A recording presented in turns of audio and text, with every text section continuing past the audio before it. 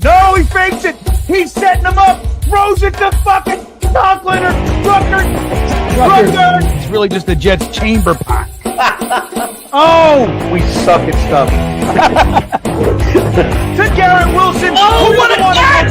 What a catch! That was all Zach, everybody. No, Quinn gets him. Yeah! Yes! Look at this. What is it? A real live offensive touchdown.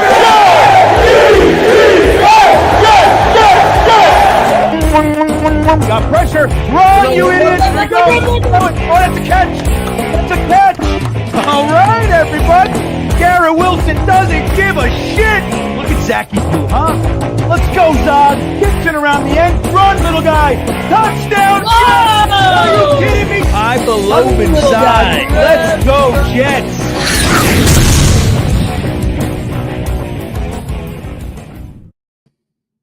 Well, what's happening, everybody? We're back. We are back. It is New York Jets football. Welcome to the live reaction and watch party that we do here. Game 2 of the preseason, everybody. So we're real excited. This is what we call the Snoopy Bowl, everybody. So let's talk about it and say hello to our friends over here. Oh, I got the wrong background on again. I'm like, it looks noisy, right? I did this last week. It feels like deja vu. Well, let's say hello to the guy who got here first. Let's talk to Jets Chaos. How you doing, buddy? What do you expect? You know, you in a good mood? You expect a good game? Where are you tonight? I'm in a pretty good mood. It's the weekend. Why not be in a good mood? You know, it's all right. Then actually, you know, everything's going well in life. There's nothing to complain about, you know, and I'm looking forward to football, man. I'm so glad. I'm so excited. A couple of weeks I'll be heading back there, you know, for the opener. And how could it get any better than that? You know what? I don't think it can, Jeremy. And I like how you brought it up. Sometimes you just got to realize, you know, this is as good as it gets right here. You know? It's good, especially when you're watching one of the loserinest teams on earth. You got to find some real nice silver linings. Silver lining himself. Let's say hello to the one and only Frankie from Flatbush. How you doing, my friend? Can I get a mic check, microphone check? Am I too loud? You're a little louder. Well, I can't tell. You're louder than Jeremy. You're not louder than me because I'm screaming in my own fucking life over here. All right. I don't know. Well, I'll just keep these settings here. Maybe the chat can help us out. But it was revealed this week. The Jets, you may think the Jets are one of the losingest franchises out there. Ohio says loud. Okay. Ohio says Frankie's loud. All right. So, but it was revealed that the Jets are now worth $8.11 billion, everybody. So you may think that they're a loser franchise, but Woody Johnson doesn't think so. No, he loves it. And let me tell you how that $8.1 billion is made. $24.99 caps and $149 jerseys for teams and players that never do shit. That's why we keep buying it, and that's what's up. Man, it's a business, and the business is booming, as is MetLife Stadium. MetLife Stadium business also booming. You may think it's a terrible stadium. The Johnson family and the Maras and the Tishes, they love MetLife Stadium, one of the best venues in all the world. So that's what they think. We're never, ever, ever moving out. Sorry. Yeah. $8.1 billion. That's what we were talking about it last year, man. Like the Jets, dude, to them, like, yeah, sure, they'd like to make us happy. But we've proven we do not need to be happy to spend millions of dollars as a collector. We do not need. As a matter of fact, we might even be angry spenders, Frankie. There's no way to tell on the other side. Well, we fucking it was $6.4 billion the last time we checked, so it went up $1.7 billion, and we haven't done much, Frankie. So maybe we're just they want to keep us angry and disappointed. We buy more beers, hot dogs, and baseball caps that way. What do you think? That's what it's about. I mean, you know, we think of it as a football stadium, but really it's a venue for SZA and My Chemical Romance and Bruce Springsteen and the E Street Band bringing in 82,000 screaming fans for every concert. I mean, that's what it is. Taylor Swift. Taylor Swift. I mean, I think Beyonce made a quadrillion zillion dollars in 5 shows there. 5 straight shows. They sell out. People go and watch them there. So what are we talking about? Taylor Swift sold it. She was in MetLife in Florida. In Miami, she played an arena. Up there, she played MetLife. Maybe she came down and played Sun Life at the end of a tour, but still, man, right, dude, they're making tons of money, everybody. They're making tons of money, and we are, it doesn't matter. It's a great business model. All they do, as soon as things dip, they go trade for somebody or they fire somebody. They know how to, it's a sitcom. That's all it is. And they're doing very well. Tony Alexio came in first, Jeremy. He said, unleash the Green Bean Mania and the Martinez package. Well, with Tyrod Taylor out, Jeremy, what do you think? You think we've talked about it? We shared our feelings last week. We want Adrian Martinez to come in after Fields. Do you think we see that tonight? Did they say anything of the sort?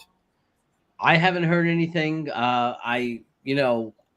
It would only be fair, he gets his chance now to play, come in right away when there's still some starters in or our second guys and not our third and fourth guys, right? You do the old switcheroo and you give him a chance with the twos. I don't know what Brady Cook could have done to deny that. It's not like, no, Brady Cook's got I don't think he should, Frankie. Now, there's lots of people. It's like this Pritchett thing. We had a conversation on Pritchett last week, and it was like, I don't know. But, dude, let me tell you, there's a large contingent of people. They got Pritchett written in to their 53s. It's like, without question. I don't understand it myself.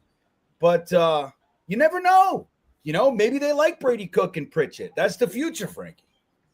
Well, Pritchett is competing with Gibson. It's going to be one of those two. I don't think we can keep both. They're basically the same type of player. So that's something to watch tonight. They should both play. Gibby is back healthy.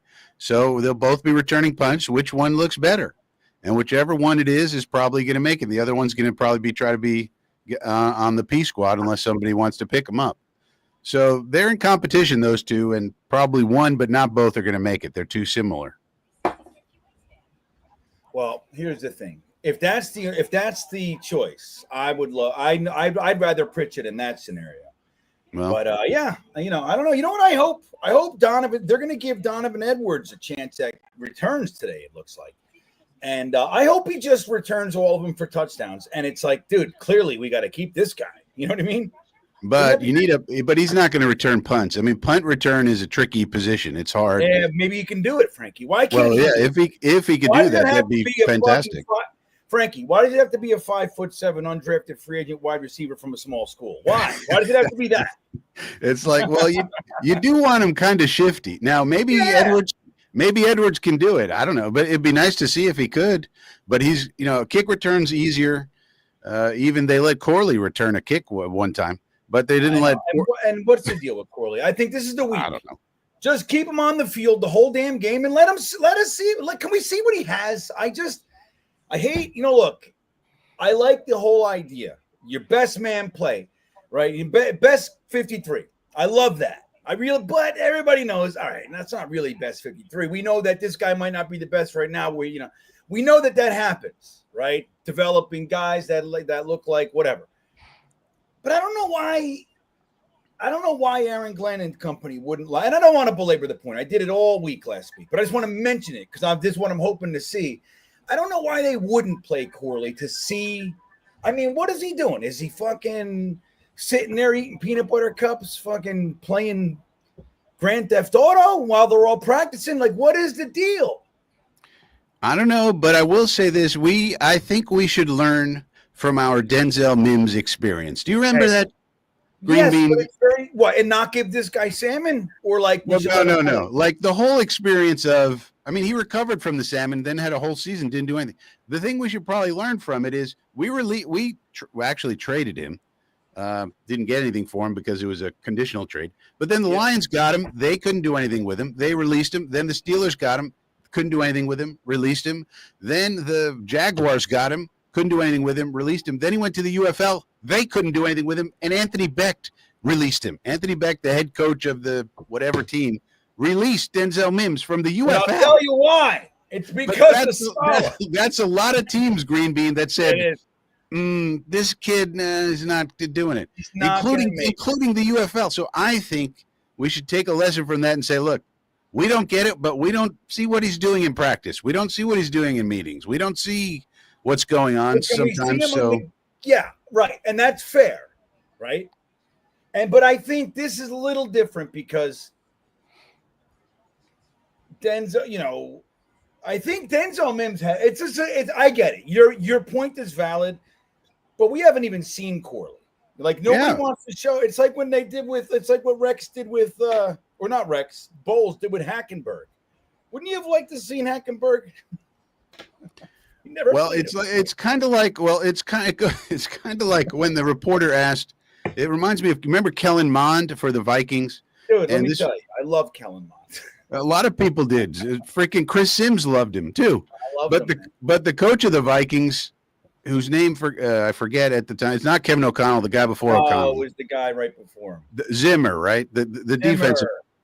They said the reporter said to him, "Don't you want to see what you have in Kellen Mond? Put him in the game and see how he does." And he goes, "No." And the reporter's like, "Well, why not? He's a young player. Wouldn't you want to see?" He goes, "I see him every day in practice." And, I got it. And that was brutal, man.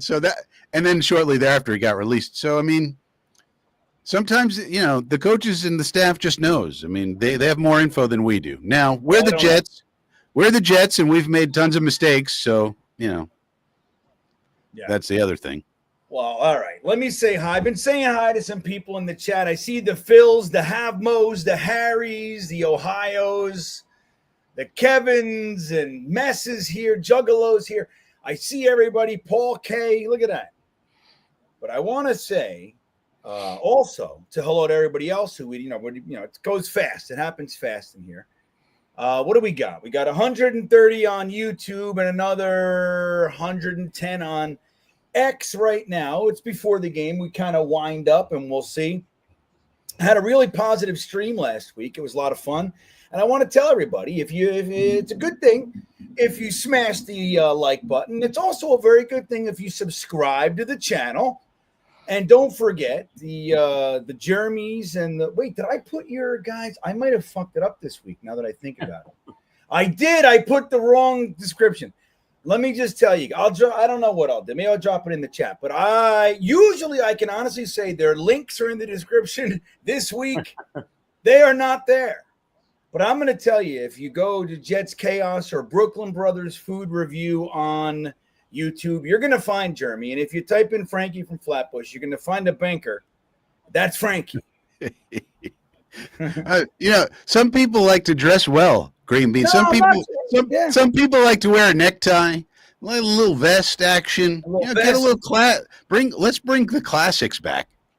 Hey Frankie, I'm going to tell you this. At no point was I insinuating that you didn't look sharp.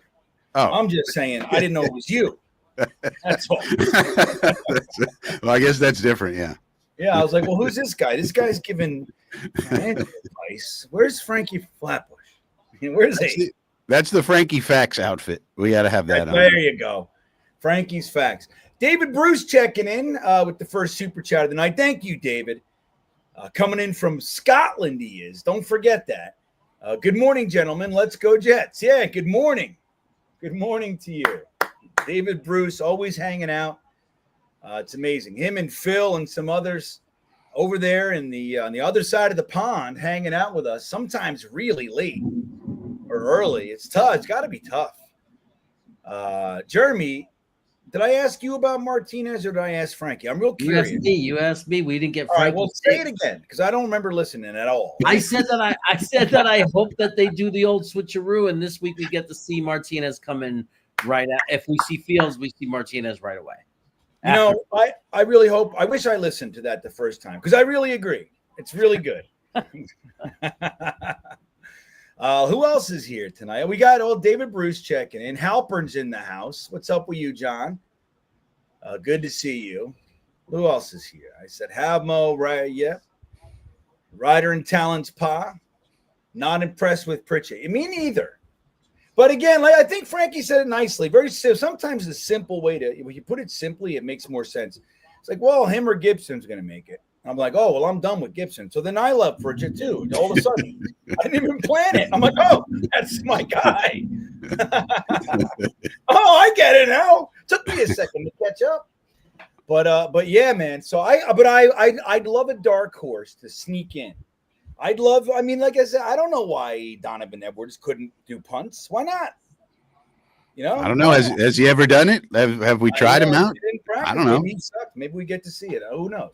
Yeah. But it would be nice. That's what I'm just saying. It would be nice if a guy that you really want to keep on the roster on the back end, like if anything happens, you'd like to see him come in. And you know what I mean? It'd be nice to see that guy win the job as opposed to like, all right, well, he's useless elsewhere, but he catches the ball, you know? Or if that's all they did, that they were really good at it, you know, like what's that guy's name that we just let go? He went to the Bears. He was our special teams guy. Oh no, he came from the Bears. Where did he go? Right before Irv Charles was our guy. The guy right before him. Oh, Justin Hardy. Hardy. You know what I mean? Like he didn't do anything else, but he was really good. Well, it looks like Sticky Stiggers is becoming the next Justin Hardy.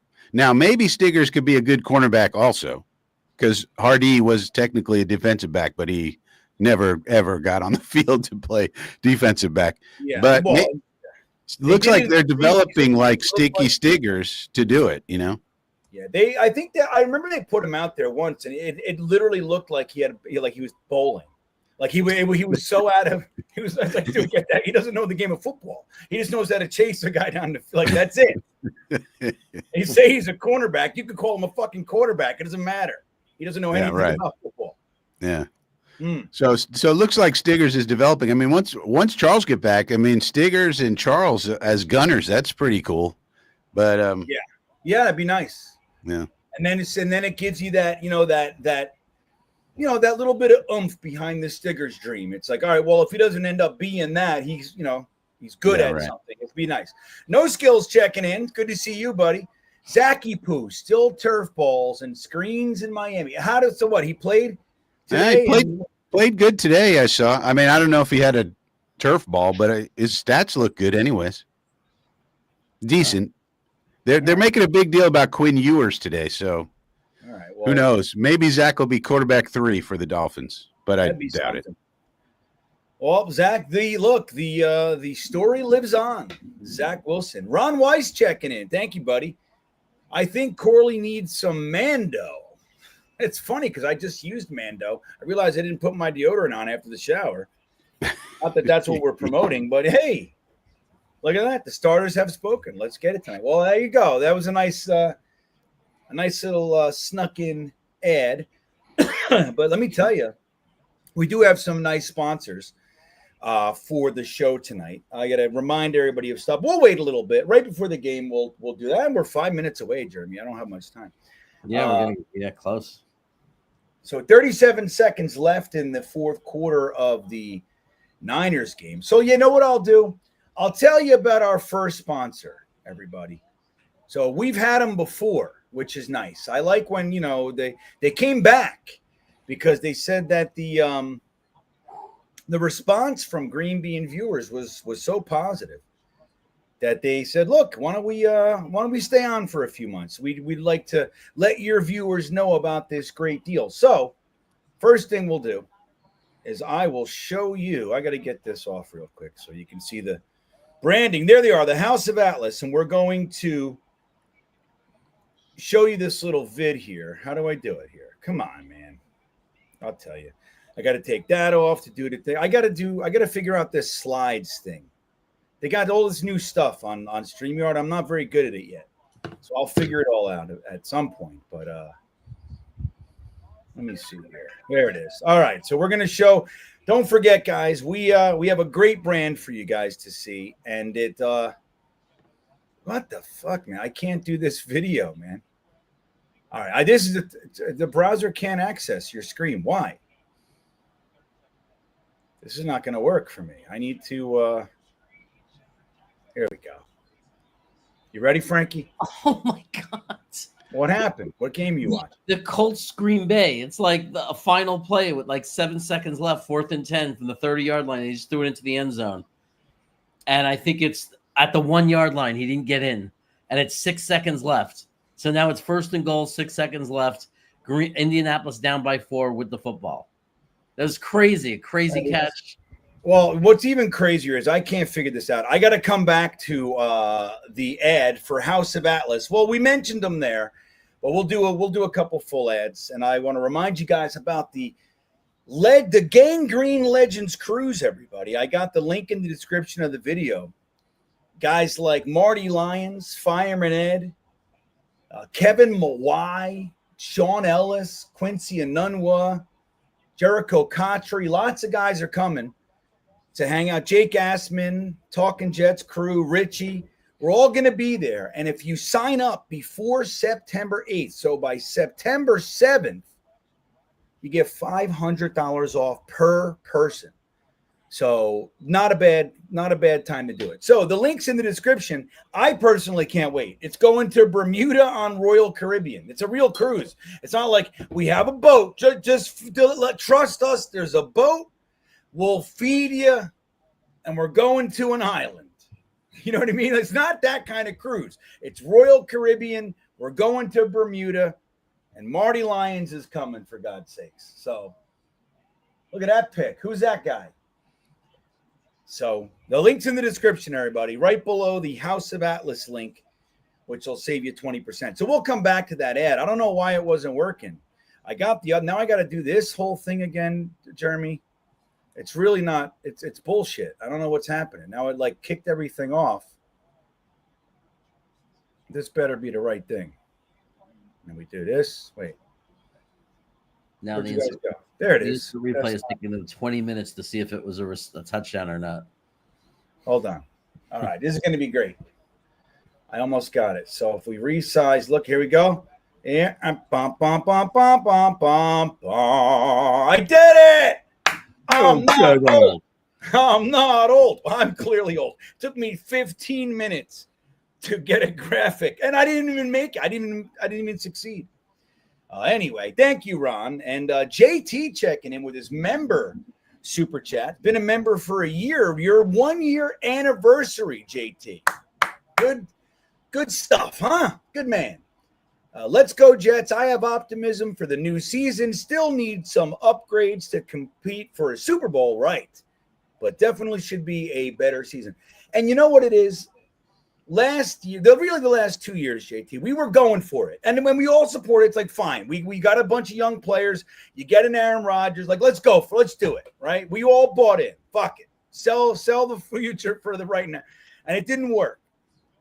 So it's like that's a really hot, it burns very hot, very fast, but we're burnt at the end. Like it's time to just put all that stuff away, slow this down, bring in a former Jet. Let's all hug and kiss and heal from last year.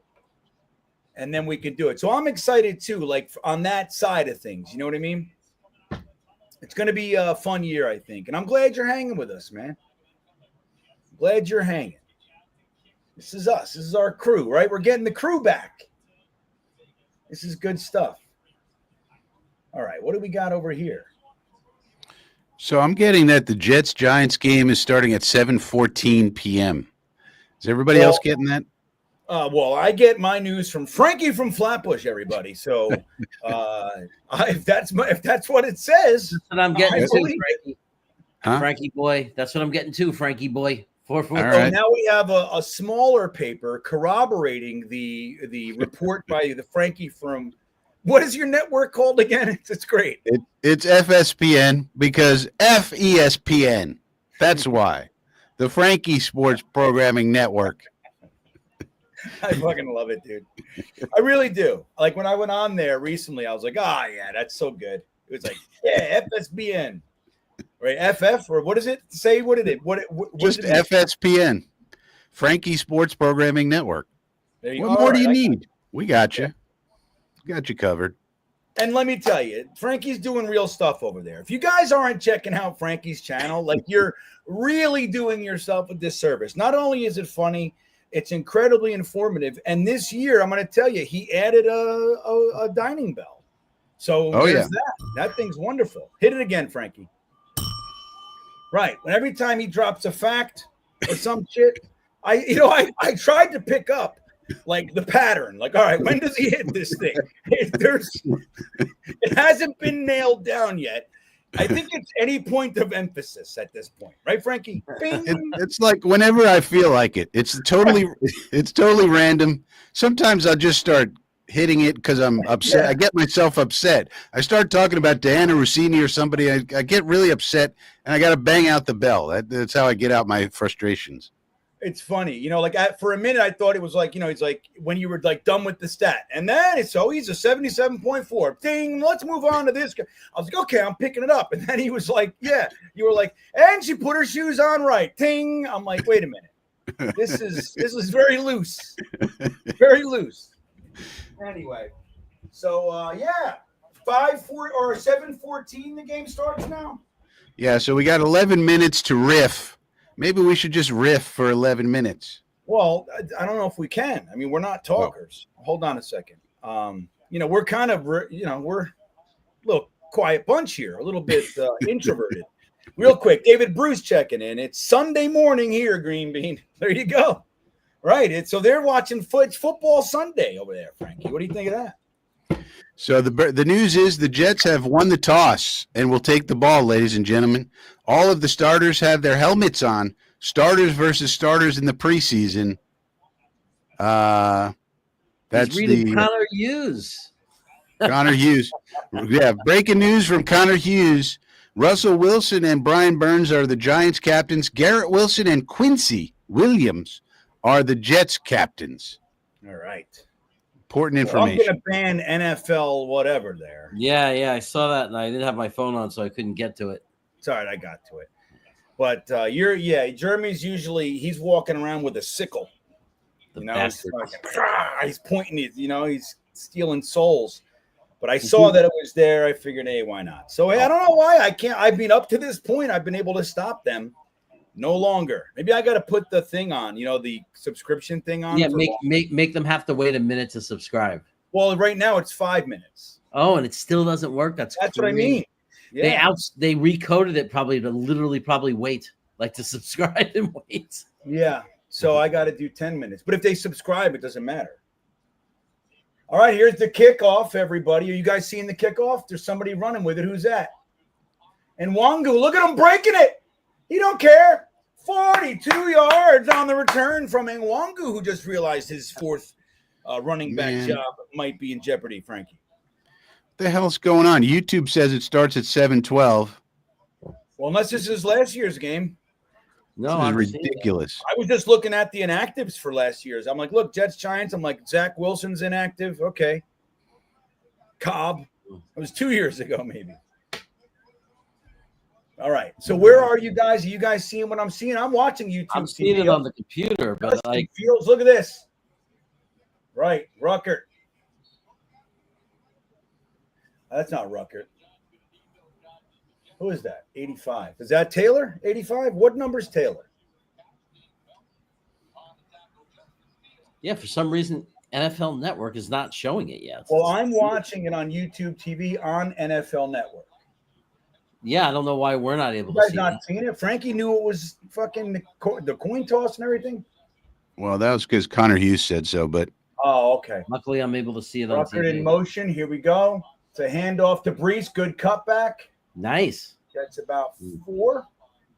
4 and a quarter, Jeremy. 3rd and 2 probably coming up. Yep, 3rd and 2. It sucked. That first play was really pretty. It sucked that it didn't go for more. I think Justin Fields could have played the fakeage a little bit more. Yeah. Because it was really pretty. Like most of the team bit. It's just the guys stayed disciplined in their coverages, which stopped the play. But I think there was more meat on the bone there. All right, 3rd and 2, Jeremy. 3rd and 2, Jeremy. Why? I can't talk to you. I know. Here we go. Justin Fields off to Braylon Allen. Dude, he got stood up. I don't think he got it, everybody. Go for it again. Who's that? Braylon Allen. He ran a little high, Frankie, if you look at it. Look, he's about, no, he wasn't. He just got popped. He was low. Now they have the new measurement. Virtual measurer's coming out. He's going to look like C-3PO. He's going to be like, hey, man, I'm the measurer. First decision. Jeremy, is it going to be a robot? The virtual measurer. The problem is they don't show you that they're doing anything. You have to trust the thing they tell you. Yeah, they're like, it's good. Yeah. It's not as fun. It's not as fun. Yeah, I don't like it. This is bad for the sport. They got to find a way to like kind of make it like a video game where you're watching something happen, laser beams, like in tennis. Yeah, there should be something going across. Because otherwise, you just have to take their word for it. There's going to come a time when it's wrong or something, and people are going to be like, "Wait a minute, something's going on here." Yeah, looks like we're going to go for it on 4th and 1, huh? They didn't. Hey, we're going to do a poll. Our first poll. I didn't do any polls last week. I don't think. Oh, here it is. Here's a nice little diagram. 1 inch. They're saying 1 inch. But you got to take their word for it. It's like what? Yeah, it's an inch.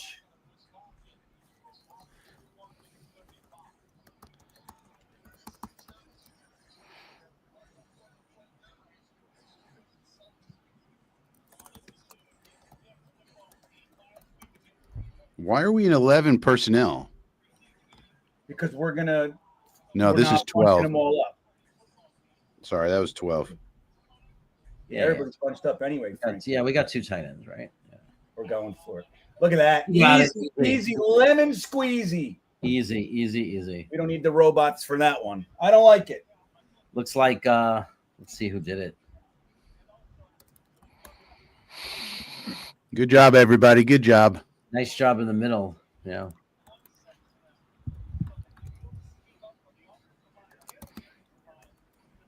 Andrew Beck is in the game. The sniffer. The sniffer himself. Is he lining up wide? Yes. Wow. Right, here we go. All right. Where are we? Where are we synced? Tell me when it snapped. Snapped for me. Synced. Yep. Me too. Oh, terrible pass to Brees. What was that?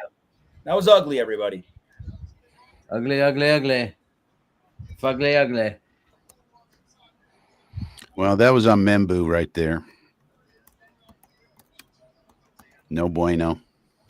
Oh, yeah, that's bad. Yeah, Tibbs just went right around them, sidestepped them. Yeah.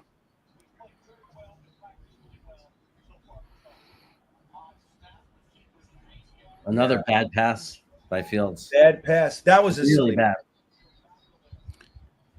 That was like you're throwing it 5 yards. You got to lead them, right?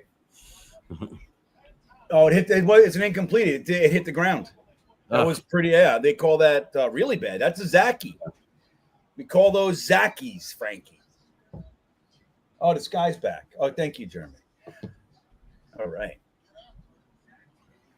You just got to focus, man. You got to make that pass. We know we can. Come on.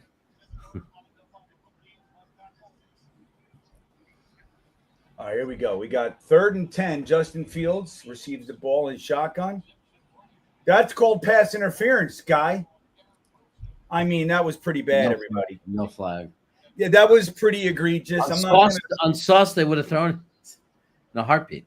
I'm not going to stop my feet or anything just because it's preseason, but dude, I mean, come on. You know, but it's on the ridiculous side, everybody. That was pass interference. At the same time, that was not exactly an encouraging drive there. You had Membu missing a block. You had Fields with some poor passes. Yeah, that was ugly. Who was that man that tapped it in? That was Kane. That was Kane.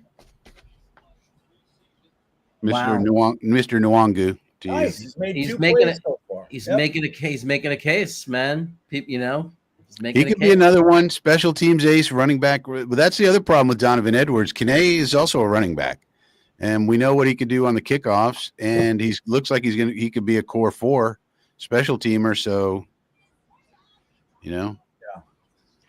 Well, Mo Dean's here, and look, I think you got a point. That's what I was thinking.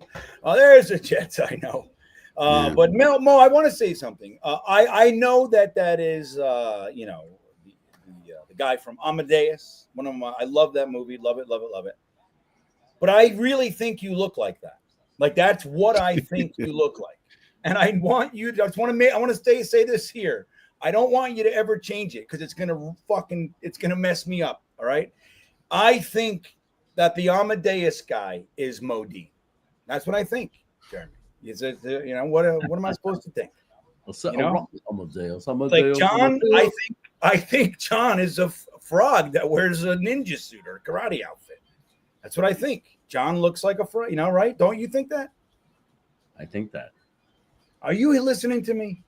I am. Like, look, Jets Forever is a black cube.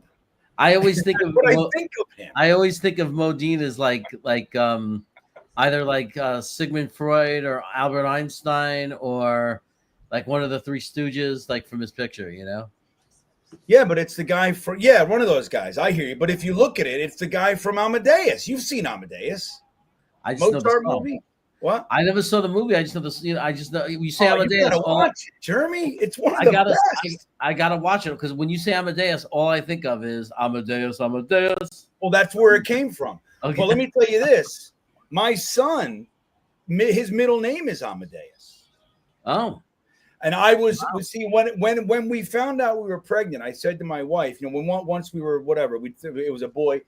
I said, I want to name him Wolfgang Amadeus. And she fucking laughed, like instant hysterics. She couldn't even believe. She goes, Wolfgang, and laughed her ass off. I'm like, no, I'm serious. And I said, whatever. And so I fought it. She wasn't having the first name. So I got Amadeus, Jeremy. That's what happened. I was able to sneak Amadeus in.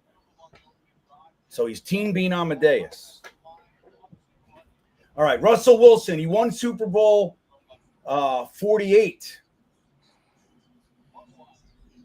Neighbors not playing tonight, everybody. Cadillac's 1st and 10. Okay.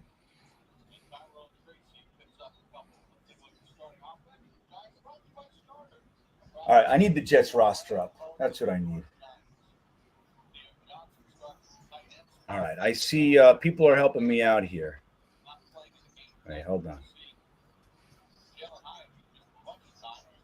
Isn't it nice? Amadeus. It's a great name. Where is Duncan? He said, we're a funny fan, baby. I saw Duncan saying something about, what's the guy's, the actor's name? He was good in Animal House, too. That was like his little bubble of success. I don't know what he's done since then, but those are the roles I know. All right, another handoff. Oh, big hole. First down.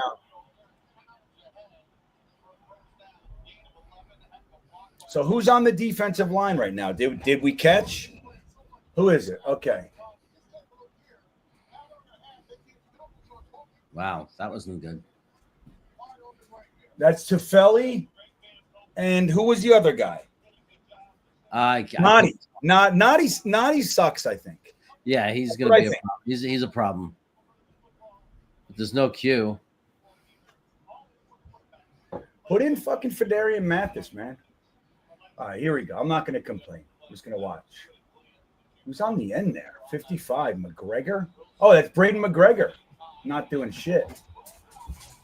Wow. Look at this. Well, these aren't our starters, right? Who's that? Stiggers got Bernie burned, and Cisco came to help him, so he wasn't alone in the fire. Wow. That's what's called getting burned, everybody. Oh, he's actually down at the 1? Maybe the 2? Down. Yeah. It's going to be really great when we have like the top pick in the draft this year, which is going to be fantastic. But I want you guys to notice how quickly Frankie turned. Yeah. Let's not go there. He was like, I'm excited about these guys. And then it's like we had one bad drive and a bomb. And he's like, this season just might be over. I mean, we can't throw a 5-yard pass. We can't throw a screen, and they're starting Russell Wilson. We know he throws moon balls, and we don't know how to defend a moon ball. I mean, well, we had to remember this is good. He's like Aaron Glenn said. See, now you know what a fucking moon ball is. You guys all think I'm crazy when I say moon balls. You know what the hell's he talking about? Moon balls. Russell Wilson's been in the league a little bit. We should know what he does by now. Yeah, I've got my eye on Braden McGregor, who's out there starting. Who's on the other end there? I mean, Clemens. Michael Clemens. Yeah, Clemens is on the other end. There's no McDonald. There's no Jermaine Johnson. But the secondary there, that was, that was actually pretty damn good defense, man. He just landed on the line. Some good penetration.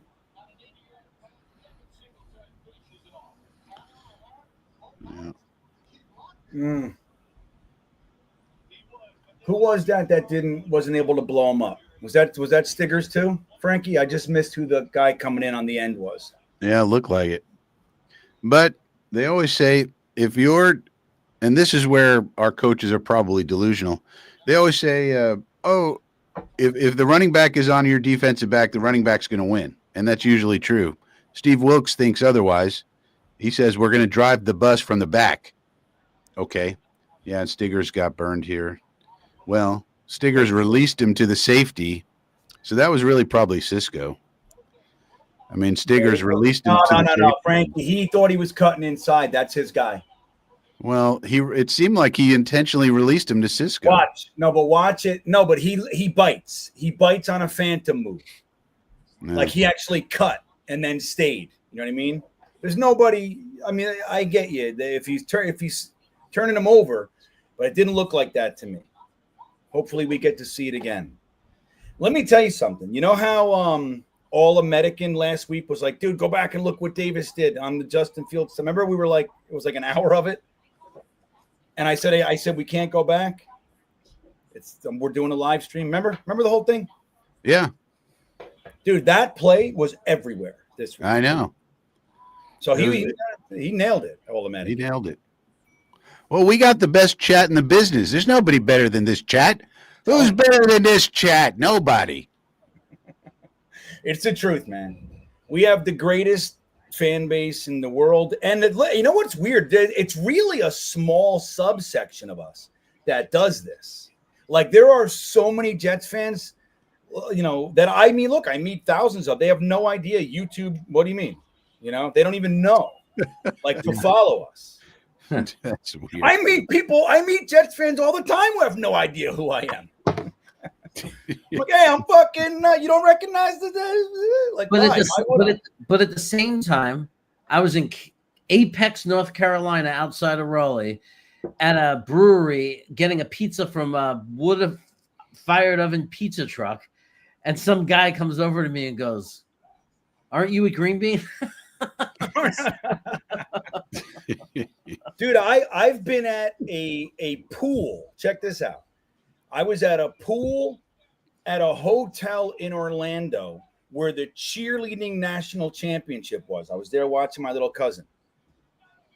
And I walked out of the pool. I had no shirt on. I was completely incognito. I had bare feet, no shirt, fucking beer belly, the whole thing. I'm just hanging out. And somebody goes, "Hey, are you fucking GreenBean?" And I said, "Yeah, man." It's like, oh, shit. He's like, "What are you doing here?" I'm like, "I'm watching cheerleaders." "What are you doing?" So it happens. I also got recognized in the melee at the Blue Ridge Rock Fest, Jeremy, in the middle of Virginia, Southwest Virginia. We were stuck for hours, waiting to get out of there. And this guy looks at me and goes, "Hey, you're GreenBean." I'm like, "Yeah." "Oh, man, there you go, Gibson. What vision you have, you tard." He took a shot. Dude, he's 5'7". He's supposed to be able to cut. Why are you running into the one place where a guy and your guy is getting blocked is? Watch this. Look, there's nowhere else that a human being is. Look. Oh, we're watching the touchdown. Watch, Frankie. Cisco's already out of. They both think he's going to the outside, dude. They were both their position. Both of their position was terrible. All right, here we go. Justin Fields under center. Mason Taylor blocking the guy right into the running back.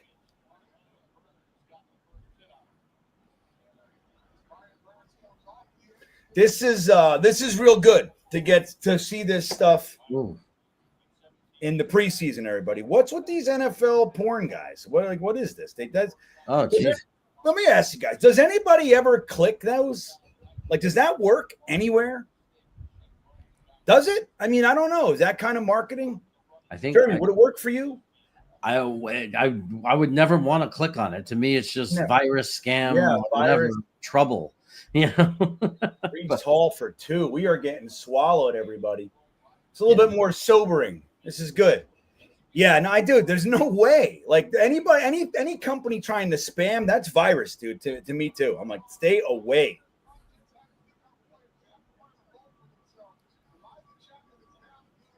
Yeah, man. Well, you know what's interesting? They've always been here, but we figured out a way to keep them at bay, like with a setting. And then now they're just they figured out the setting, man. All right, hand it off to Braylon Allen, who breaks it, and he's getting the first, Jeremy. I mean, at what point, like, I've always been such a big Brees guy, but I don't know how long we could just sit here and not notice that every time this kid comes in, it's just better results. Like, do they block better for him? Like, is it just a different play call? I don't know. Frankie, no, I don't know. Tell me. I mean, I thought Brees had good cutbacks on both of his runs. There was just a hole there. Let's see who's in there. Yeah, he had a bigger hole, I guess. Yeah. That's what she said. Oh, he's offside. Free play, Justin Fields. Yeah. They never give us a free play, Jeremy. I want free. Hey, Joe Mike coming in says Gibson needs to be cut. He said Gibson, but I know what you mean. Old rocker, you. Hasn't done anything since Buffalo game 2 years ago. I know, dude. Joe, isn't it? It's the craziest thing. I mean, let him compete. He's got some talent, obviously. But dude, why is he like the entrenched in what? We can't upgrade over this punt return guy. He fumbles all the time too. Handed it off to Brees. Oh, Brees trips. Yeah, I don't know, Jeremy. I don't know what to say. I still love Brees. And I do notice when it feels like when Allen does come in and go on those plays, there are big holes. We're seeing these big holes, but it's just even since last year, it just feels like he comes in and he runs and, but then Brees doesn't get the holes. I just don't get it. Yeah, I don't know. I mean, he missed one. They're focused on him. I don't know when Braylon Allen comes in, maybe they don't, they're not convinced it's a run. With Brees, they are. I don't know. Still got to be able to make a play. All right. That was fine. Run there. Yeah, that was fine. But where's the first down?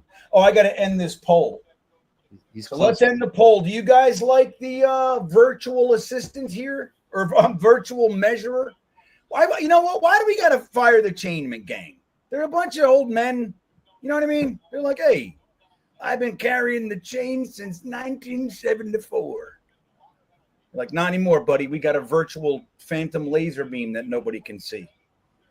All right. So here's the results. I'll tell you the results of the poll after this play. 3rd and 1, everybody. And we're going to get that. That was Allen. That was Allen. Very effective short yardage. That was a good run by Brees, the one before. He got, 5? Absolutely. Absolutely. You give him any amount of space, he's, Yeah. So here you go. So what are your thoughts of the virtual measurer? Don't rush me. I need more time with 37%, Jeremy. Hate it. More ways to cheat, 34%. And 28% said they love it. The future is here. I don't love it. I'd like to see it. Here's Brees again. Nope. Fake. Fields. Takes off. Oh, there you was go. That 7-yard gain? Yeah, 6-ish, 7-ish, 6.5. I mean, look, this is one read. It's not there. Go. Oh, yeah. I mean, that's what it is. I'm not complaining about it. I'm just calling it the way. 7 yards it is. Wyatt says, it's good. We're struggling. We can see how Glenn responds. That's it. Dude, I hate preseasons that look like they're from a dream. I hate them. I want strife. Here's Brees. Finds a hole. That's right. And look how he runs at the end. I'm telling you, man, don't give up on the Breester. Punky Breester. You know what? They're settling down. Yeah. And we got it just right. We got to not panic and play our game plan, right, Wyatt? That's how he's going to respond. By the way, love Wyatt. He's not going to be coming with us this year, Jeremy, to the game, you know. Oh, no? No. Wow. We, we had some good times, man. I got to see him take his first bite of real pastrami. Yeah, it's great. And we got to help him. He fucking forgot his wallet in the New York City bar, and they had it. Like that's the miracle. That's the miracle of it. Yeah, like he freaked out. He jumped in an Uber. It was $600. He ended up being broke because of it. I call you. We call Nick Shine. Nick Shine's a master of like helping people out of jams.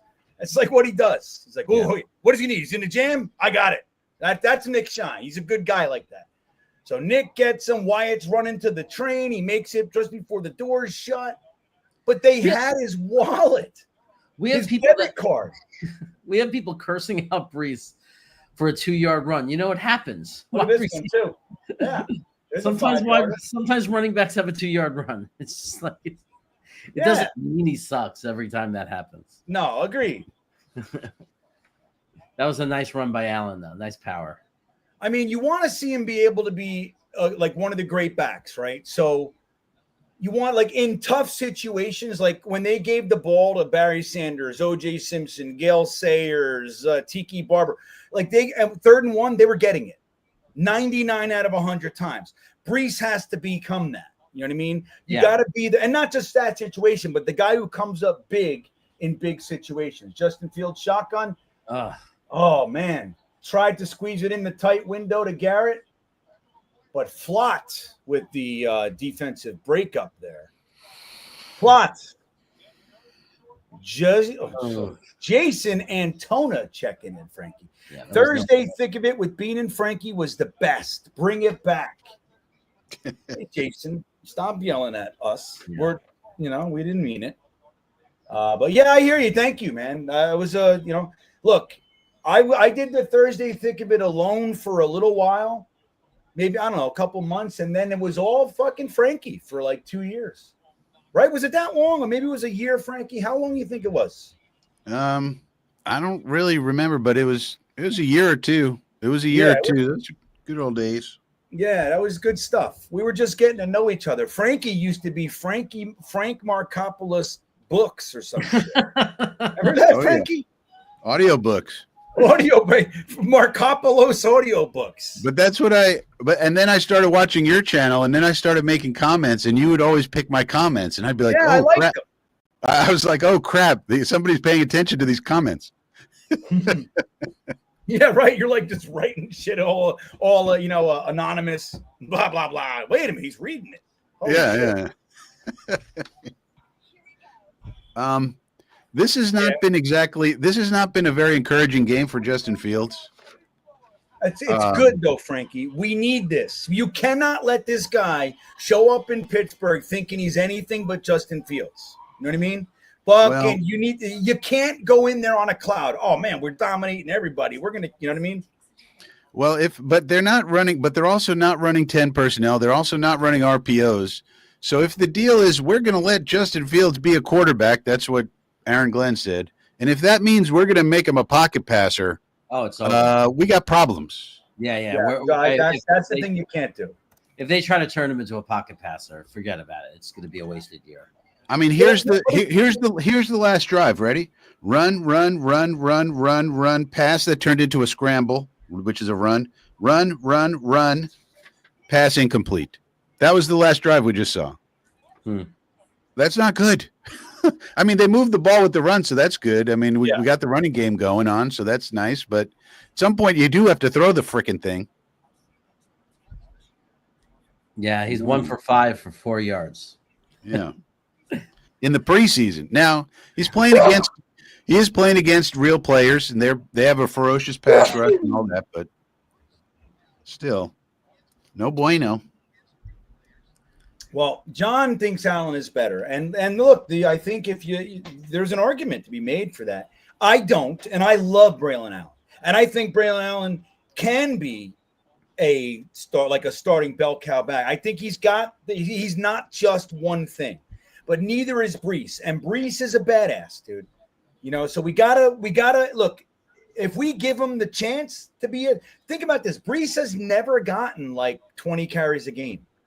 It's crazy. You think about it. So let's let the running back get into his damn rhythm. We're always splitting time with Dalvin Cook or Michael Carter or whoever. And it's like, let him be the main back. And then if he sucks, if he struggles, get him. There you go. Who was that? 25. But that's a good thing that Braylon Allen, that, we like him so much. Don't forget, out of all the guys in all the world, my number one back for the Jets that season was Braylon Allen in the draft. So I want everybody to prostrate, Jeremy, and acknowledge my greatness. Yeah, come on. I mean, look, I know there's obviously complaints, but that drive, I mean, for anybody saying same old Jets, wait a second. We got a bunch of first downs rounding down the field, and we did get the field goal. That doesn't, it wasn't 1, 2, 3 out, 1, 2, 3 out, 1, 2, 3 out, 1, 2, 3 out. I mean, yeah, we moved the ball down the field.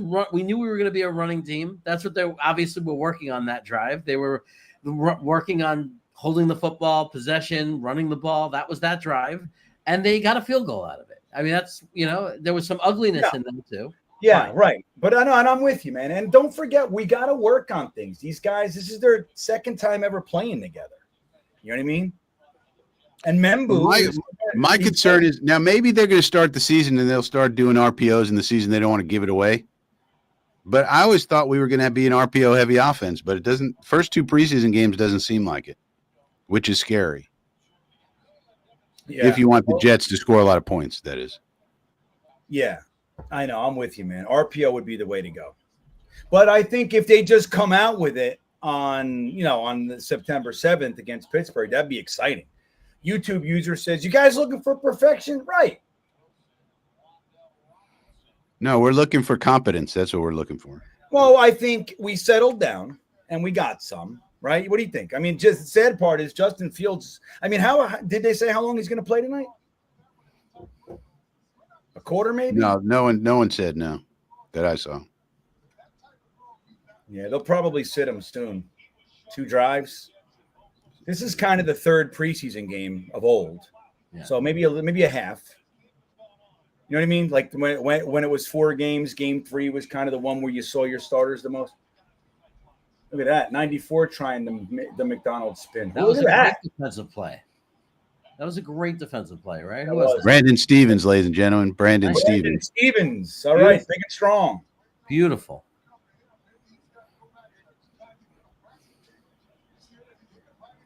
I think people are really freaking out right now over a preseason football game. Yeah, everybody's got to, it's chill out. Yeah. There's some things obviously that don't look really good right now. It's not Fields' best. I want it. I want it to look like this. As much of it's not a great look for Justin Fields. I mean, there's plenty of tape him in the NFL playing better than this. I'm not saying he's great, but there's a lot of tape where he's better than this. So we could chill a little bit. Who was that receiving the punt? That was Pritchett. Now, I mean, I'm more concerned about the style of play. I would want to see more 10 personnel. We're basically 12. We are heavy. We're using 12 personnel heavy, and we knew we were going to be a running team. But then when we pass, we're going to 11. We're not doing 10. 10 personnel is more of a standard in RPO style offenses. So the fact that we're not using those type of formations is what's concerning me. And then Justin does not look good on his passes. The one to Wilson was behind him. The other one on a screen where he skipped it. He did a Zachy, and that's not good. It's not good. Wait, what the hell is going on over here? I'm trying to figure this stuff out for everybody, but I don't know what's going on. All right, there it is. The score. It just popped up for the first time. 7-3. All right, there it is. But now I'm going to get it off. Hold on. I want to do something. I got to figure this other thing out, man. It feels like that last drive was, and I'm not saying it's a good thing or a bad thing. I'm just saying I feel like they were protecting Fields from this. That the Giants have this crazy, ferocious defensive line, and it feels like they were just doing the safe thing. Like, let's see if we could just run the ball effectively and not drop him back against these guys. And I'm not saying it's a good or bad thing. I'm just saying it's just what I feel like. Could you hear that? Yeah. All right. But the competent team, so a competent team against the Giants, what they're going to do is they're going to run screen game, they're going to run quick game, and that's how they're going to beat these monsters that they have. We tried that. It didn't work. You saw what happened. So that's not good. All right. Well, what am I doing here? Okay, so I'll do that. Look at that. It's the first time I did this. Okay, this might be the better way to do it, Jeremy. All right, guys, while we're on the TV commercial, I want to remind you about House of Atlas. Now, you guys have heard me talk about them before. The precision trimmer, dude. All right, you pop on a regular-looking razor, you pop it up, and you do all the fine lines, man. It's a little precision. It's the best part of the whole deal. But I want to show you all about House of Atlas, and then we'll tell you about the deal they're offering. All of you out there right now. Let's see. An Atlas man. He uses House of Atlas. For God's sakes. Here we go. Closer, more soothing. There it is. All right, I'll get it back. You know what I want to do? An Atlas. It won't fucking do it. I am really not doing well with this. Hold on. Here we go. Braylon Allen. All right, hold on a second. Here we go. I'm going to play the commercial, and then we'll get back to it. An Atlas man. He uses House of Atlas shave gel for a closer, more soothing shave. But it takes more than that. It takes ambition, resourcefulness, intuition, and a kind of look that says, I'm winning this poker hand. No matter what cards I'm holding. But above all, it takes a razor that's as sharp and smooth as the man it's shaving. Greatness looks good on you. Welcome to Atlas. Yeah. All right, Jeremy. That's what Jeremy uses to shave his head. You know what I mean? So that's the way. So House of Atlas, everybody. Again, I actually love the razor, and you can get just by going to the link is in the description to make it easy for you. It takes you right to the deal. If you go on there onto houseofatlas.com, use the promo code GreenBean, they're going to take 20% off site-wide and give you free shipping. 20% off and free shipping just by using the promo code GreenBean. House of Atlas, everybody. Stop playing games with these Walmart razors or these other ones. House of Atlas, the good stuff. 20% off, man. All right, Jeremy. So what happened? Braylon Allen ran the ball? Is that what you said? Yeah, he ran it for like 3 or 4 yards, probably. All right. Well, that's good. Like that. So the inactives, guys. Yeah, somebody was asking where Sauce. Sauce is not playing tonight. Quinn is not playing tonight. McDonald, I don't think. I mean, is he inactive? I don't think he was on the inactive list. No, I didn't. But I didn't see him. Yeah, he's just not playing. It was Clemens and McGregor. But JJ, Cowart, all inactive tonight. So yeah, Malik Neighbors for the Giants isn't playing. Not that we would notice. You'd think, oh, well, we could take advantage of that. Nope. We don't know how to do that yet. Remember, guys, we're not a good team. We're new. We're fresh. We're new. And don't forget this. We got a first-time head coach, and we got Justin Fields, dude. All right? So just know, all this stuff about Justin Fields coming and being the next coming, hey, maybe. But that ain't happening without some bumps and bruises. I'm just going to tell you right now. I'm in. I'm in. But it's still Justin Fields, everybody. We can't get nuts. And like, if he makes a boneheaded mistake, that's coming with it. He's known for that shit, right, Frankie? He drops balls, he throws weird passes, like he does shit, Yeah, he does. Like Britt says, preseason's for getting the kinks out. Yeah, that's what I'm saying. All right, Tony Alexio, it is the Martinez package. We finally get to see him in the first half. I'm excited. Frankie, Jeremy, this is fun. Here we go. It's Justin fun. Fields' night is over. We got the sniffer in there, lined up on the outside. He's sniffing out. Takes it to Braylon Allen. Look at this. Nice pass. Yep. Oh, that means we're gonna have Smith. that means we're gonna have Alexio screaming the Martinez package all season long. Well, and I'll tell you, it's appropriate. He went right to Brandon Smith again. That's his guy. And all Brandon Smith does is get open and catch the ball. All he does is get open and catch it. And yet nobody ever talks about it. We don't even talk about him making the They're team. fucking all hard up over Pritchett for so like Pritchett. Right, Pritchett, Skinner, but everybody just ignores this kid. Except Frankie. Great. I love him. Braylon Allen. Oh, nice cutback. Still caught. Gets maybe 2. This NFL guy, I mean, I'm like literally banning them from the channel, and they're still back. It's crazy. Who loves Martinez? All right, I'm going to do another poll. We'll see who likes the Martinez package. Well, what you liked about that particular pass was back foot hit, ball came out. Decisive. That's what you want to see in your quarterback. Yes. See, those advertisers are targeting you, GreenBean, because they think everybody's on this channel watching us because they don't have the NFL package. So they're trying to get people. Wait, say that again. Who's that? Oh, Brandon Smith. Look at him. So a lot of this spam is the NFL, like trying to get people to sign up for the NFL.com premium package. They probably think the people that are here with us are here because they can't get the game and not realizing, no, they're here to hang out with us. I don't know. That's you know what? That's my theory. That's my theory. I'm sticking to it. I like it. I now support it. Look at that C insert. Look at that C gap insert, baby. That's what I'm talking about.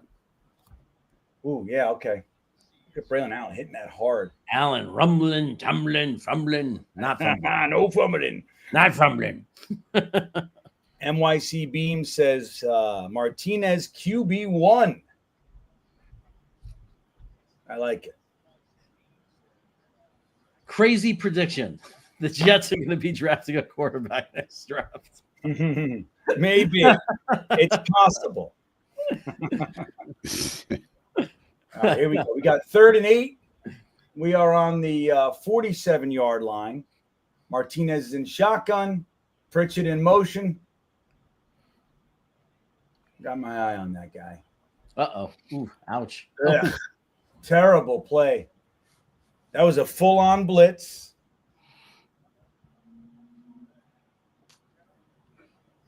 Oh, I can't wait to see what Oregon Jetsfan's going to say about that play. Let's see how many guys blitz here. Let's see. That's hard. That one's hard to diagnose. Why is the tackle not taking Thibodeau? But he seemed to not go for him, so that means he wasn't responsible for him. Yeah, that was the design. Unless he made a mistake, Frank. Yeah, right. That's what I'm saying. It's hard to know sometimes. Let's see how our punter does. Good punt. Yeah, we're getting some good punting, at least for the first 2 special teams plays. Yeah. Although there's a flag, I may have spoke too soon. Well, the punt's still good. It's not his fault. Yeah, it doesn't change the fact that he made a good punt. Yeah, unless they're like the punter's back there stabbing someone, grabbing face masks. Yeah, unless he did something. Yeah.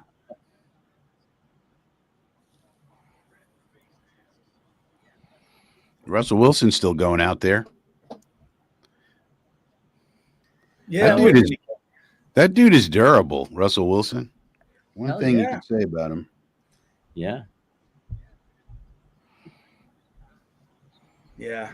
And Martinez can actually make throws. Cut fields now. Yeah. cut him. Well, we're gonna see. We're gonna see what goes on. Again, like the consolation prize is that if he sucks, the team's likely to suck, and then we get a quarterback next year. Yeah. That's why we're going to have some live streams for college games on the Frankie from Flatbush channel. We're going to watch all these quarterbacks. Is it John Mateer? Is it Lenora Sellers? Is it Arch Manning? Is it Drew Aller? Garrett Nussmeier? There's a million of these people. We got to keep track of them. So we're going to do some Saturday watch-alongs on the Frankie channel. I like it. I like it. So there you go. You get to see which quarterback, especially if we look bad and you think one of them is going to be our next guy. Like, let's say we have a top 2 pick or something like that. Crazy. Yeah. Which would really suck. I can't keep doing this. I mean, we got to do something. I mean, look at the Chicago Bears. It's been 100 years for them, so it could be much worse. Dude, it hasn't been as long for anybody than it has for us. No, the Bears have never won one, so there's that. Yeah, and the Bears have won one, and they've never had a quarterback. Jim McMahon was terrible. He was terrible. But people forget. He had the headbands. And he was a tough son of a bitch. Tough. He was a tough son of a bitch. Give him that. They had Delhomme. Who was right? That was the guy when they went to the Super Bowl. So they made it back though, and they lost. Yeah, so and they had some glimmers. They had Cutler. They had some glimmers at times, but they never. I mean, it's 100 years since Sid Luckman. So. Yeah, but see, this is the thing. It's like when other fan bases try to, we haven't this or we haven't. Yeah, but you've gotten to the Super Bowl and you've been good for the last 8 years. Like, at least you're a competitive team. Like we had two years, 3. Well, you give Mangini years. They were competitive too.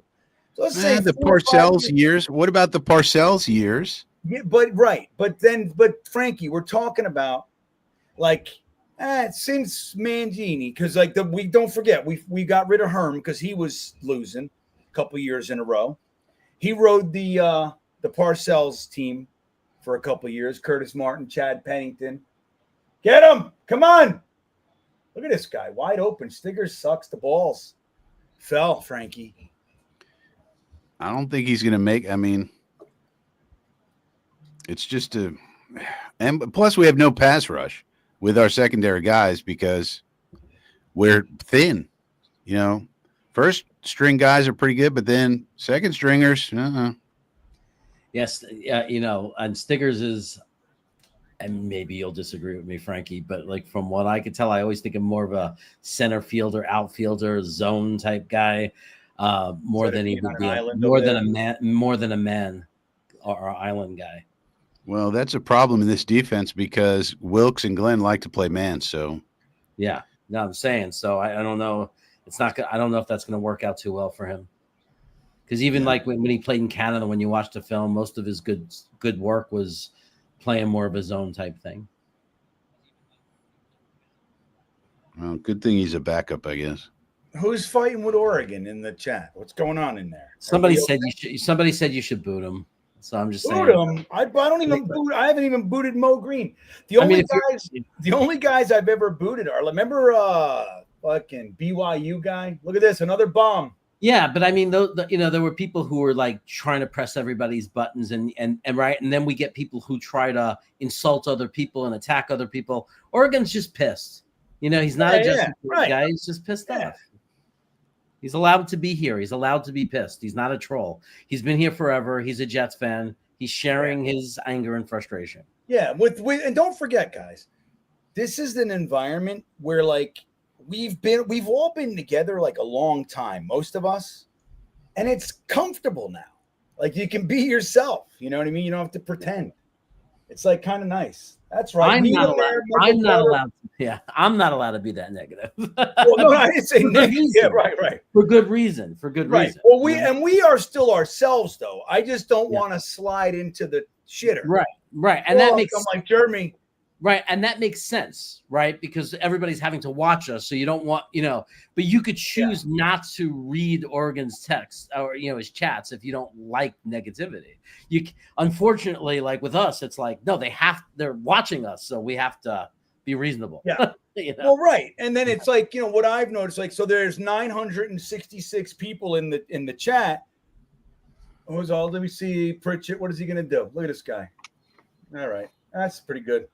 And if we're, if we go negative, it's like there's no chance. It's the worst place in the world. Yeah. No one's gonna want to be here. We got to try to balance it. It's not easy, man. Like, let me tell you, after some games, I am exhausted. Yeah. It's really hard to stay positive sometimes. I found that out last year as I worked on it. Yeah. It's not an easy thing. It's not an easy thing. I'd like to see. So Stiggers is getting his time here. He's having some issues, but I'm hoping that JBC isn't like kind of written off. I mean, I liked him. I think he's got some potential. I'd like. To see him. Probably AZ Thomas is cornerback 3. If one of our corners goes down, it's probably AZ Thomas playing, and then probably Stiggers is the 4th, because it seems like Stiggers on special teams is good, so they'll probably keep him, and then to have a cornerback 4 who's not that great, that's not the worst thing in the world. I gotta say, the bias, and I see people complaining about it in the chat, the bias of some of these broadcasters, like when you get the Giants broadcast. When I was a kid growing up, my generation, it wasn't like that typically. I mean, there was one guy who we'll talk about later who hated the Jets, and McGuire or something that we hated him and he hated us because he was a Buffalo guy. But for the most part, it wasn't this bad. And nowadays, these broadcasters, man, they're so biased. Yeah, and it's. I mean, the local. Yeah, but I was listening to the Vikings broadcast. They are the worst. They were saying they're like cheerleaders. They were saying things like "Yay, JJ! Way to go!" Yes. Like literally. I was like, "What the fuck is this? How is this a professional broadcast?" I mean, I understand Bob Wischusen, and he wants the Jets to do well, but he's still professional. I mean, yay, JJ! What the hell? What is this, Pee-wees? It was weird, man. Like they're just rooting like cheerleaders.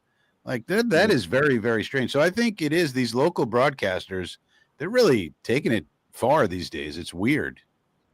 Yeah. It's Namath. That's why Namath was kind of a homer when he. Yeah. I was gonna say, like, I wasn't gonna deny the fact that Joe Namath was so biased. It was so funny. We could be 1-10. He'd be like, I think it's a pretty good football team. Yeah.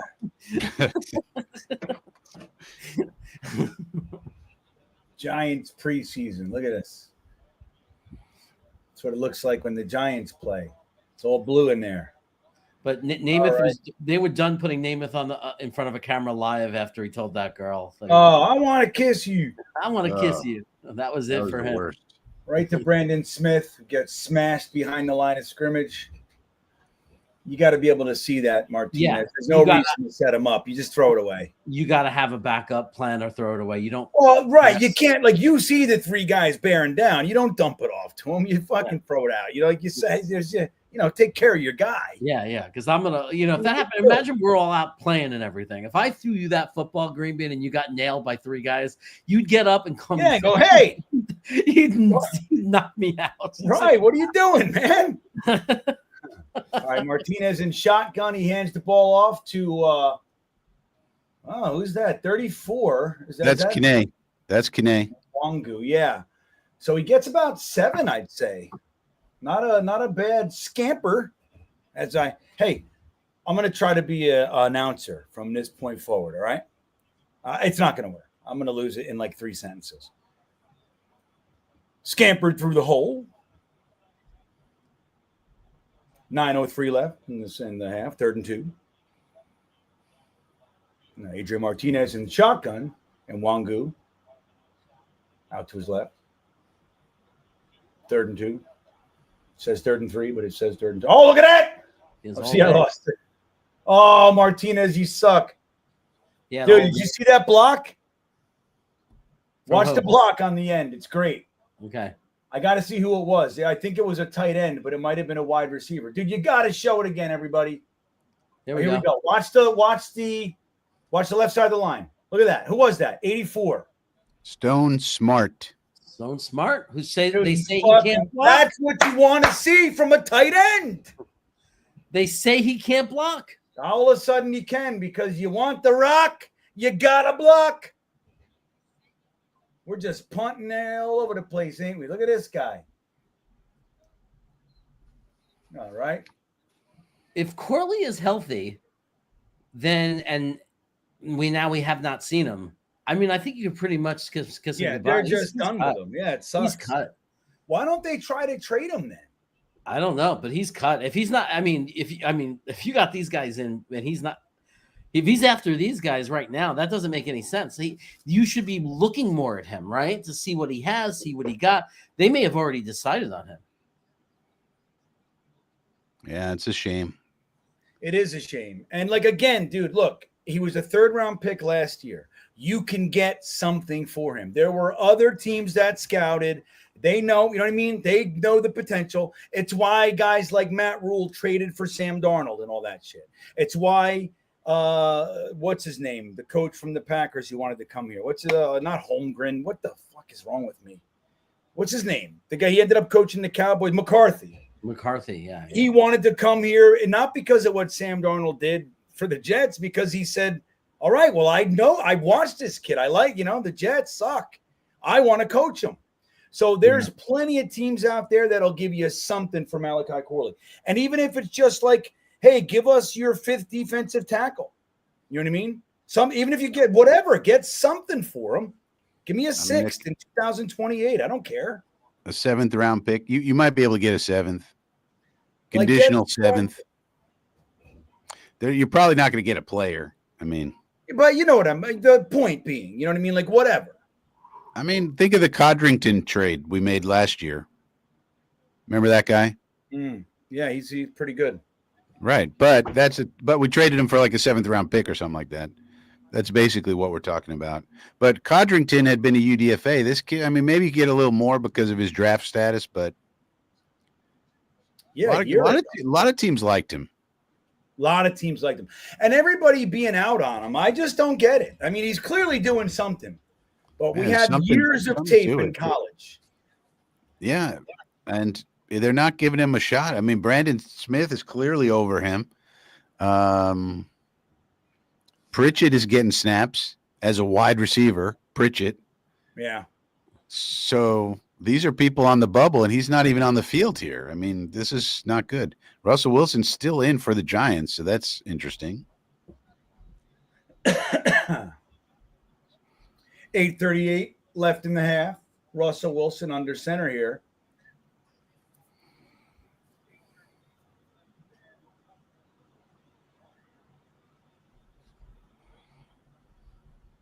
Look at this guy bouncing it all over the place.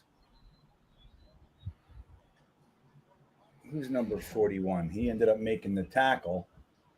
But boy, oh boy, everybody's burning. Everybody's getting burned on that one. That was Marcelino McCrary ball. Look at that's silly. So but our second line front is very bad. We cannot. Our defensive depth is very poor. Well, Tyler Barron's on the end there. Who's on the other end? What is that? I can't tell the number. Fake handoff, got some pressure. Screen. Curry ball, yep. Look at the Jets. Oh, they pushed him forward. What a terrible. Who was that? Was Malachi Moore. That's a weak-ass tackle attempt, man. Oh, he got weak-ass tackle. He said, here, get safe. Let me give you 7 more yards. I don't know what that is. You cannot have this with Malachi Moore here. This is very, very bad. What are you doing? Why are you on the field? That's not how you play football. Sorry. What does he do here? Look what he does here. Ridiculous. What was that? Yeah, very weak. Oh boy. Boog Smith was out there. He got burned. He got his ankles broken. Fucking Boog Smith. Well, all of our second and third stringers are in there now, and they stink. I mean, we know this. Right. We know these guys are not good, but we were hoping more from Moore. Yeah. Yeah, you want to see Malachi Moore be able to wrap his arms, especially when chasing a guy. You don't, from behind, lower his shoulder. That's just not what you do, period. Interestingly, they put Dart in for one play. That screen was thrown by Dart, and now they went back to Wilson. So I don't know what the Giants are doing, but they're trying creative things, let's say. Moonball again. Hey! Let's see what happens. Frankie's ahead of me, throwing it deep. Nice. Somebody All played. right. Stigger's with the pick. He's better as an outfielder, I'm telling you. There you go. Well, Free safety. That's the story of the Moonball with Russell Wilson. He'll give you some, but he'll also give the other team some. That's Russell Wilson for you. That's what he does. He thought the receiver was going out, receiver's going in. Stiggers may have saved his backup job. But I would say good ball tracking by Stiggers, but he threw it to him. Yeah. You know. Right. Ablab checking in. Gang, if we have 900 plus here, let's smash the like. While you're at it, give Frankie from Flatbush a sub. Radically good he is. Oh, my God. That's a great comment. Yeah, man, Ablab's right. How many likes do we have? I got to turn this on over here. We have, how many we got watching on YouTube right now? This play, Smith's got to catch this. That's Arian Smith. No bueno. Went down a little bit. So we got 324 in YouTube. So, yeah, we only have 156 likes. That means at least half of you haven't hit that like button. So, join Ablab and smash the like button. Smith dropped one. Now we're gonna really never hear the end of it now. What, Brandon Smith dropped it? Because they thought Arian Smith, because they thought he was never going to drop a pass. Yeah, sucks. Yeah, you guys are ahead of me now. Let me see what's going on. I'm going to fast forward a little bit. Oh, it did. 15 seconds. Are they really? So, yeah. You guys hit the like button. They're being serious. They're turning on him for dropping a pass. It was just, every football player drops a pass sometimes. And yeah, but here's the thing. They didn't like him in the draft. So, you know what I mean? And I didn't either. So, look, man, fuck him. You know what? Feel how you're going to feel. Fuck him. It's the first ball he drops. Ball. You don't catch it. You feel the ire. Come on, Martinez. Look at his time. Look at this ball. Look at that drop. From Tyler Smith. Can't bring it down. Oof. Oh, that's Arian Smith. Arian Smith is 82. Too many damn Smiths. I'm not into it. Yeah, he's just lost half the fan base. Oh, it's over. You got to catch it. You look for a flag. That was a good ball by Martinez. I mean, you could question definitely interference. He's all over him. He's draped over his shoulder, but he was there too early. Hit him in the hands, man. But it's weird because Sauce last week, they throw that flag instantly on him, and we're watching two plays here where they were clearly there too soon. No flag. I guess different refs. I wonder what the flag was there. That was interesting. I mean, that was pass interference for sure. I mean, that's what the flag is. But you know what? That was pass interference. I'm surprised nobody threw the flag. I just thought you threw it. No, I thought you threw it. So, Ablab, what do you think? What do you think, Ablab? I think Ablab's excited. I'm going to end the poll about the Martinez package. I should have ended a little bit longer. Now we're watching him, but I think he looks pretty good. So the question was, are you into the Martinez package being QB3 or maybe even QB2? So winning the backup job, essentially. 68% said yes. 18% said I'm unsure about this guy, and 13% said no, I'm not into this Martinez guy. JBC with fair catch interference. That's what they said, Frankie. That's Duncan. That's what Duncan's saying. What do you think?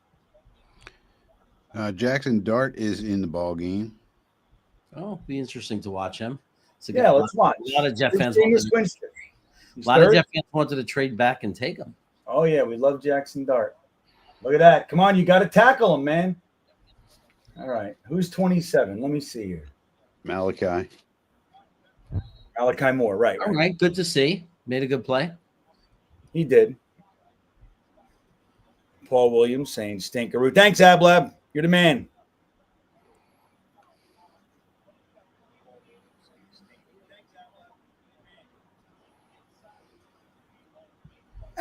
John, I wouldn't worry about it. They only gave what? They gave him what? 4 attempts, something like that. They wanted to run the ball. They ran the ball. We didn't get into the end zone, but it's all right. He didn't look good. I'm not saying that. Oh, got some. Yeah, no, it was good. We got some pass rush there. Yeah, a little bit. Look at this guy. He's like, hey, I got a mic. I'm going to talk about Dunkin' Donuts. Fucking A guy. Everything's brought to you by something. I just can't stand it. With Jackson Dart, see how he goes through his progressions. He was known in college as a one read and run guy. So let's see if he can go through his progressions well. Or if he just sticks on one guy.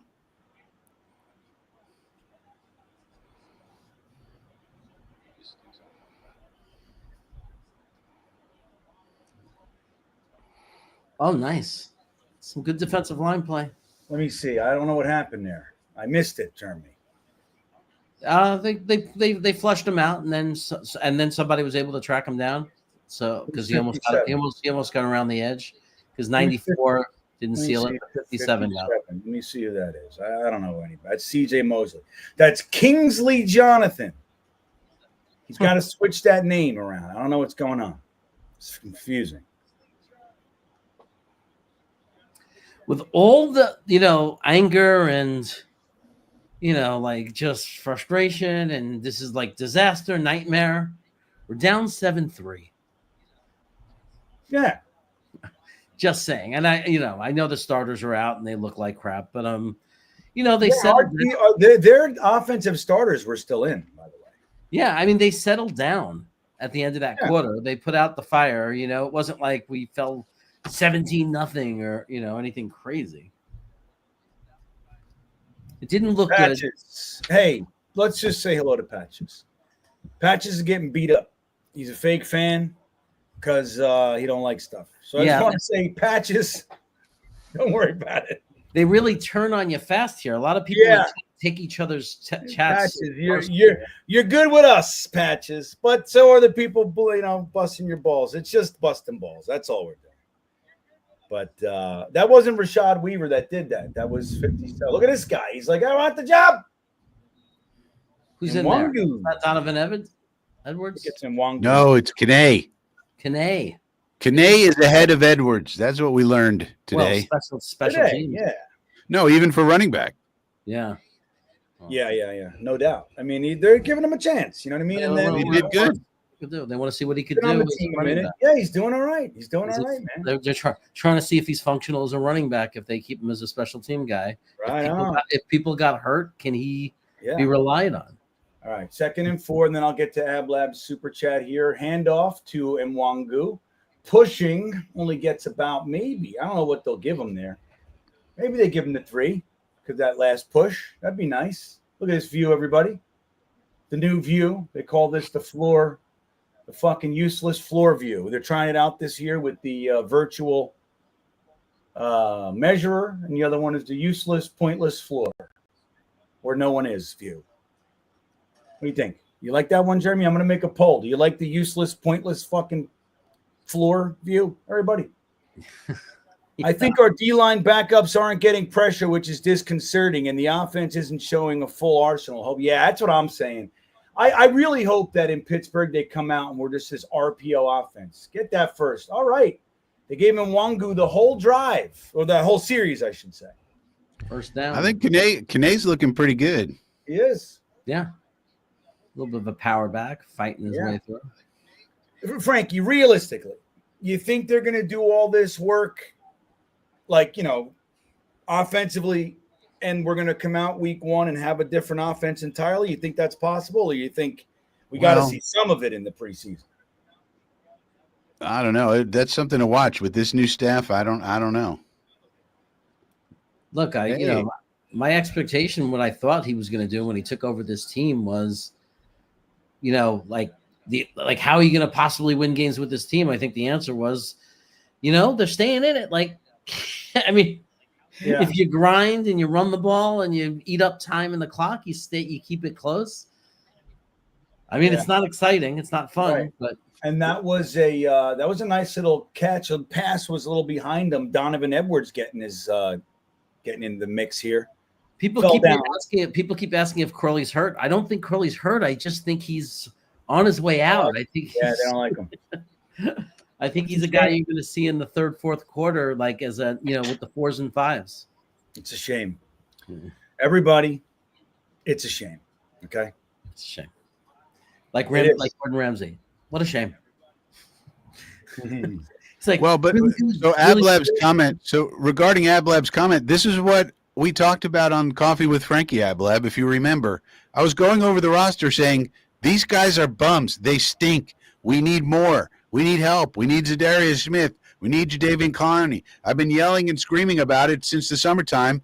And now you're seeing what's happening. And everybody wanted to tell me, oh, don't worry, we'll scheme it up. Aaron Glenn and Steve Wilkes, they're going to play man defense, and they're going to do this. And I was like, that's all fine and good, but if your edge players stink, they stink. They got to win their one-on-ones. And these bums that we have, Rashad Weaver and whoever the hell else, they stink. There's players out there that can help us just sitting there for money that we could get. And we got plenty of money. I'll tell you who doesn't stink. Kenneth Grant out of Michigan. No. Camp. Yeah, wow. We all. But he's a first-round pick. Everybody knew that guy was going to be good, and we didn't. Badass. We didn't do enough in the draft or free agency on the defensive line. I've been talking about it since the summertime. I'm with it. Now, that said, I don't know if I'm in the mood to bring in a Jadeveon Clowney. I would rather see, if it's to detriment, it's to detriment. But I would rather see the young guys get their chance. Like, there's this is not a Super Bowl year. So bringing in Clowney. Now, you're gonna hate it when we're watching the games, GreenBean. I guarantee you're gonna hate it. You're gonna be saying, "Where's the pass rush?" You're gonna hate it every game. You're gonna be like, "This is terrible. This is horrible." Garbage. Unless McDonald gets 18 sacks this year. Yeah, well, McDonald. McDonald and JJ can't play 100% of the snaps. You got to have. No, I get Klecko it. did. I get it. Klecko did. Back when they had the really good steroids, they did it. They did it. You think the steroids were better then? Oh yeah, so much better. They were called cocaine. And nobody understood what a test was. We don't need any testing. What is this testing? The only problem with the steroids back then is like you were pretty much guaranteed to have a heart attack and die at 55. Yeah, they didn't know that. Yeah, but nobody cared about that. They didn't tell them. And Bill Romanowski had a suitcase full of them that he walk around with. Yeah. Who needs something? Rawr! Yeah. Let me get something out of my suitcase.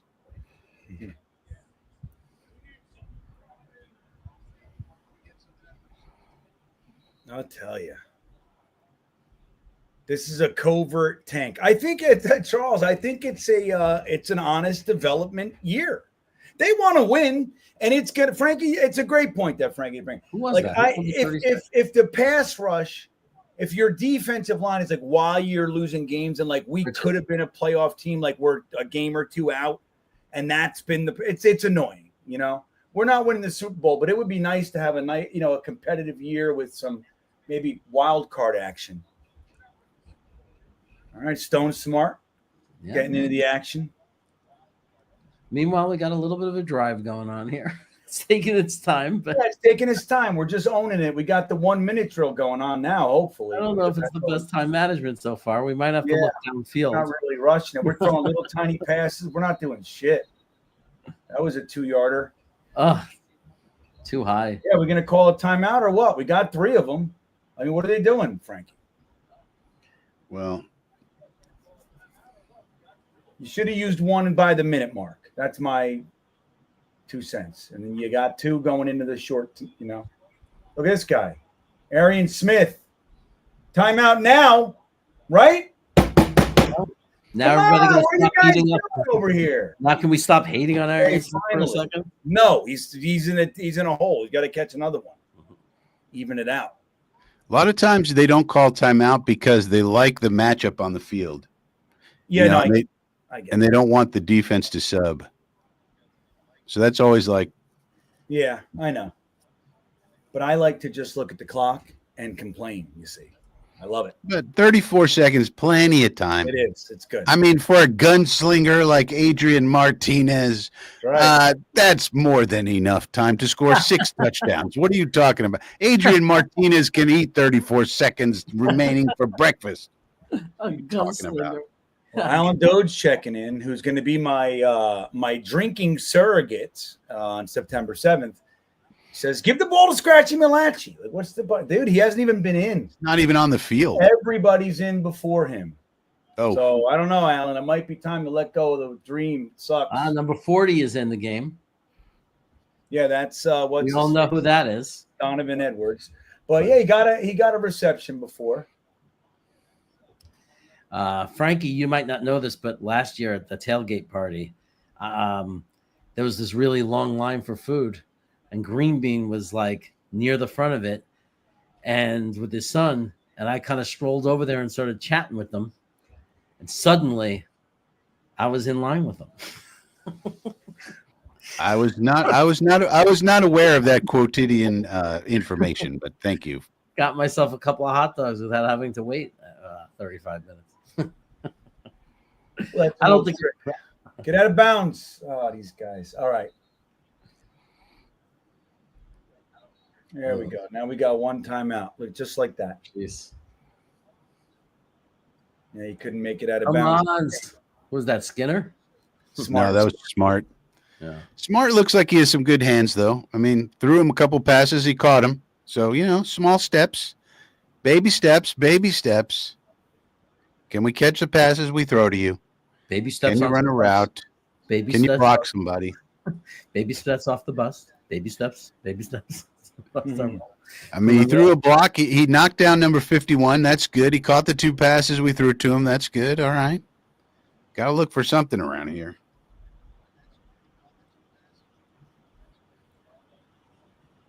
All right, so we got a 3rd and 7 here from the 32-yard line of the Giants. Let's go. We got to be able to do this kind of stuff.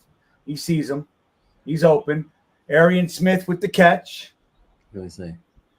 Oh, very nice. Very nice. All right, he's now even, everybody. We should yell Butterfingers. Every catch he makes, I'm going to yell Butterfingers now. 2 drops, now 2 consecutive receptions. Nice hands. Look at his hands. Boom. Good I'm move. not counting the pass interference as a drop. He almost dropped that shit, though. He did. He did. He almost dropped it, everybody. He almost dropped it, but he didn't. He secured it. Almost drops. We're not going to count almost drops. I'm just saying it is all.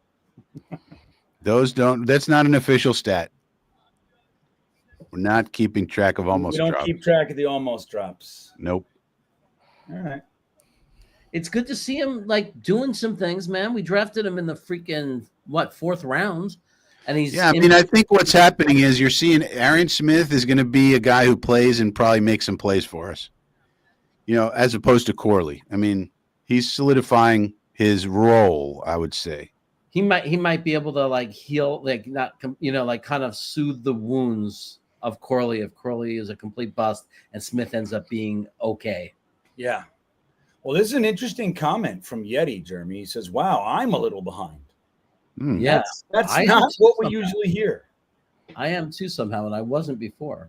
I am now ahead, which is odd because I was chasing you guys earlier. Yeah. The thing with YouTube TV, every now and then you can hit fast forward and it actually goes forward. So something happens with it. All right, Martinez is in shotgun. We got Donovan McNabb in there with him. Donovan Edwards. All right. Throw it. There he is. Brandon Smith for 3. You better hurry, everybody. We got 10 seconds. Yeah, they're not quick enough. They're losing. All right, there you go. 3 seconds. Now we got to take a 3. That sucks. I would go for it, Frankie. Practice your red zone. Practice your red zone. That's what I'm saying. I'd say just take the points. Look, I mean, the guy, let him get off on a high note. He took us all the way down there. He had a nice little drive against the backups. All right. Give him some points. There you go. This is Folk getting his fuck. Yeah. Getting his Move that leg. Getting his Move reps. it. Welcome back, Nick Folk from Cadoza. Maybe we'll see the thicker kicker in the second half.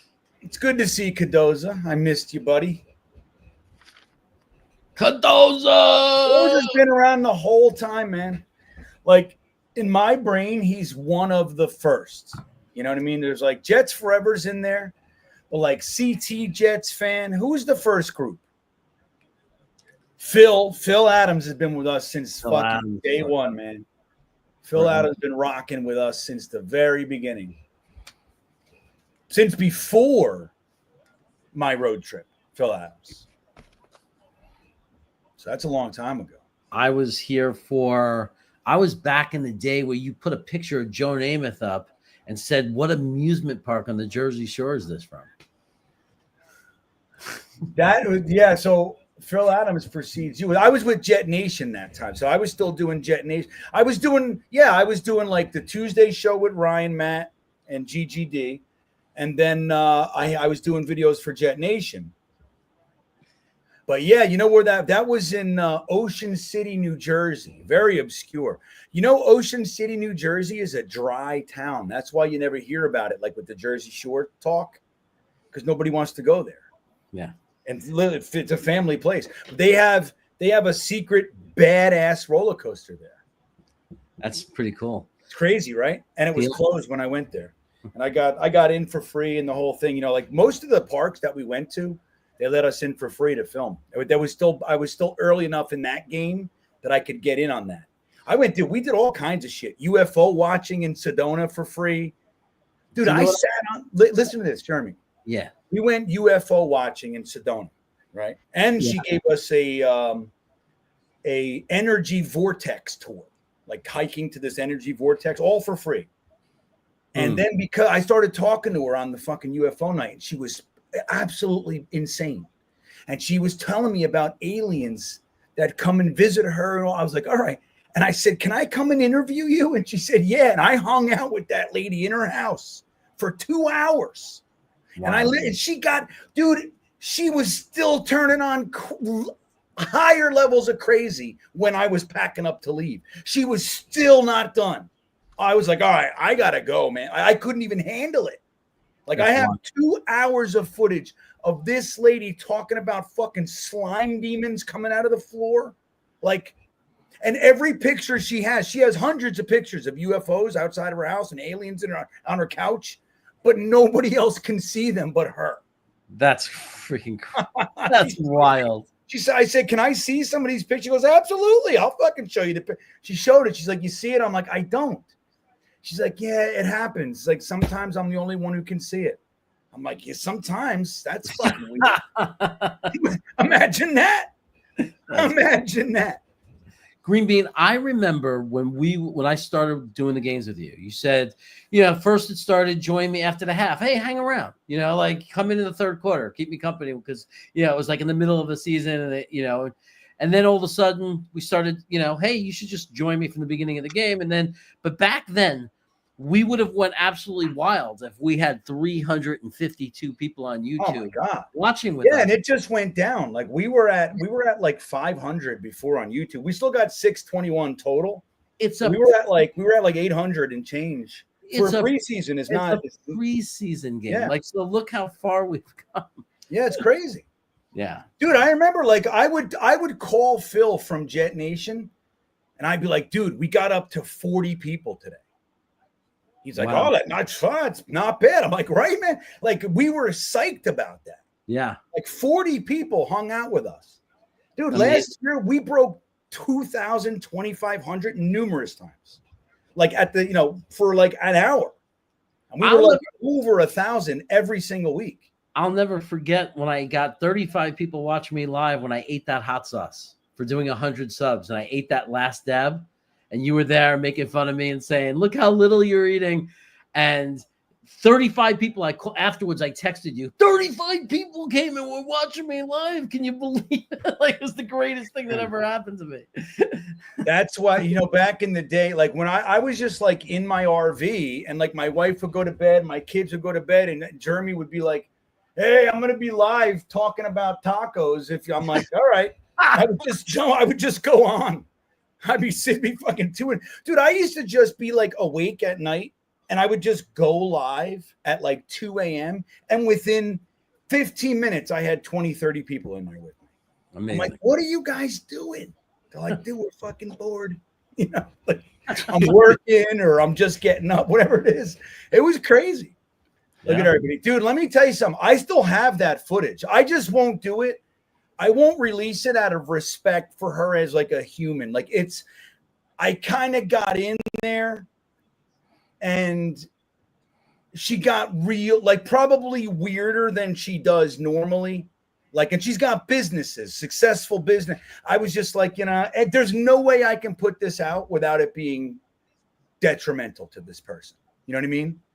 So I just said, not doing it. Hey, well, Frankie. Frankie, remember we used to do our show and how pissed you'd get at that guy Joe Champion or Joe Champion?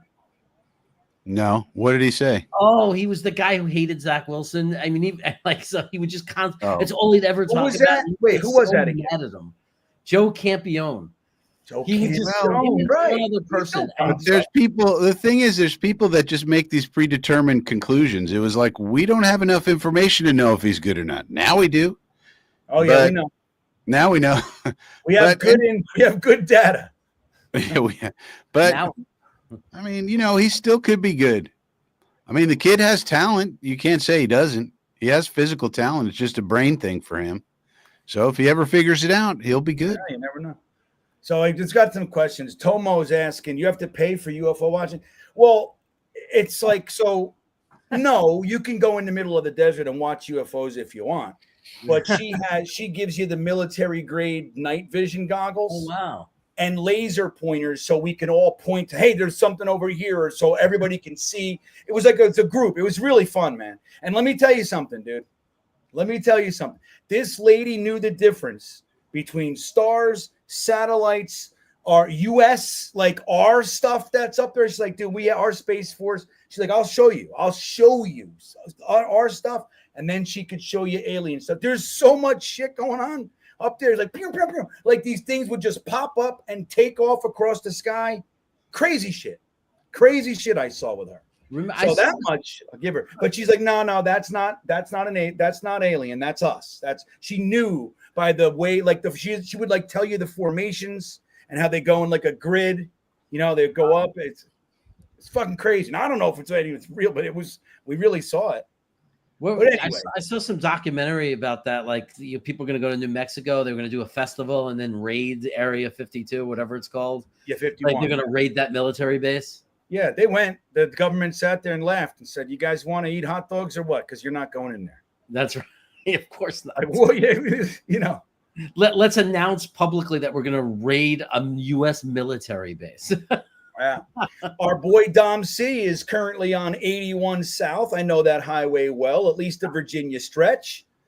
Heading down to Dollywood.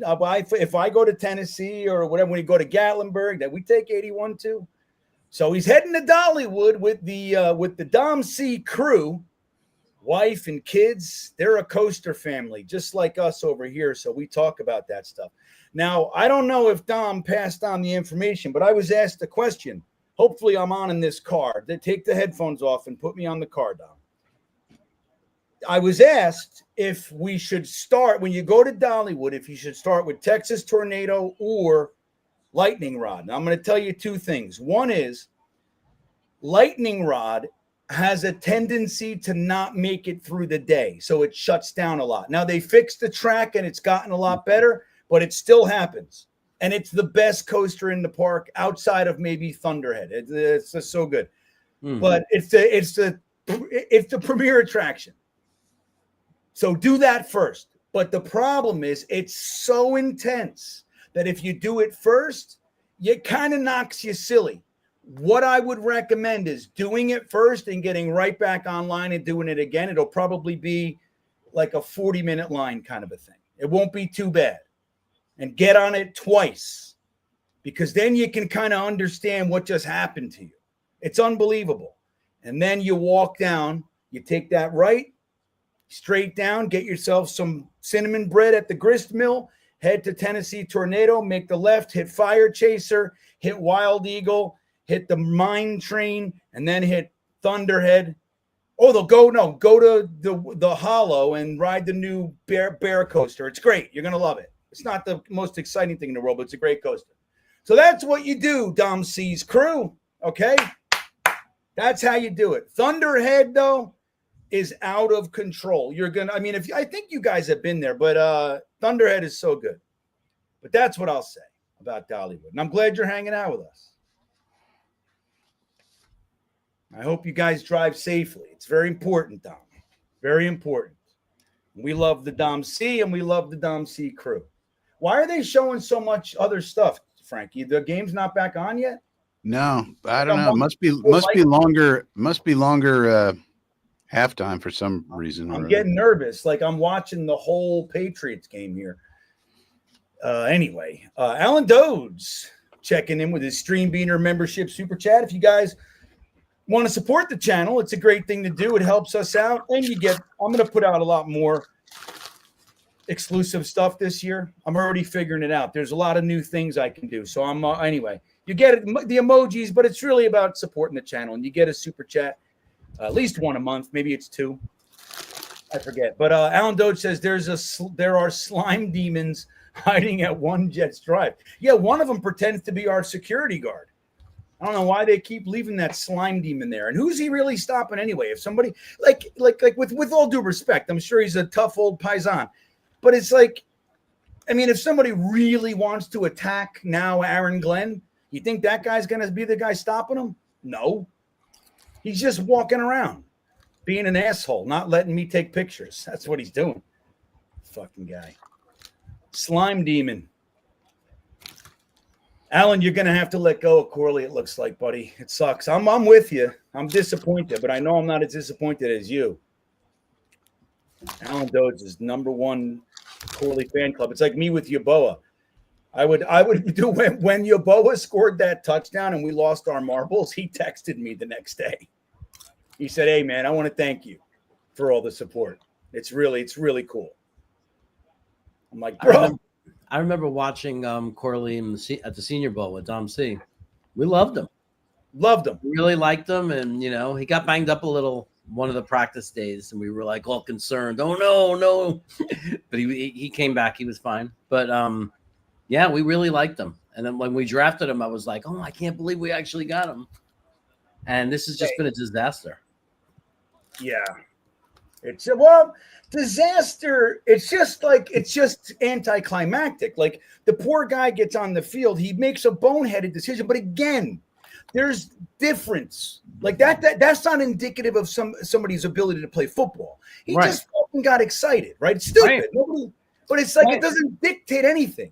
And then they beat him up for it, and then he comes in this year and they just hate him. Right. Now, I don't know. Again, we're not there. Maybe he's doing stuff. Maybe he's the guy pissing on the toilet seat. But like, dude, we're not having that. Yeah. We don't like it. No, it's funny. No, it's not funny. You know what I mean? Maybe that's what's going on. Maybe he's just running. Listen, if there's a guy pissing all over the toilet seat, you've identified it, and you've commented with him, and he says no, he's got to go. Right? Are you with me, Jeremy? Yeah, I'm just saying, is it like possible he's not running the routes the right way? Doesn't know the plays? Like, could it be something like that? Well, they're seeing something in practice. I mean, so now maybe let's spin this to like the ultra positive. Maybe like Donovan Edwards and Wangu, Arian Smith, they're all just doing so much better than him. It's just straight up. Maybe that's all it is. He's not doing as good. What do you want from me? Right. No. Yeah, and when Robert Saleh was asked about Denzel Mims, he said Jeff Smith is really, really good. I know. That's fucking look at this. JBC with the coverage. All right. Now, Comics and Stuff has a good question, but I'll let Frankie and Jeremy answer it, but I'm going to put it in a poll. I'm going to send it out to the poll. I'm going to go 1 to 3. We're going to go 4 to 6. We're going to go 7 to 10. Whoops, 7 to 10, or not worried. Okay. Oh. All right. So, all right. So, Comics and Stuff. I like this. Oh, look at this. I want to watch it. Oh, nice stick. Got some yards there. Tufeli's still in there. Eric Watts, Braden McGregor. It does seem like Selly is behind Jamin Davis, I think, because Selly's still in there now, 41. So I think probably Jamin Davis is our LB3, it seems. Which Selly? is big. Who the hell's Selly? Marcelino. McQuarrie Ball. They probably call him Selly. I don't want it. They probably – I like that. You know what? I imagine they call him Selly. I would think. If your name was Marcelino, you'd probably go by Selly. I would call him Marchie. All right, back to pass here. Who's his little dump-off screen? They're getting lots of yards on screens tonight, everybody. Yeah. These fucking moths. My door's open. All right. So I put the poll up there. Let us know to what degree are you worried about Fields? Jeremy, are you worried about Fields 1 to 3, 4 to 6, 7 to 10? Where are you? I mean, I'm not worried about him because of this game. If you're saying because of what I just saw, is that why I'm worried? I was already worried. Like I already knew, I was already in the point where I was just hoping, oh, please let him be able to be a game manager. I never expected that he's going to come out and be this real quarterback. I thought it was a very slim chance. So I'll say 4 to 6. That's my worry meter 4 to 6. Right now. Frankie, where are you? I've got to run up the middle. Number 99, that's Weaver. See, I don't like that he's got 99. I think you should earn that a little bit. They give it to anybody. I hate it. I like, first round pick getting it. That's one thing. But all kinds of characters. Brian Thomas had it for a long time. He was good enough. Not great, but he was a solid player, and he had his moments. All right, look, he's standing up. He's going to rush this passer. He does nothing. All right. Good coverage by JBC. Alan Doge checking in. What the fuck, man? This guy. Yeah, you got to die now. What do you want from me? Fucking moths. I was doing a show last Tuesday. A moth flew up my pants. This one just flew in my shorts. I don't know what's with these moths. Get him! He gets the first. One thing I'll say, it does seem like Jackson Dart's doing a good job decision-making wise. So if I was they're doing the thing, Frankie, that I actually love with new quarterbacks, is you give them high percentage completions, right? Yeah, and he's making quick decisions, getting rid of the ball. He's not doing anything amazing, but he's doing the little things, and that, as a young QB, that's what you want to do.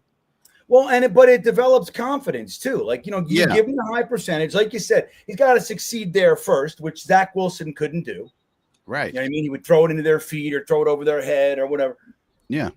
But that's just it. But I like seeing that rather than like a guy, he's a rookie and you got him doing 5 and 7 step drops. It's like, dude, the play, just give him a 2-second developing play. Let him just get it 4 yards in the air over there, get some yards, build some momentum. You know what I mean? Confidence. Yeah, and he's making quick decisions. That's the thing. He's not sitting there going, he doesn't have happy feet. He's just making his decision and throwing it. Let's keep it simple. That's all you need to do at this point. So if I was a Giant fan, I'd be saying, all right, seems like we got something with this kid. So far, so good. Yeah, and you let him sit for a little while and just fucking simmer. So far, so good. Looks competent. You just want competence at this point. Yeah. He's checking things at the line. He looks pretty good. Let's see what we got here. Cashmere Black's just saying hello. You didn't miss much. I mean, there's some stuff, but, all right. That's about a yard. 96. I mean, LT3 is in there at this point. Yeah. That's not good for LT3. How do they not see that? I don't know, but he's in there right now with Noddy. Get him some work.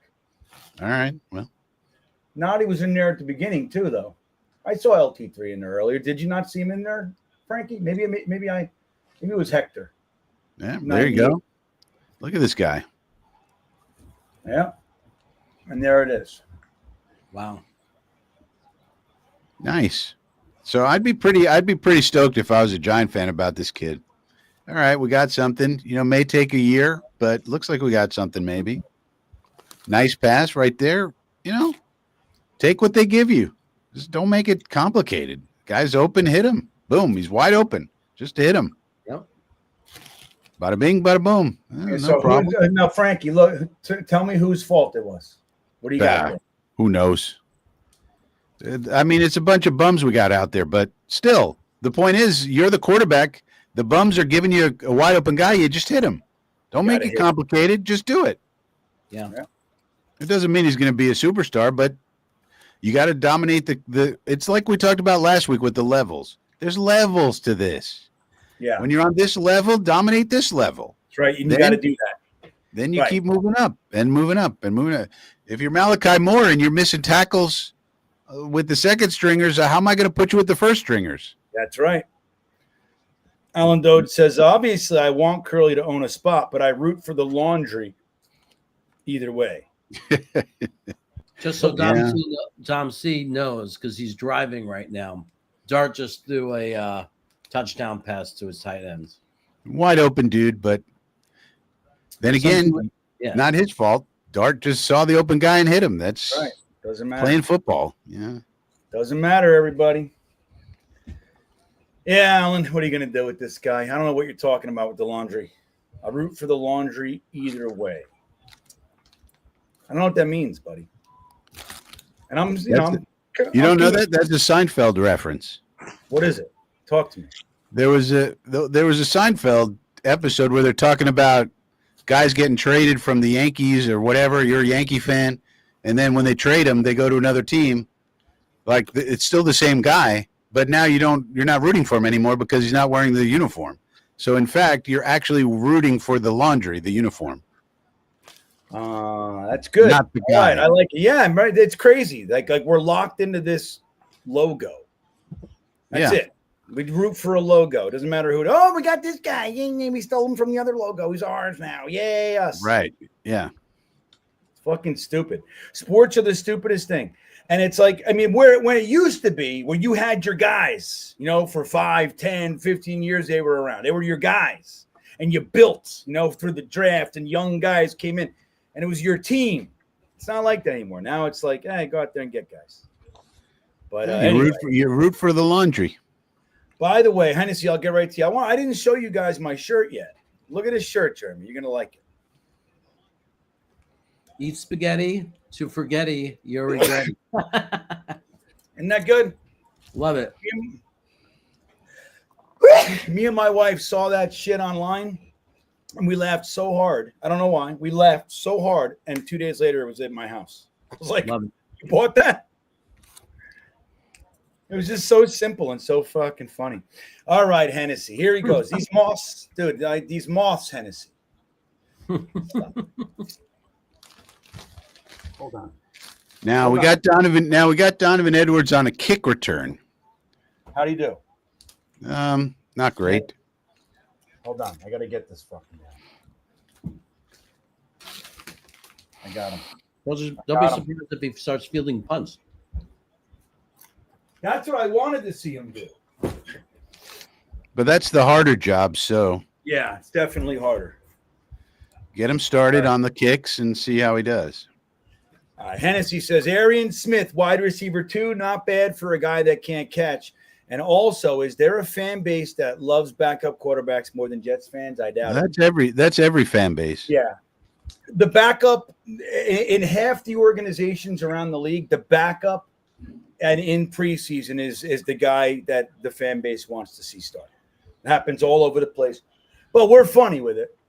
But none of our guys have ever done shit. I mean, Jake, whatever. Another goddamn moth. Look at Smith, man. I mean, all he does is catch it. I mean, what do you want this guy to do? All he does is catch the ball. All he does is make plays. He's a preseason stud. Was that Brandon Smith? Yep. Well, I'll tell you what. he's been playing most of the game. So they're giving him his reps, which is what we asked for last week. And they have not outside. All right. Very important to be able to do that. They're not bringing in Cook. So it seems like Martinez is ahead of Cook now. Yes. And he should be, because Cook throws the ball like Jeremy does. But Hennessy, yeah, man. It's funny. I mean, dude, it goes back. It's, like, remember Troy Taylor? Remember Trudeau? Everybody wanted Trudeau over Boomer. And then Boomer got hurt. Trudeau came in, and it was like, okay. One game, we were like, that's the end of the Trudeau era.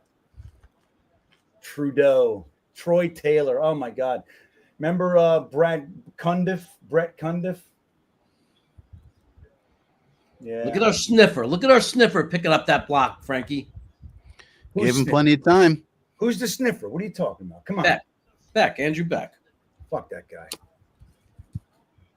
He had 2 catches last week. Everybody wants to fucking fillet him. No, he's a role player. He has I know. I hate it. I want more tight ends. I don't want fullbacks. He's versatile, though. So, I mean, he makes a team, whatever. But I feel like fullback's a wasted spot. You got to really use him. Where is he? Is he in there? I don't see him. I see Brandon Smith, though. Last play. He's going smart, going to the outside. Oh, got some pressure. You better scoot. He scooted. He's looking downfield. He's not going to find anybody. He throws a pick. Why not? Wow. There it goes. Hennessy says, Jeremy, for the love of God, mute your mic when you're eating, I guess. Huh. I didn't think it was that bad. Or maybe it was just when you were talking. Hennessy's just an asshole. Drink another drink. Is this really a pick? Did it hit the ground, please?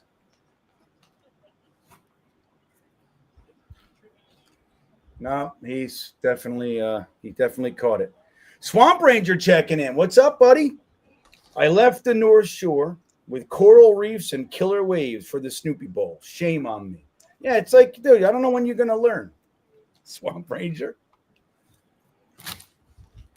He's up there surfing. He's looking at, you know what I mean? He's got the most beautiful spot on earth. And he's like, you know what? Let me go watch the Jets. Well, we all do that shit. We're not the smartest bunch.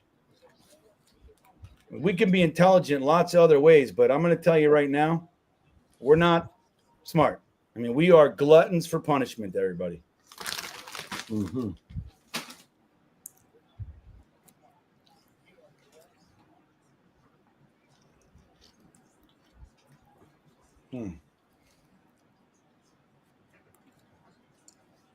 So did Mason Taylor have any catches today? I just don't recall. I think didn't he one of the first 2 plays, which I missed because whatever YouTube TV couldn't tell me what time the game was coming on. Stupid idiots. I think he had a catch. I think he had that one catch that Fields threw. So there's that. But we are running a lot of 12. We are running a lot of 21. We're going to see a lot of Mason Taylor and Jeremy Ruckert and Andrew Beck playing. That much we know.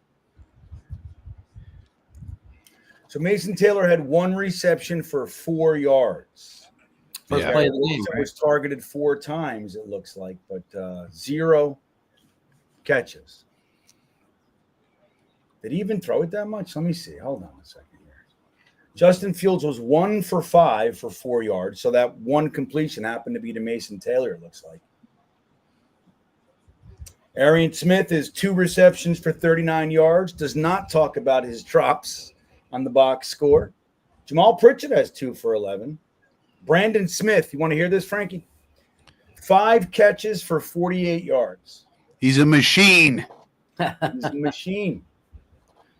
All he does is catch the ball, and that's it. You throw him the ball, he catches it. I mean, what are we talking about here? Yeah. I mean, that's kind of what you want in your guys. You get him out there. He's big, he's tall. He's running the he's big and tall. Yeah, he's a big target. Easy to find. All right, here we go.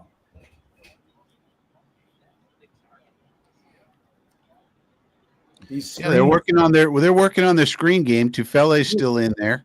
Somebody hit him. That's what I mean. I wouldn't look at LT3 being out there as a knock, because Tufele goes to show they don't have any depth there, and it's another problem we have. Another problem, right?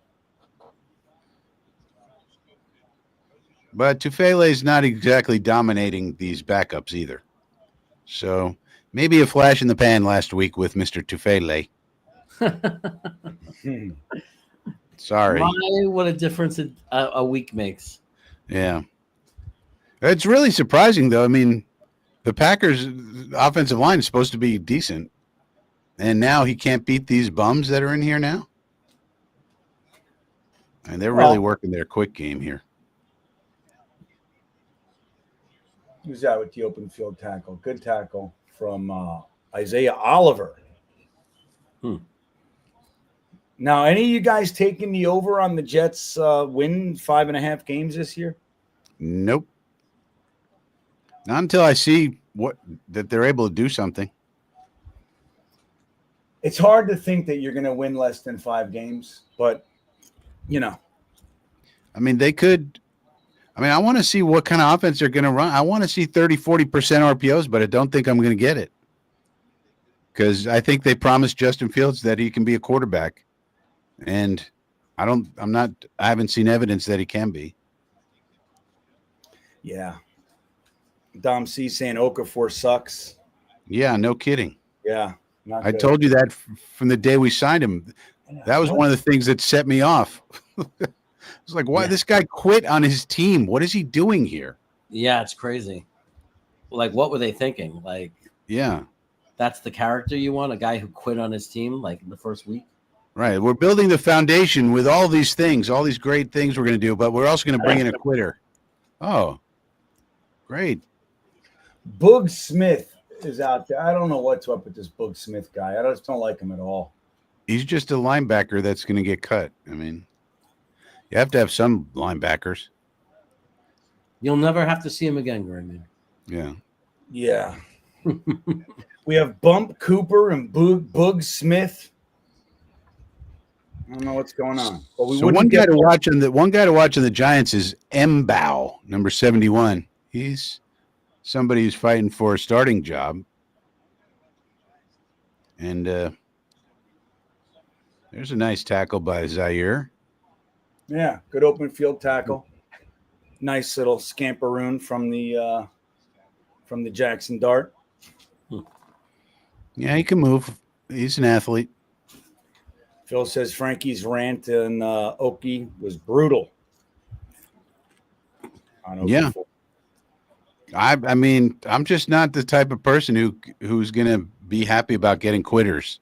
Maybe it's the military background, whatever. I mean, you just one thing you don't like doing in life is quit. I mean, unless you want to, but it's like unless it's not something not worth doing. But if you're going to do something, you do it. You don't quit. Now, quitting on on other people, like yeah, as an effort thing, not like because there's a reason. It's just like no, I just don't, whatever. You can't do that. You got to show up.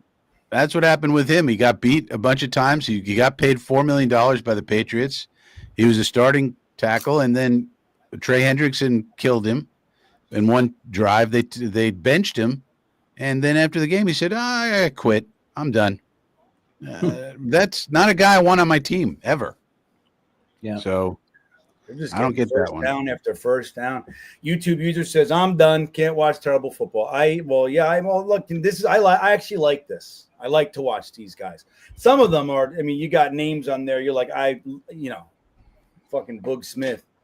But 94 is Tyler Barron. We spent a draft pick on him for some reason. 7th round. Look at these tackles. Oh my God.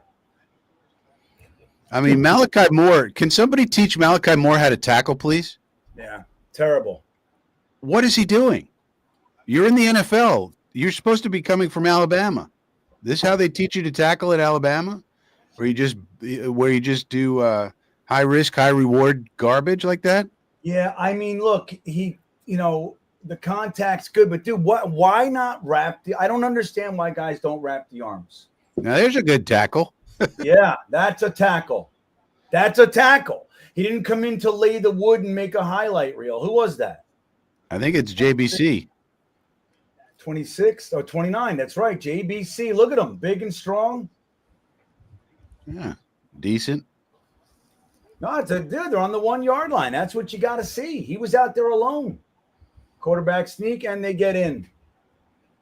And Dart, again, operating the offense. What's not to like about this kid? Just operating nice and easy, He's playing the Jets, though, Frank. Yeah, but still, that he's got to play who he's got to play right now. That's how you move up a level. That's how you do it. That's how you do it. Start coming out looking good. Adrian Martinez is not doing that. Playing against their bums. Maybe their bums are a little bit better. They've had a couple years together. This is what Dable's third year. Fourth. Yeah, easily. He's living off of that one playoff victory, man. He's gotten a lot of mileage out of that 1 year they made the playoffs and won a game. You know what I think too? I think that look, they all bought into the what's his name, Danny Dimes thing. They got him. Well, yeah, they said they bought into Brian Daboll being the Josh Allen whisperer when he was not. Well, he came in, he made Danny Dimes $40 million. That guy was getting cut. $40 million, and then they cut him. Yeah, they're the ones who cut him. It didn't work.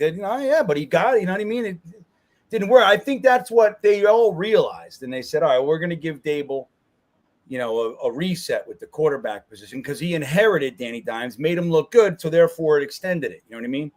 But I think that their GM too is kind of fucking. He's a little bit silly.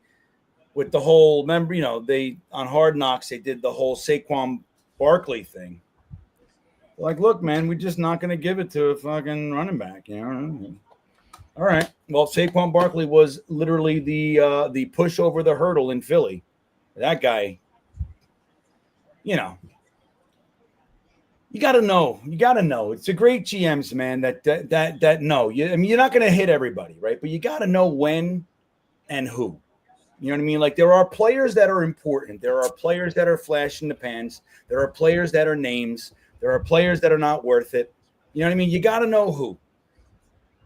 You got to know who. Yeah. But, yeah, I think Dable's – we'll see. They gave him 3 quarterbacks this year, man. Gave him Jameis Winston, Russell Wilson, and drafted Jackson Dart. They're like, all right, buddy, well, here you go. Fresh start for you. Yeah, I mean, that was really a masterstroke by those two guys to keep their jobs, right? Because Russell Wilson, if he plays well and they get to the playoffs, then they go, look, we made the playoffs. You got to keep us. But if he plays poorly, then you put in Dart. You also get Dart. So then you put in Dart. If Dart plays great, then you say, hey, see, we got Dart. Don't worry. But if Dart plays poorly, then you say, wait a minute, he's a rookie. You got to give us a couple of years here. So it was really a masterstroke of how they can keep their jobs. Think about it. Yeah, good stuff. All right, Jets forever, acknowledging Dart shredding us. Patches says, I hope we don't fire. We're not firing Glenn now. I mean, Glenn's going to get his years. Yeah, he'll get his 4 or 5 years. All right, who's this, Frankie? Who do we got? This is Donovan Edwards pushing people out of the way. Not the greatest. So they are letting Edwards get some experience returning kicks so they could see what that looks like. They're trying to give him every opportunity. Yeah. And letting other teams look at him also. That's right. Maybe a little trade. Nazem cards. I didn't realize Barnes was still on the team. Yeah, he's on. He was hurt last year. That's probably why. And it sucked because we were a little excited to see him last year.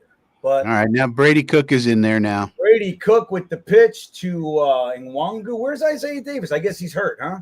Davis is hurt, yes. Yeah, that's right. So we might see Toafili.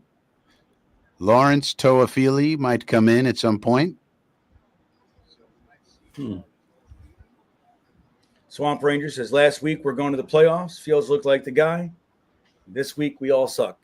Yeah, well, that's the way it goes. I mean, well, they played poorly. What do you want us to say? That's right. We just look. Our comments are indicative. All they are is a representation of what we're seeing. That's it. No, some are more dramatic than others with it. Look at this. Oh, and he drops it. Oh, it was looking so good.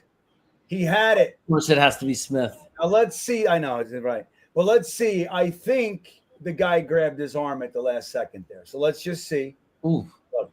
That was definitely pass interference, but he also could have caught it.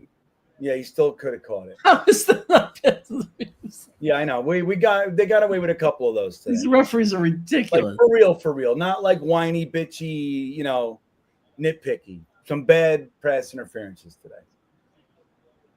All right, we got Nwangu in motion here. Trips on the left side. I see Brandon Smith. And Nwangu with a terrible block. Does just enough. Can't hit. You know who had a terrible block is Okorafor. Can we get rid of Chooks Okorafor, please? Can we? Please. Holding, too. Who held? God. Probably Okorafor. They don't even want the penalty. Even when he's holding, he can't do it. Yeah, that was him, number 79. So he held and he let the guy go in there anyway. That's what I used to watch. What's his name? Who's the guy that just retired? Why would you want a loser like this on your team? I don't know. That was a big mistake in my opinion. Yeah. I'll keep Warren over him. Yeah. At least a guy like that could possibly develop. You never know. The punter looks pretty good. Yeah, maybe we got a young punter, everybody. All right. Punt-a-palooza. I say start punting on third down. Let's just punt it. It's a good open field special teams tackle by Jackson Sermon, everybody, making an appearance.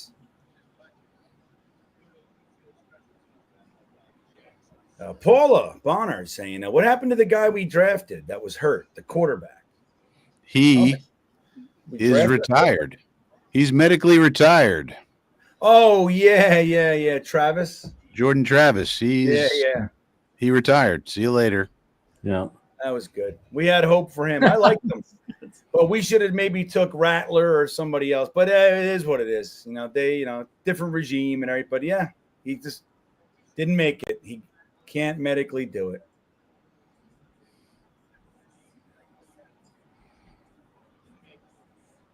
We have no offensive line depth. Yeah, man. We got some. Look, I think our front, like the first string, is a decent team, decent squad. But the depth is a little scary. Whether you go to Okafor, Max Mitchell, they're all looking fucking spotty at best. The running backs, we have a strong running back room. Our wide receivers, I think, will be fine. But the quarterback thing, Justin Fields, is going to be interesting, everybody. But defensive line, we have a depth issue. Tight end, I don't know. I think we're okay at tight end, if not albeit not spectacular. But I do like the top end of that too. I love Mason Taylor. I think he's a stud, man. You got the most interesting super chat I've ever seen. Yeah, it's really interesting.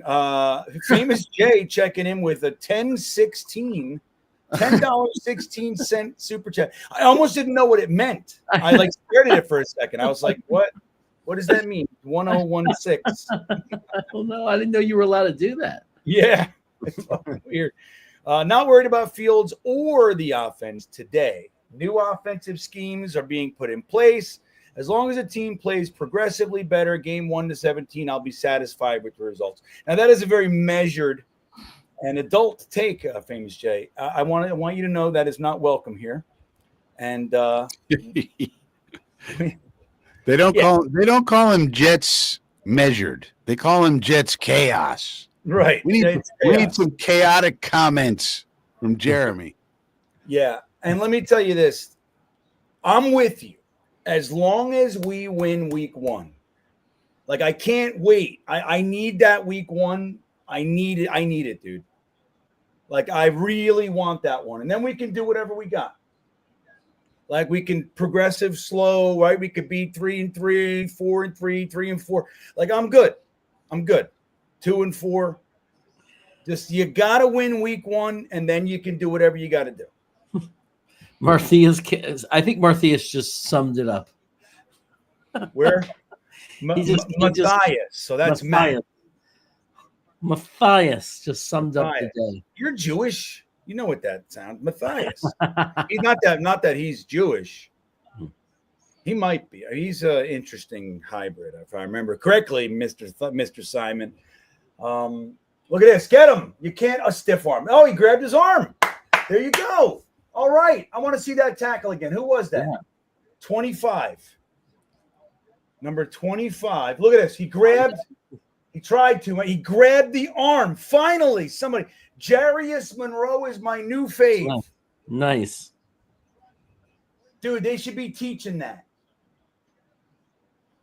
Oh, there's a firstie. Aaron Glenn's going to be like, dude, who's wearing my number? Tanner McAllister. Take my fucking number off. Getting burned like that. Wow. So, wait, how did he sum it up? Where is it? Well, now you waited a while. No, I want to see it. I'm sorry. I got all crazy. Yeah, do you want me to say it or do you want to wait till you find it? Well, where is it? Yeah, tell me. Is it, tell me. It's, I don't know. It's after, yeah. That's the sum up. This has been a horrific show. That's a summary. Hey, thank you, Famous Jay. I'm with you, buddy. I just want that first one. And not only because we're going. I've been going with Jeremy and Matt and Ryan for years, and we have not even seen an offensive touchdown together. It's bullshit. Yeah. Come on, you. Oh, big hit at the end from Jarius Monroe. Ooh, yeah. Laying the wood at least at the end, making him pay. Is that Tenry? Huh? The running back. His name Tenry, it looks like. Tenry? Instead of Henry, Tenry. Oh, that's interesting. I don't know. That's what it looks. That's what I was able to see on his jersey. Oh, Terry.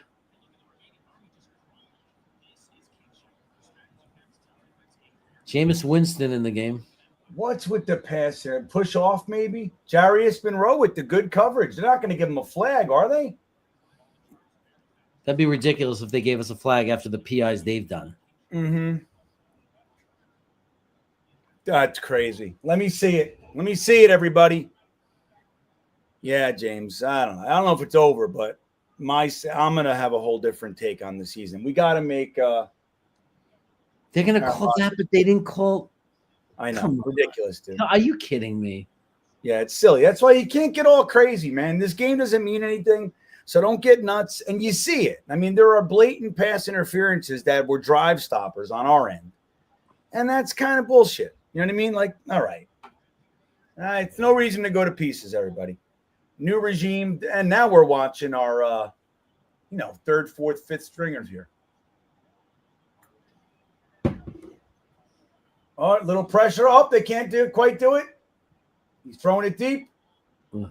Beautiful catch. Who's that guy? Wow. That's very Jameis Winston type football. Yeah.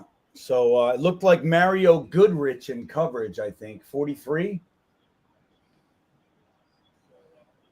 Yeah, it's a beautiful throw. I mean, the coverage was actually not terrible. Little pass interference action, but get him. There you go. By Clark, everybody. Oh, I got a 35 now. I got 2. That's Dean Clark. Dean Clark making up for last week's shenanigans. Look, he just says, no way. Good. Nice big loss on the play. There you go.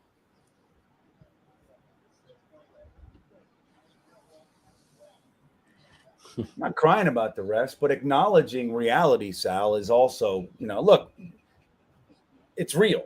You know what I mean? It's one thing to piss and moan and but to see, like when we're all watching stuff together and you watch something and their guy's pulling on our guy's arm and he misses the catch and then they don't call it, that's bullshit because that's pass interference.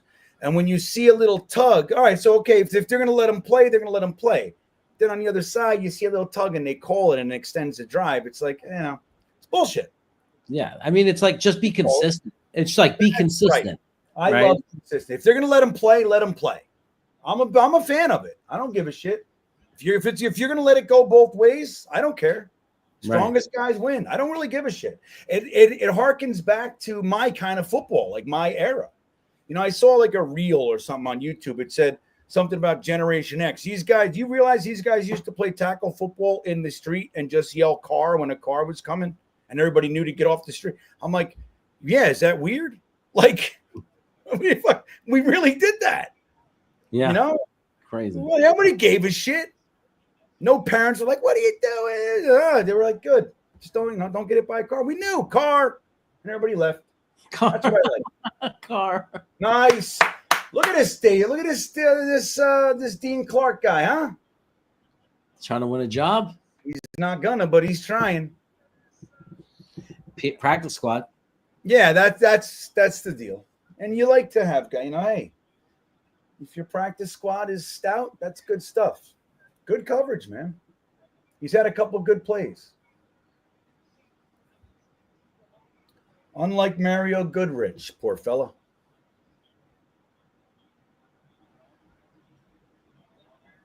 So anyway, I like old football. You know what I mean? Yeah. Back Porch Sports. What's up with Back Porch Sports? What are you doing? You recording on your back porch? Send me a link. I'll check you out. Everyone that's whining this week is the same one saying we were winning 10 games. So yeah, no doubt. But that's what we are. That's us. That's us, man. People like this is like, so we shouldn't be happy when they win and do well, and we shouldn't be sad when we lose, and we shouldn't point out the mistakes they make when they make mistakes, and we shouldn't point out the awesome stuff they do when they do awesome stuff. Like, what do you want us to do?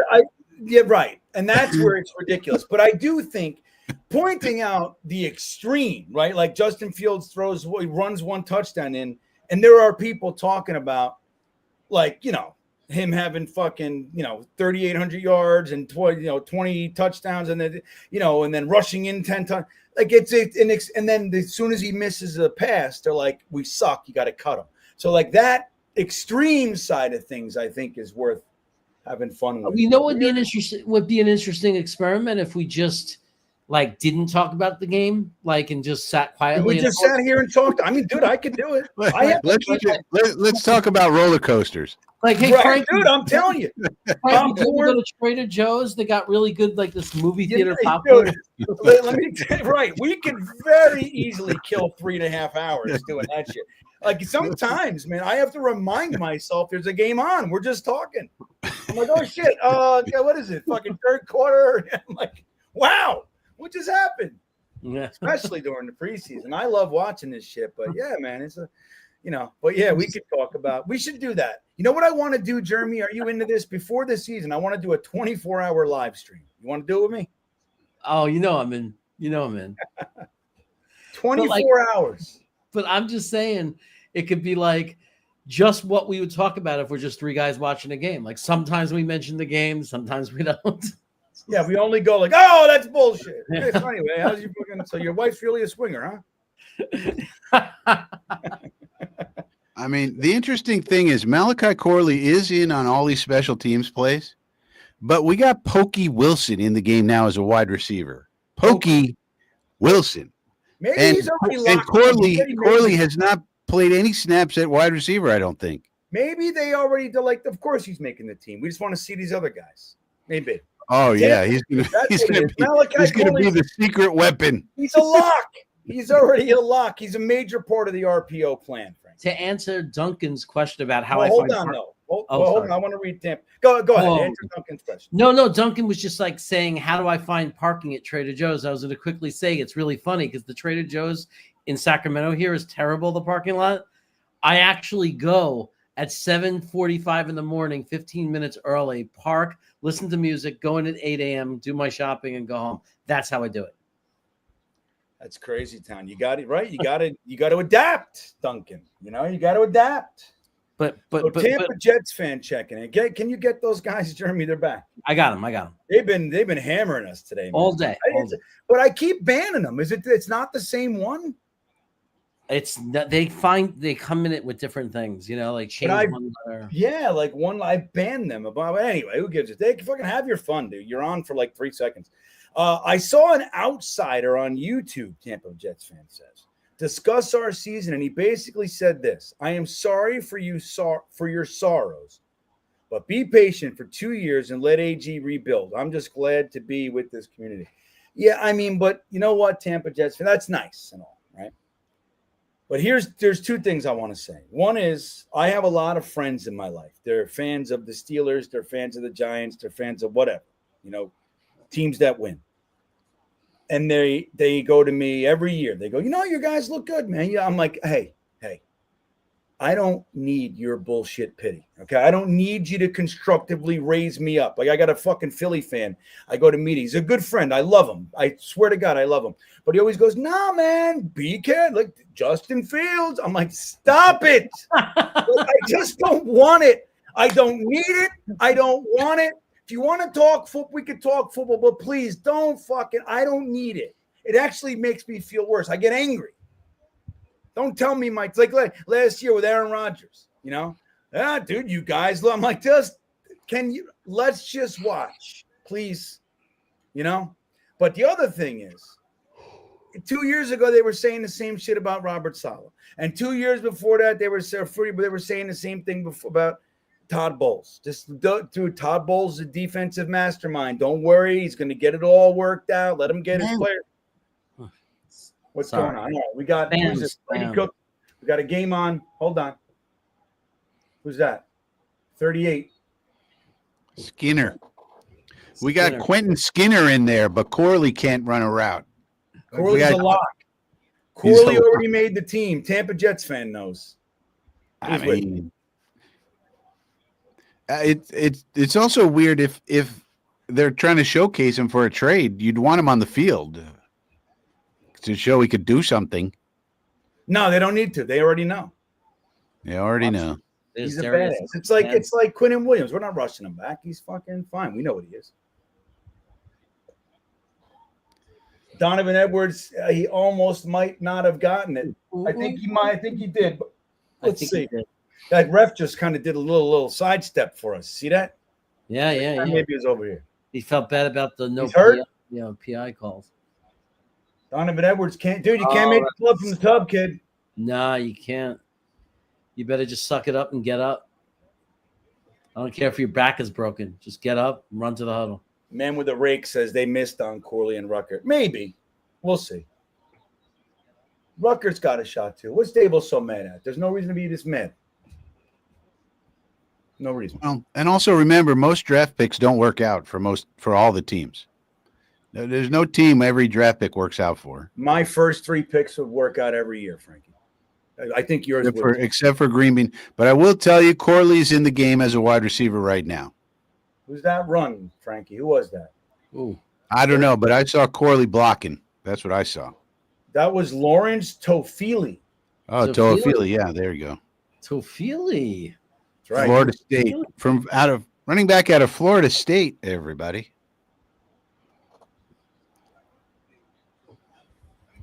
But, so Wyatt says, screw this namby-pamby bullshit. Super Bowl, here we come. Wyatt's the best. The best. Super Bowl. Yeah. Do we know where the Super Bowl is being held even? I mean. Why would we? We're not going. Look at that catch. Look at Brady Cook with a little bit of back action. There he goes. Nice. Right to Skinner. That's Connor's the kid. Quentin Skinner out of Kansas, everybody. Loves him. Skinner, he's going to be on the P squad for sure. Yeah. We should be wide receiver heavy on the practice squad, I would think. I mean, the guys that are going to make it are kind of question marky, right? You know what I mean? Except for Corley and Arian Smith, of course. All right, Brady Cook back to pass. Here comes some pressure. Picked up. Nice to 81. That is Ontario Wilson, another Florida State guy. That's Pokey. His name's Pokey. Pokey Wilson. That's this pokey guy we're talking about. Frankie's worst nightmare is he'd have to ever sit next to somebody who is very pokey. Frankie doesn't. You don't want that. You don't want that. Thanks, Wyatt. Yeah. Well, look. So Nazem Card says Ruckert has 0 touchdowns and he's been here since 2022. Well, but don't forget his tight ends coach is also unemployed right now. Okay, so there's that, and his offensive coordinator is now a defensive assistant for the Packers. Oh, look at this! Wow, nice pass. We got some P squad aces, baby. Got some movement. Our 9 stringers are better than your 9 stringers. You got the first 3, but 9 is us. I'm saying that about 3 weeks from now, somebody is going to be saying to the other guy at Home Depot, "You may have won the game, but remember that play with 10 minutes left in the fourth quarter?" But really for Ruckert, what I'd like Ruckert to be is the Y tight end, to just block somebody. I mean, if you develop a guy who can block and he's just going to be in line in 12 personnel and do that, that's a heck of a value. But the question is, can he? And we don't know the answer yet. But so far, no good. Is that Kuntz in the game? Yeah, Kuntz is in the game. Kuntz. DJ Dirty Coach liking some Brady Cook. He's looking okay. Smart decision on that one to just throw it into the feet. Get rid of it. Pressure was in his face. I think Cook is worthwhile keeping on the P squad, right? Why not? It's done all right. 2nd and 10, get about 7 of them to Pokey. Keep some quarterbacks on the P squad. I like having like 2 quarterbacks on the P squad. Alex doesn't like that you say that, P squad. He wants you to say practice S. No, sorry, Alex. P squad, P squad, P squad. See, we got to abbreviate one, so it's P squad or practice S. It's funny the things that bother people that we say. Yeah, it's funny. I mean, I get it. Shit bothers me too. I hate that guy when he says this. The squad of practice players. Yes. Oh, here we go again. Donovan Edwards with the first down. Hey, why are you jumping on his head? What are you doing? Whoa, what was that? Oh, he fell. Kyle Spruell says, I thought we were going to run mad RPO. I think we might. Well, I'm curious to see. If we don't, I mean, what does that say about our coaching staff if we don't? It says that they're stupid and that they're not paying attention. But if they're doing, that's what I'm more worried about than anything else. But conversely, if they come out with it in the first game and they've been, they didn't show it in the preseason, I'd be very happy. Right. So to me, that's like the most important thing is what are we doing on offense? If we're hiding what we're going to do, okay, great.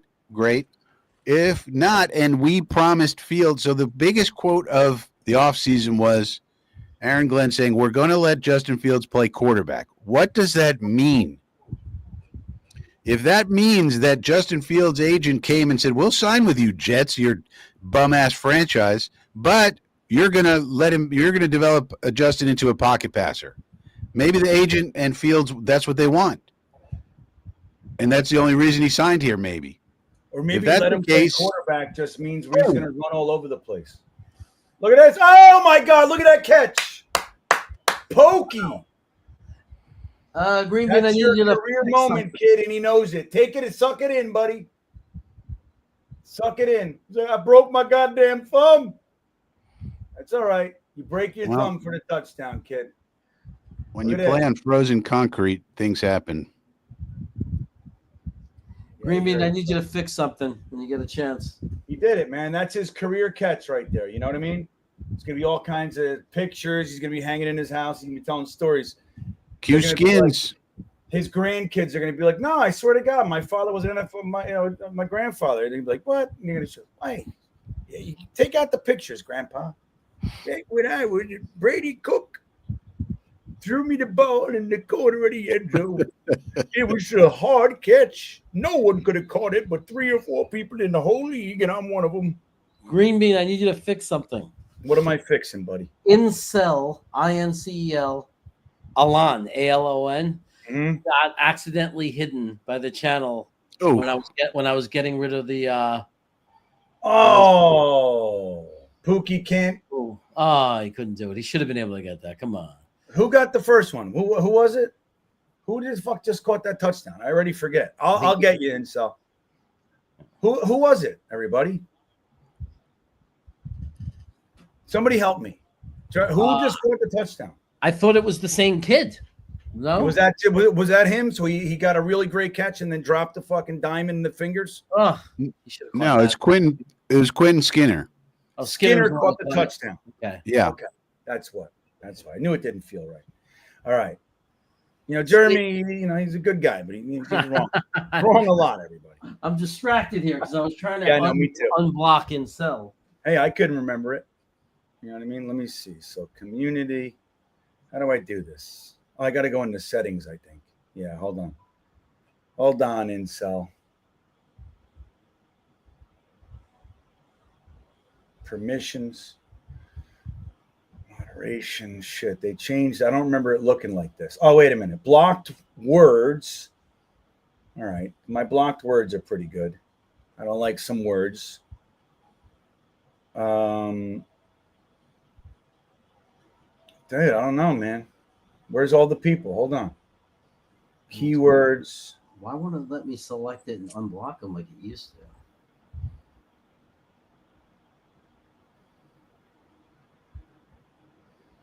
Hold on. This sucks. I got to try to. Wait, but it would be right? Upload defaults. Oh, I got to change all this shit. Basic info. Right. Okay. What the fuck? I probably made this shit when I was like a month into this thing. This is stupid. I have one of my keywords is funny jokes video. What the fuck is that? What am I thinking? All right. What did I do here? Community. I don't know how to do it anymore, man. Like, what happened here? It should be in that community area, right? That's what I thought. And I thought it was in there, or it's in the settings. Like, I've done this 100 times. All right, talk about the football. I'll talk about the football. We're at a commercial. We do have some news, relative news. Get it out here. Darren Muji had an in-game interview with CBS New York. He said on Justin Fields, it takes time to get acclimated when joining a new team. His approach is awesome. Point number 2, it was important for us to get Wilson and Gardner extended because they're foundational players. Noted that he wanted to get it done before training camp to avoid potential distraction. Point 3, the O-line is fun to watch, called the group a work in progress. He said it's clear they want to establish the run. Said they have a strong defensive front, noting that Williams and Johnson are recovering from injuries, and McDonald is taking a night. I guess that means a night off. On Aaron Glenn, his passion, you feel it every day. If he says he's going to fix it, he's going to fix it. So that's Darren Muji speaking to the press, ladies and gentlemen. I like it. All right, we got a little bit of a pass rush here and another screen. They just keep biting, dude.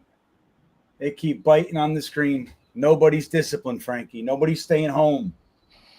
Yeah, these UPS drivers are very undisciplined. Yeah. Hey, Incel Alon, is that him? Yes. You found him? Yeah. Good. I also found somebody named AP that has you as their avatar. Do you know who that is, Jeremy? I don't. I'm going to keep him banned, do you think? I have no idea. I mean, what's the worst that can happen? He'll come in, say something else, and you'll block him again. There's a lot of people on here. JV Free? I don't know why. Let me get him out of here. A lot of people on here. The chicken. And what's sad is it's really the interface on the phone is really easy to make that mistake by accident, you know? Like you try because it's the phone screen. You try to get the spammer and you accidentally hit somebody. Looks like Hitler made it in here. Good thing I banned him.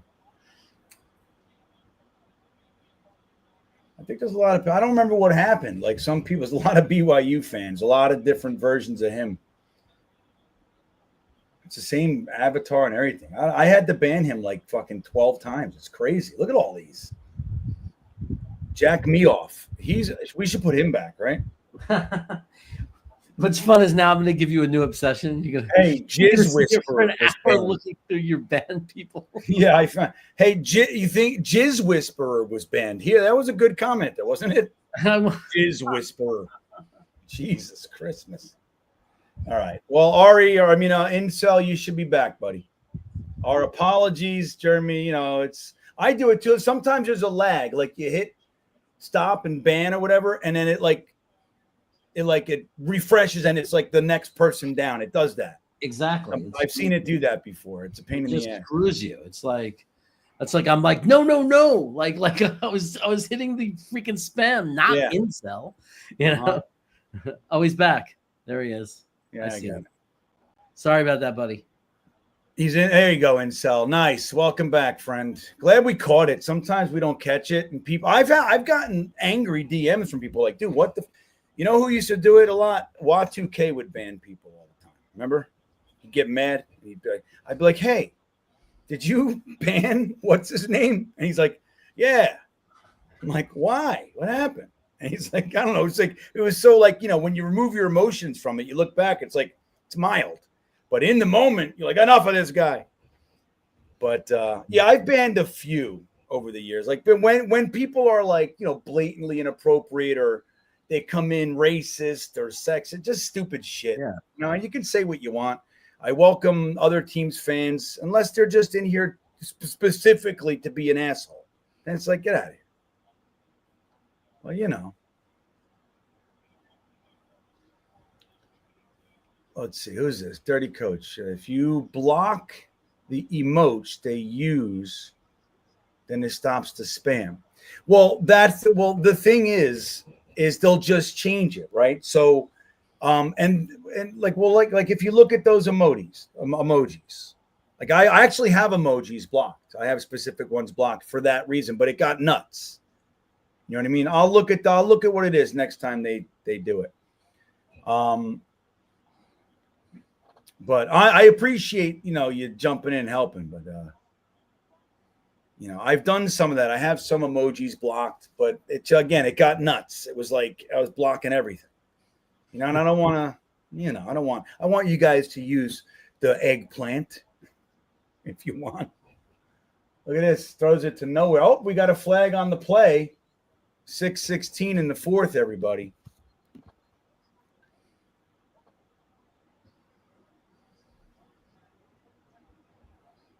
Wait, who said it? Who's Cooch and not Coach? Wait, what happened? What's Cooch? When Greeny realizes it's Cooch and not Coach, he's going to die. Where? Now, you could say Cooch. I don't care. As long as you're not like saying it like an asshole. That's all I ask. You can say whatever you want. Oh. Everybody knows. If you come in here, the fucking emotions are high. It threw me off that he called you Greeny. Greeny, I know, I get that. People call me Green. They go, hey, Green. I'm like, Bean. If you're gonna do a short Bean. version. Yeah, Bean is. I just say it's fine, whatever you want to do. But Bean is the deal. So, guys, look, if you haven't subscribed to the channel, it's time. I haven't gotten a subscriber in 2 weeks. Like a diamond. It's crazy. And you know what's funny? I keep getting over 13.7. Like 13.702, 13.706. And then I come back 2 days later and I'm at 696. Like, what the fuck is that? It's weird. Another touchdown. They're killing us. He's seen like a diamond. Like, we're getting killed, everybody.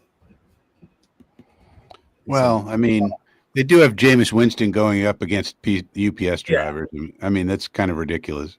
Yeah. Now, here's a question. What are they going to keep Tommy DeVito, Tommy Cutlets? I don't know how they're going to hold 4 quarterbacks. No.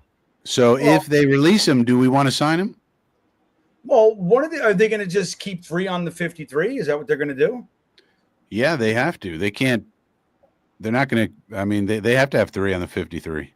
Yeah, you can't expose any of those guys. They'll get. I mean, the only thing you could do is have an agreement with Winston where he's on the P squad, but he just tells all the rest of the teams, like, don't sign him. Yeah. Every time he says P squad, I'm going to think that there's somebody out there in the world in their living room cringing. It's so good. I mean, that's what it's called. People call it that. I didn't make it up. He's on the practice squad, on the squad of practice players. Yes. But like they could have an agreement where they say, all right, we're going to put you down on the practice squad, but we'll call you up for game day so you'll get your checks, but that way you could keep him off the 53. But they're definitely going to cut Tommy Cutlets. He's not even in this game yet. So is he better than what we got as far as backups are concerned? I don't know. I like Brady, this Brady kid. Give him a chance. He's practice squad. Don't get me wrong, but I'm just saying. But I mean, Tommy Cutlets has actually played in games and done some things in the league. Well, so he'd be a guy that if you pick him up, you're putting on the roster, right? I mean, you have to. Yeah. You would want him on the roster. I guess it depends. What if, like, especially if Tyrod is more injured than they're saying right now? Yeah. And he has to go on the injured list. That might be a guy I want to pick up. I'm beginning to think that Tyrod's. Well, people are going to be pissed. They're saying you're only figuring out that now, but Tyrod might be the best quarterback on our roster. Well, yeah. When healthy. Yeah. Well, I still don't want to see him. Right. I mean, the idea was, so that's what it really comes down to. The idea. What was the idea with Justin Fields? I mean, if the idea was we're going to make him a pocket passer and we're going to turn him around, okay. Now they're so NFL Network is now going to the Cardinals game for me. Oh, no way. Yeah, mine too. No way, dude. What is that? Because it's NFL Network. They can do whatever they want. They want you to see Jacoby Brissett for the Cardinals. Oh, God. Well, there's got to be a better way to watch this. Oh, wait a second. I could do it on a different way here, though, right? Now they're doing split screen.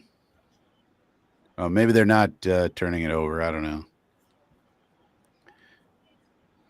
I mean, God forbid we miss a second of the Broncos-Cardinals game. Well, it's just starting. I think that's the deal. This one's a fucking shit fest, and the other one's just starting. It's got hope. Yeah. And you get to watch the first stringers like Clayton Tune. Why not? Look at this guy. All right. That's right. Everybody's going nuts now. Okay, I got it back. We need P Squad T-shirts. That's funny. Sith Happen said before, it sounds like a what the fuck was his name? I am so burnt these days, man. I forget it. I ruined your joke. Danny DeVito, Rhea Perlman's husband. Yeah, do let him know quarterback. GreenBean, I don't know if I ever told you this. I lived across the street from a pretty famous mobster, and he really liked me. He used to give me $10 every morning just to start his car. Really? Yeah. I didn't know that. Yeah, just you know what I just watched today? It's funny you bring that up today. Well, I just watched Donnie Brasco. But that was worth way more than $10, Jeremy. He was basically asking you to make sure his car didn't blow up. Yeah, that's right. You didn't realize. What? Hey, kid. Oh. But that's why you should ask for more than $10. It should be like $100 at least. He really liked me. I thought he liked me. He wanted me to blow up. What's up, Snoopy? Oh, yeah, Snoopy says it was R. Kelly. He said, yeah, P Squad sound. Yeah, thank you, Snoopy, for helping me. That was Sith Happens joke, but Snoopy remembered it for me. Thanks. Good to see you, buddy. I don't think I saw you before here. Tony the GM in the house. I meant to say hello to you earlier, too. I don't know what happened. I got distracted. Jeremy said something about cheese. Or, I don't know. Frankie was fucking. Oh, look, number 6 is on the field. Yeah, he's getting run. He's running with the fifths. He's running with the fives. That's wild. Another drop pass. Another drop pass. I love this team. Yeah. No ZM card. No ZM card. Nazem card. We could do a show of me just reading out the chat, the names of the people on the chats. And like you could do statistics on how many I get wrong. Yeah.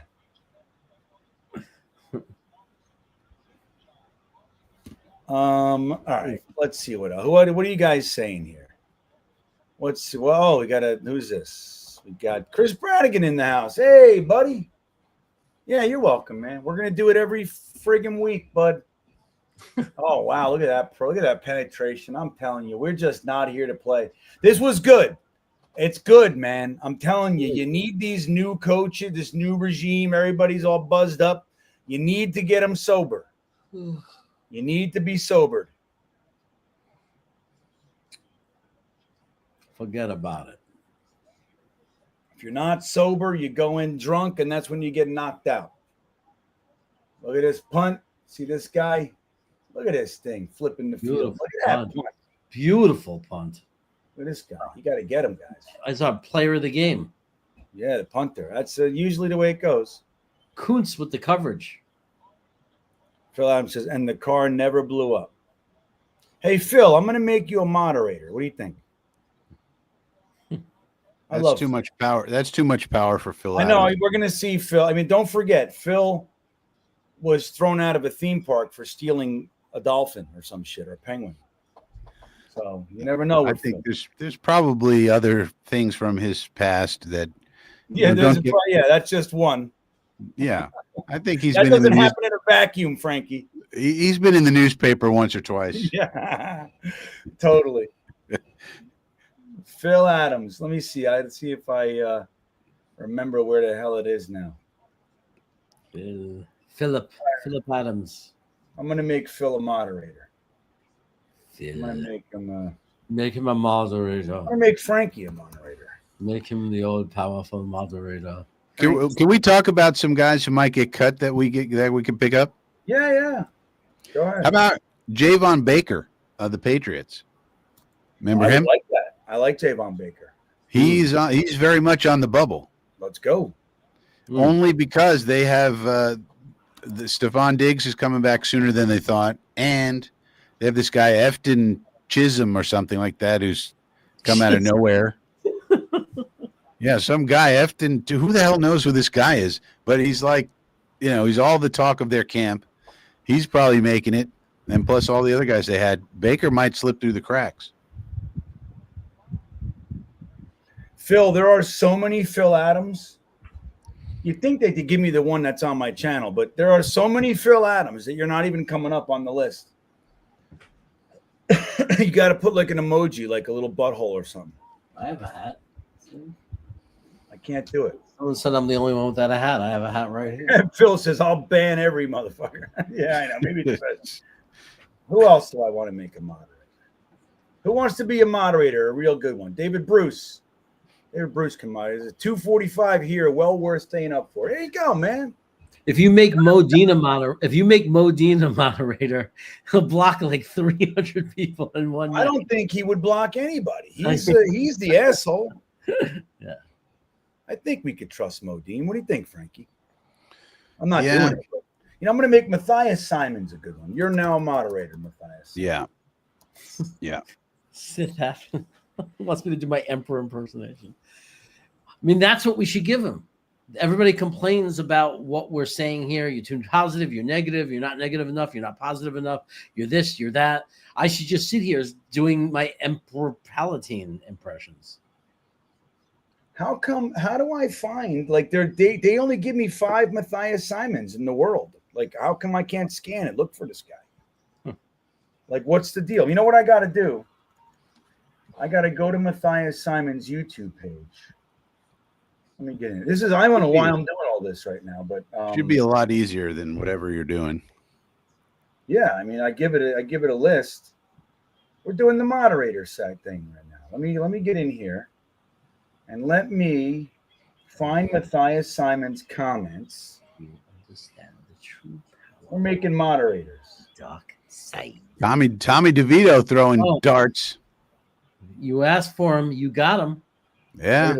Yeah. I mean, why not? Let's just have everybody come in and throw bombs against us. We don't care. I had a cutlet last night for dinner. No joke. Nice little chopped olive and onion spread thing with some arugula and tomatoes on top. Milanese.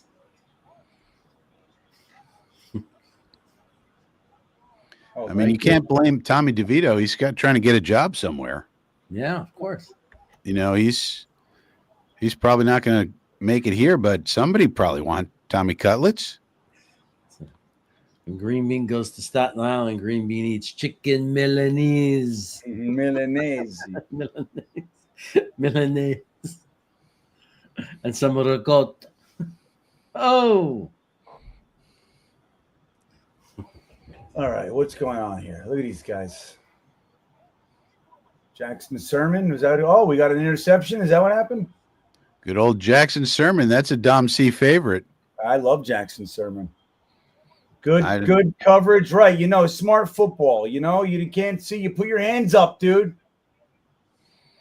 And Dean Clark, Johnny on the spot. Dean Clark action.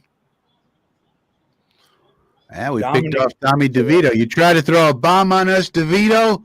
We'll get you right back, DeVito. There you Take go. your Tommy cutlets. Let's go. We just took the breading right off your cutlet. Take your Tommy Take a DeVito cutlet, shove it up your keister.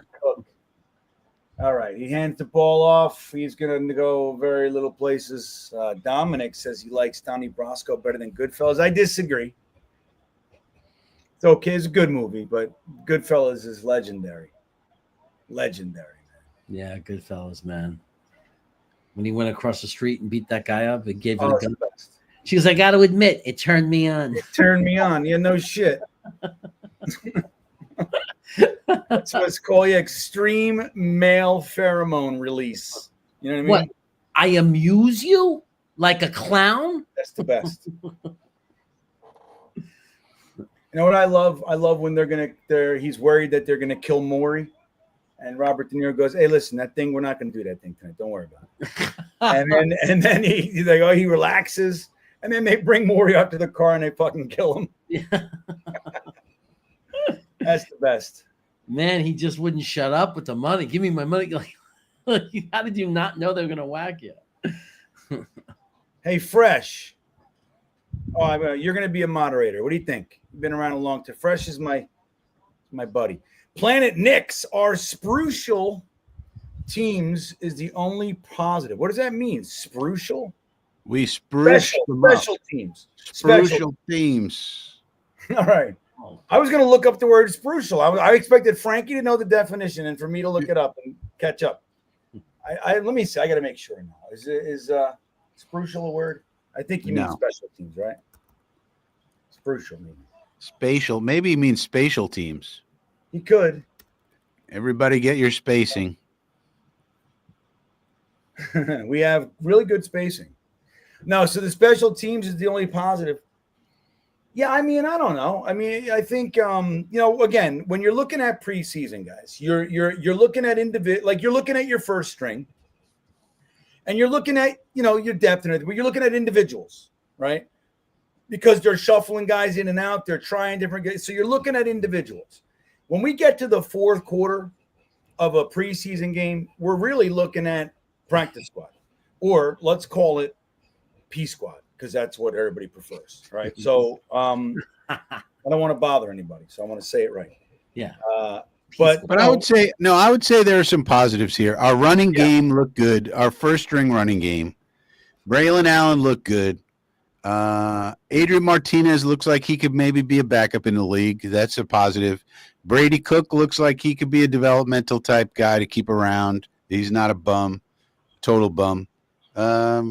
Brandon Smith looks like he's a player to me. I mean, I don't know. Arian Smith looked pretty good. Not perfect, but looks like he can play a role. Brandon Smith maybe can make the team. I mean, you have a wide receiver. All he does is get open and catch the ball. I'd put him on the team. Yeah. What are we talking about? So those are some positives. Not a lot. Yeah, right. Well, that's just it. And that's the kind of stuff you're looking for. You know, I mean, look, it'd be real nice to come out and see our team like just look great. It's fun. Especially the first team. Yeah. But it's like, dude, we've been 5-0. Remember the year there was 5 preseason games? We always won preseason games under Saleh. Saleh won all the preseason games. That's right. But what does it look like? Like, I would rather, like, in training camp and preseason, look like we're struggling. That's where because it shows it's likely that they're working on stuff. Well, let's hope so. That's what I. Now, if we come out in the season and it looks the same, then it's like, what the fuck? Then all right, then we know we suck. Yeah. Also, I think Jarius Monroe had a sneaky good game. People are going to look at the tape on him as a guy maybe who can, like Malachi Moore to me is not a player. I don't know what we're thinking with Malachi Moore. Sorry, I don't see it. I could be wrong, and to me, Jarius Monroe played really well, but it was against the lesser competition. So I would like to see Jarius Monroe move up in competition level. Donovan Edwards continues to look pretty good, and he was on special teams this game. So there's something interesting. So there's a few things, but Edwards the first down.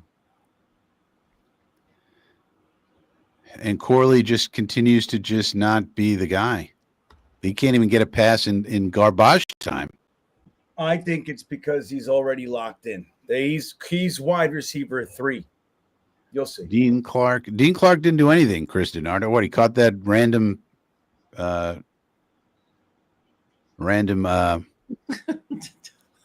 ricochet? Dean Clark is a P squatter for sure. DJ Journey Coach, when I go to In-N-Out Burger, I get grilled onions, pickles, and the spread, and that's it. No, you got to get animal style. What are you doing? I'll do animal style, but you could still do animal style and get rid of the lettuce and tomato. Oh, well, why would you get rid of lettuce and tomato? I still like this. It makes it messy, and the tomatoes get all squishy. And I'm a weirdo. I don't like the texture. Oh, nice big hole. Here he goes. Look at this guy. All right. Toafili, everybody. All right. No SIM card. Am I saying that right? No SIM card. That's his name. GreenBean, we struggle in preseason and we struggle in well, maybe, but that's not necessarily the case. It's not necessary. Robert, look at Robert Saleh's preseason record. It's pretty sterling. Yeah, and then the season have done that historically. Yeah. And then the season starts, and it's like, what is this garbage? I don't know. I've seen teams have, our team even have a terrible first couple of drives or terrible first drive, 1, 2, 3 and out, and then fall behind 10-0, and then come back and win the game. And that's every football game too. Right. So that's why you can't judge it. Like Fields had a bad drive, no doubt about it. But that's all it is. Now look at Daboll. Daboll and Glenn are like buddies. Did you know that? They like each other. They're like best friends. Aaron Glenn and Daboll? Yeah. Did you know that? They're best friends? No, I didn't know that. They're like very close, good buddies. I didn't know that either. Let me see. When they posed for that photo, all the coaches posed for a photo.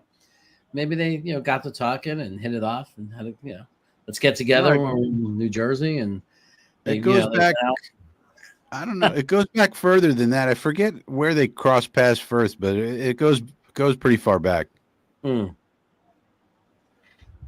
That's pretty cool. Yeah. That they're friends, they get along, that's fine. Dolce. But I don't think we should carry the Glenn press conference. He's got to be pissed, right? He's going to come out and say That was not up to our standards. We're going to fix it. I'm going to fix it. That's going to be his thing. Listen. We got to fix that. We're going to take a hard look. No, I'm not going to say hard look. He's going to say, I hope he doesn't. That would be bad. If he says we're going to take a hard look at that, a long, hard look at that, I might have to go into some like hibernation or something. I think he's going to say that was not up to our standards. Oh, look at Michael Carter. That was not Jet football. We're going to fix that. Watson, you guys have the Jets. I got the Cardinals all of a sudden only. Well, the Jet game's over. Yeah, that's why. All right. Let's get to hold on over here. But Michael Carter's still in the league. Michael Carter. No, yeah, but he's been practice squad, getting cut from practice squads. Michael Carter the first. We had such high hopes for him.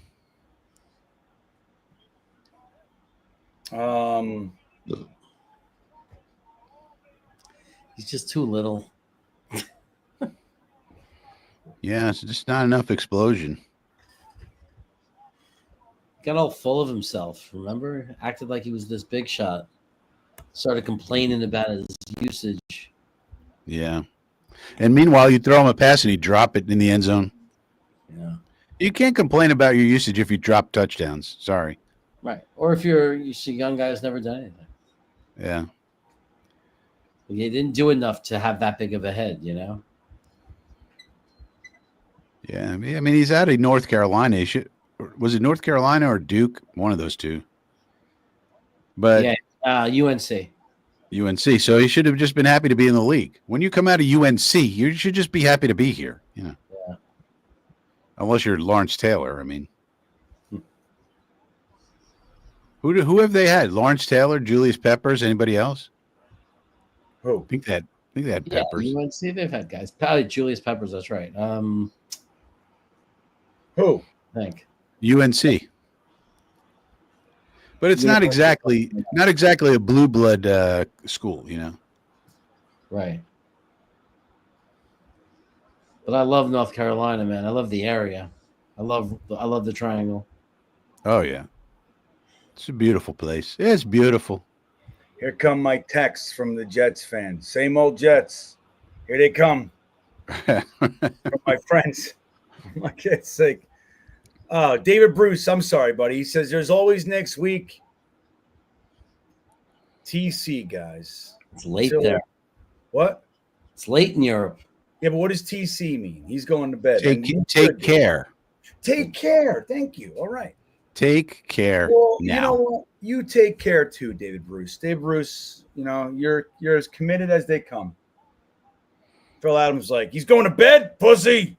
But I will say about David Bruce, he seems to be a man with two first names, and you can never trust a man with two first names. Unless he's hanging out with us at 3:45 in the morning watching the Jets. Okay, we'll make one exception for David Bruce. Neutralizer. You're like, oh, wait, well, two names. Wait, but he stays up with you till fucking 4 a.m. and watches the Jets?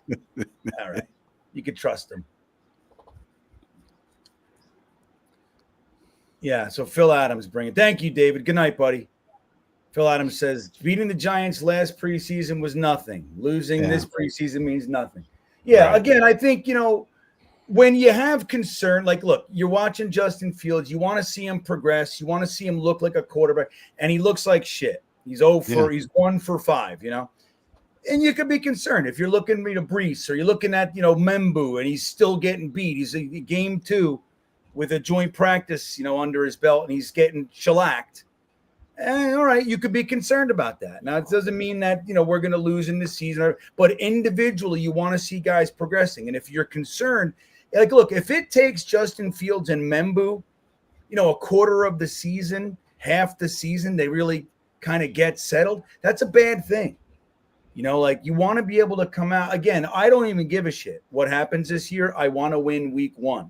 And then I'm going to root every week. But I want to beat Aaron Rodgers, dude. I don't want it.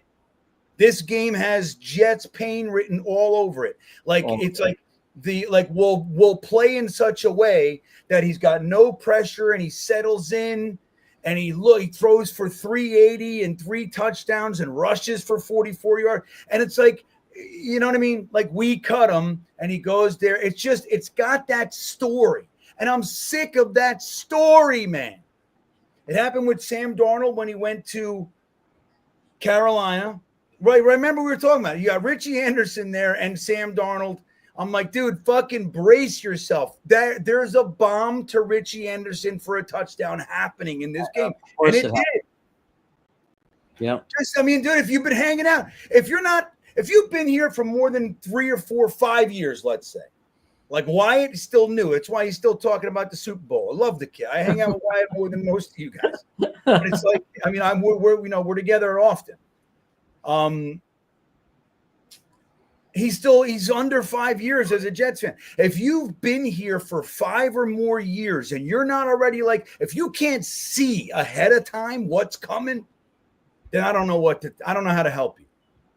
Like, it's not a guarantee, right? We've had our moments, but dude, cutting Aaron Rodgers and him going to the Steelers, an organization known for being as well run and well put together as any in the NFL. And then we play them week 1. And oh, by the way, we signed their quarterback, the guy that was their second string quarterback. We signed him to be our starter. We flipped quarterback. This game has Jets fan pain written all over it. And we are going to watch it live. And if you don't know that, then you haven't been a Jet fan long. I mean, it's just like if you've been a Jet fan for any amount of time, you know it's true. It's true. It's just, it's set up for this. Like, I knew it the second they said it. The second I saw that in the schedule, I said the same exact thing. I said, oh my God, he's going to light us up. It'll be his one good game of the year, maybe. But it will, if he has a good game, it will be week 1. Yeah. And I'm sorry, I don't know what happened there. I hit the back, but I don't know. I thought you were giving me the spotlight. Now no, yeah, right. I would have did like, wait, let me see. No, that doesn't work. Hold on, let me see how I would have did it. I would have had to put this on. Right. Nope, that doesn't do it. I don't know how to do anything anymore. I really don't know how to do it. I got to figure this all out again. Like, I used to be relatively proficient. Like, look, I haven't had to score up in a long time. I forgot. We lost. So I got the Aaron Glenn thing queued up. I'm waiting for the post game. But yeah, the wedge is all good. He's like, please, it's the only thing we have. I am pumped. You know what's funny? Remember a couple months ago, I was saying I'm turning heel for this season. I'm rooting against. I might flip. But I'd say it's hard for me. I have trained myself to be like a positive fan, and not because I always believe, because I can't allow myself to be that unhappy anymore. I can't. I get frustrated, the whole thing, but I used to get miserable. I couldn't look at the papers for 2 days. You know what I mean? Like, I couldn't do it. You know how you know that things were completely different? Like, everybody says they want it to feel different. They want it to be different.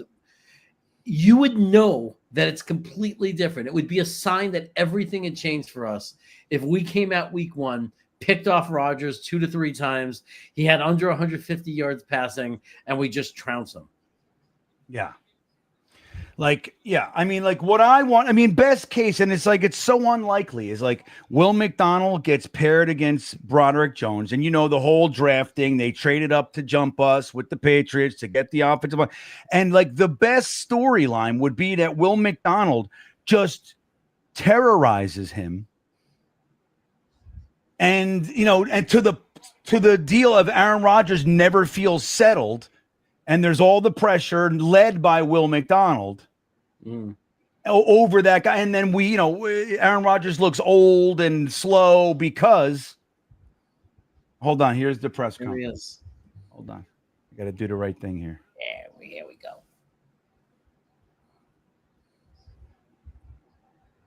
What the fuck? Hold on. All right, let me get the sound on and everything. When you look at the overall game, can you hear it? Wasn't good enough at all. I mean, that's no surprise. And on all levels, are we sloppy? Are we undisciplined? When I say undisciplined, I'm talking about some of the penalties that we had. I think we had about 8 or 9 penalties that we got to clean up. But overall, man, we got to play much better.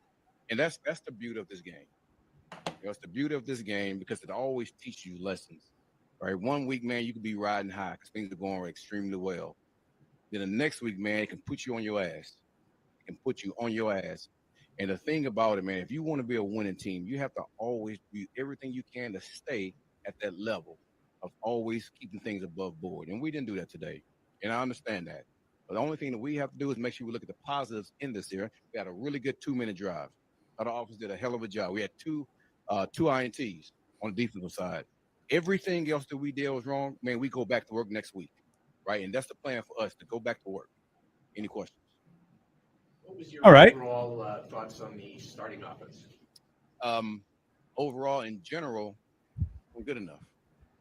I don't care if it's the starting offense. I don't care if the second team offense, the third team offense. I'm just going to say overall it wasn't good enough. Listen, I thought we ran the ball fairly well, right? But just overall, I thought we were sloppy. And the guys know that. You know, we had too many drop passes. Our passing game have to be better, right? We all know that, and it will be better.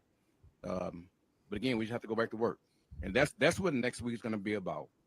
Man, I understand there's going to be a lot of noise on the outside, and I get it, all right? But our guys know, man, we're going to put our heads down and go back to work. Push you were getting on that second drive. I think there was 10 runs there, just one pass. You guys moved the ball and I thought it was a 12-play drive on that. That's when we kicked the field goal, right? Yeah, I thought our guys did a really good job of that. Man, we know that, you know, if we can just hunker down and get our guys to running the ball, that's an advantage for us. But, man, just overall still, I mean, it just wasn't good enough. What went wrong on the 80-yard bomb? I have to look at the tape and see, you know, but we don't want any explosive passes, you know, and I think they had like 2 or 3 of them. So I have to look at the tape and make sure take a look at that and see what happened. Talked about the offense overall. What did you think of Justin in his 2 series? I don't want to continue to say the same things over and over again. The offense in general was not good enough. About the play of some of your young receivers. Yeah. Talk about it. You know what? Here's the guy that really stuck out to me. There were really 2 guys. Malachi Corley. In general, I thought B. Smitty did a really good job. B. Smitty. Good job in practice also. And I thought Skinner really showed up. Skinner. Both of those guys are B. Smitty, everybody. B. Smitty. They both didn't high point the ball. And listen, I thought it was a good showing for those guys. Right on. Why didn't Will play? Say it again. Donald, why didn't he play? Will had a knee issue. All right. So I want to protect him from himself. And you had the update on Sauce. He had a calf. Nothing. The same thing he had in the week. Yep. Malachi Corley, please. Broadly about where your passing game is at, not even just from today's game, just at this point of the summer. Listen, I think it's up and down. All right. And there's been a lot of ups in camp that I really like. Today was not one of those days, which was obvious. But listen, I still have a lot of confidence in what those guys can do because they've shown it to me. You know, and once you show it, I feel like you can continue to do it. So we just got to go back to work next week, you know, and continue to hone in on those areas where we got to just be better at. And that's what it's about, man. It's about working. And I told you, we have guys that mature. We have guys that want to be good. And I expect that from those guys. So I'm looking forward to getting back to next week and getting to work on our passing game. This is a couple of days old, but you guys had a couple of veteran quarterbacks in for workouts. Yeah. I'm wondering what the thought process. Obviously, Taylor's out for another week or so. What was the thought process? Well, that was it. I mean, he was out. We had Brady went down with the ankle in practice, so we wanted to make sure we had some protection. Okay. Thanks, everyone. All right. These guys suck. They don't ask any questions that I like. I'll tell you. You know, it makes me mad. All right, let me see something here. Let's see what is Justin Fields doing the thing. Let's see if Justin Fields, everybody. Justin Fields post-game. 7 people are waiting. Let's see. We'll wait until I get a little Justin Fields action. But he mentioned B. Smitty. He did, and that makes me happy, Frankie. That's like the first time there's been an acknowledgement, like in real life, that hasn't come from us. Yeah, right. You know what I mean? It's like, wait a minute, he's real. You know? So maybe he makes a squad. I mean, and Skinner. I think Skinner's a guy you could put on the squad of practice players. And get him there. Like, so that's one thing that you have to think about with that is, can I get the guy through waivers, or not? If not, and there's two guys and one can get through waivers and one cannot, then the guy who can get through waivers, you put him on the practice squad. So I think that's for him. Brandon Smith is somebody who's bounced around a little bit. The Cowboys let him go. We picked him up. He was on our practice squad all last year. So I don't know if they feel like, what he's shown this year, they have to protect him, but he's probably making it, to be honest. That would make me very happy. Let's see. Irish Spaghetti. Oh, who was that? Who threw that ball? Troy Franklin, another guy I really liked. Jared, this is Stiddy. Stiddy. All right. The guy Zach Wilson couldn't beat out in Denver. Wait, hold on. So,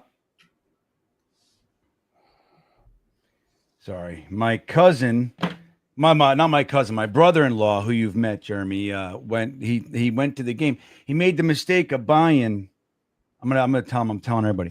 So his son was going to the game. So he's like, I want to go to the game. He looked in his son's section and he saw tickets. So he said, all right, I'm going to buy some tickets. And his son paid $50 when he bought them. So he saw 3 tickets, $170. And he said, oh, it's about $50 a piece. You know what I mean? So he bought 3 of them and they were $170 a piece and he couldn't get rid of them. So I texted him and said, hey, did you have fun? Your fucking 3 tickets?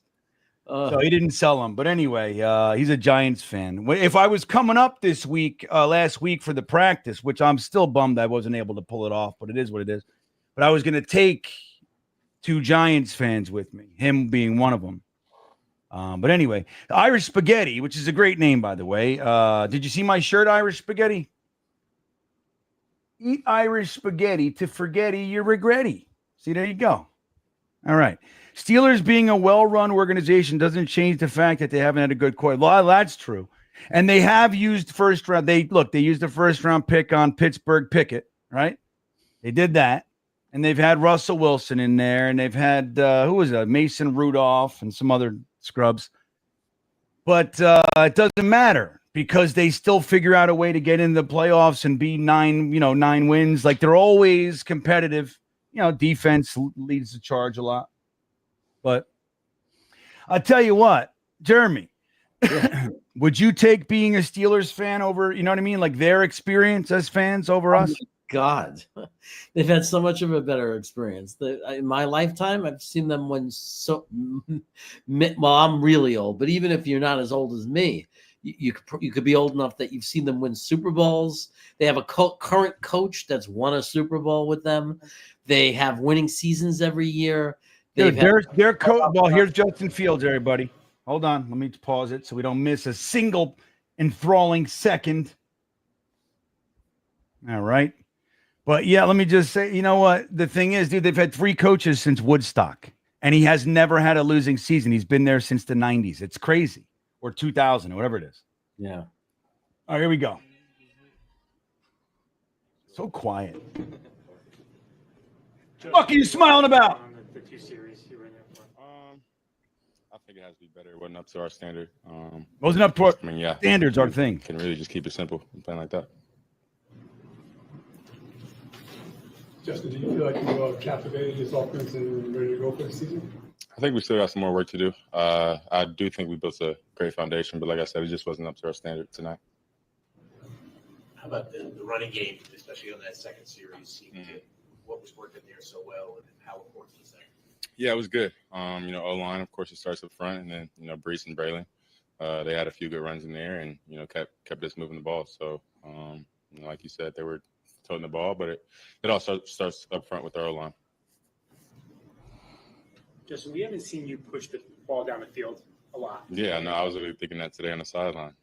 Games and in training camp, is that the defense taking it away from you? Is it the plays not being called? What kind of is the? Yeah, I mean, it's the defense taking away. I think we called one kind of deep intermediate pass today, but all those linebackers kind of sunk under that, and that's when I kind of ran and got like 5-6 yards. But yeah, I mean, we haven't. But like I said, it'll come. No need to force it. When you try to force it, that's when tip balls, picks happen. So my mindset is always going to be take what the defense gives me. So, yeah.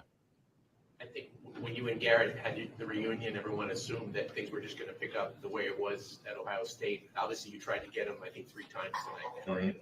You just talk about, after the long layoff of several years, getting back together with him, and you have to go through that same process with him, getting to build chemistry. Not really. Teams know that Garrett is our, number one receiver, so they're going to, game plan and try to take him away.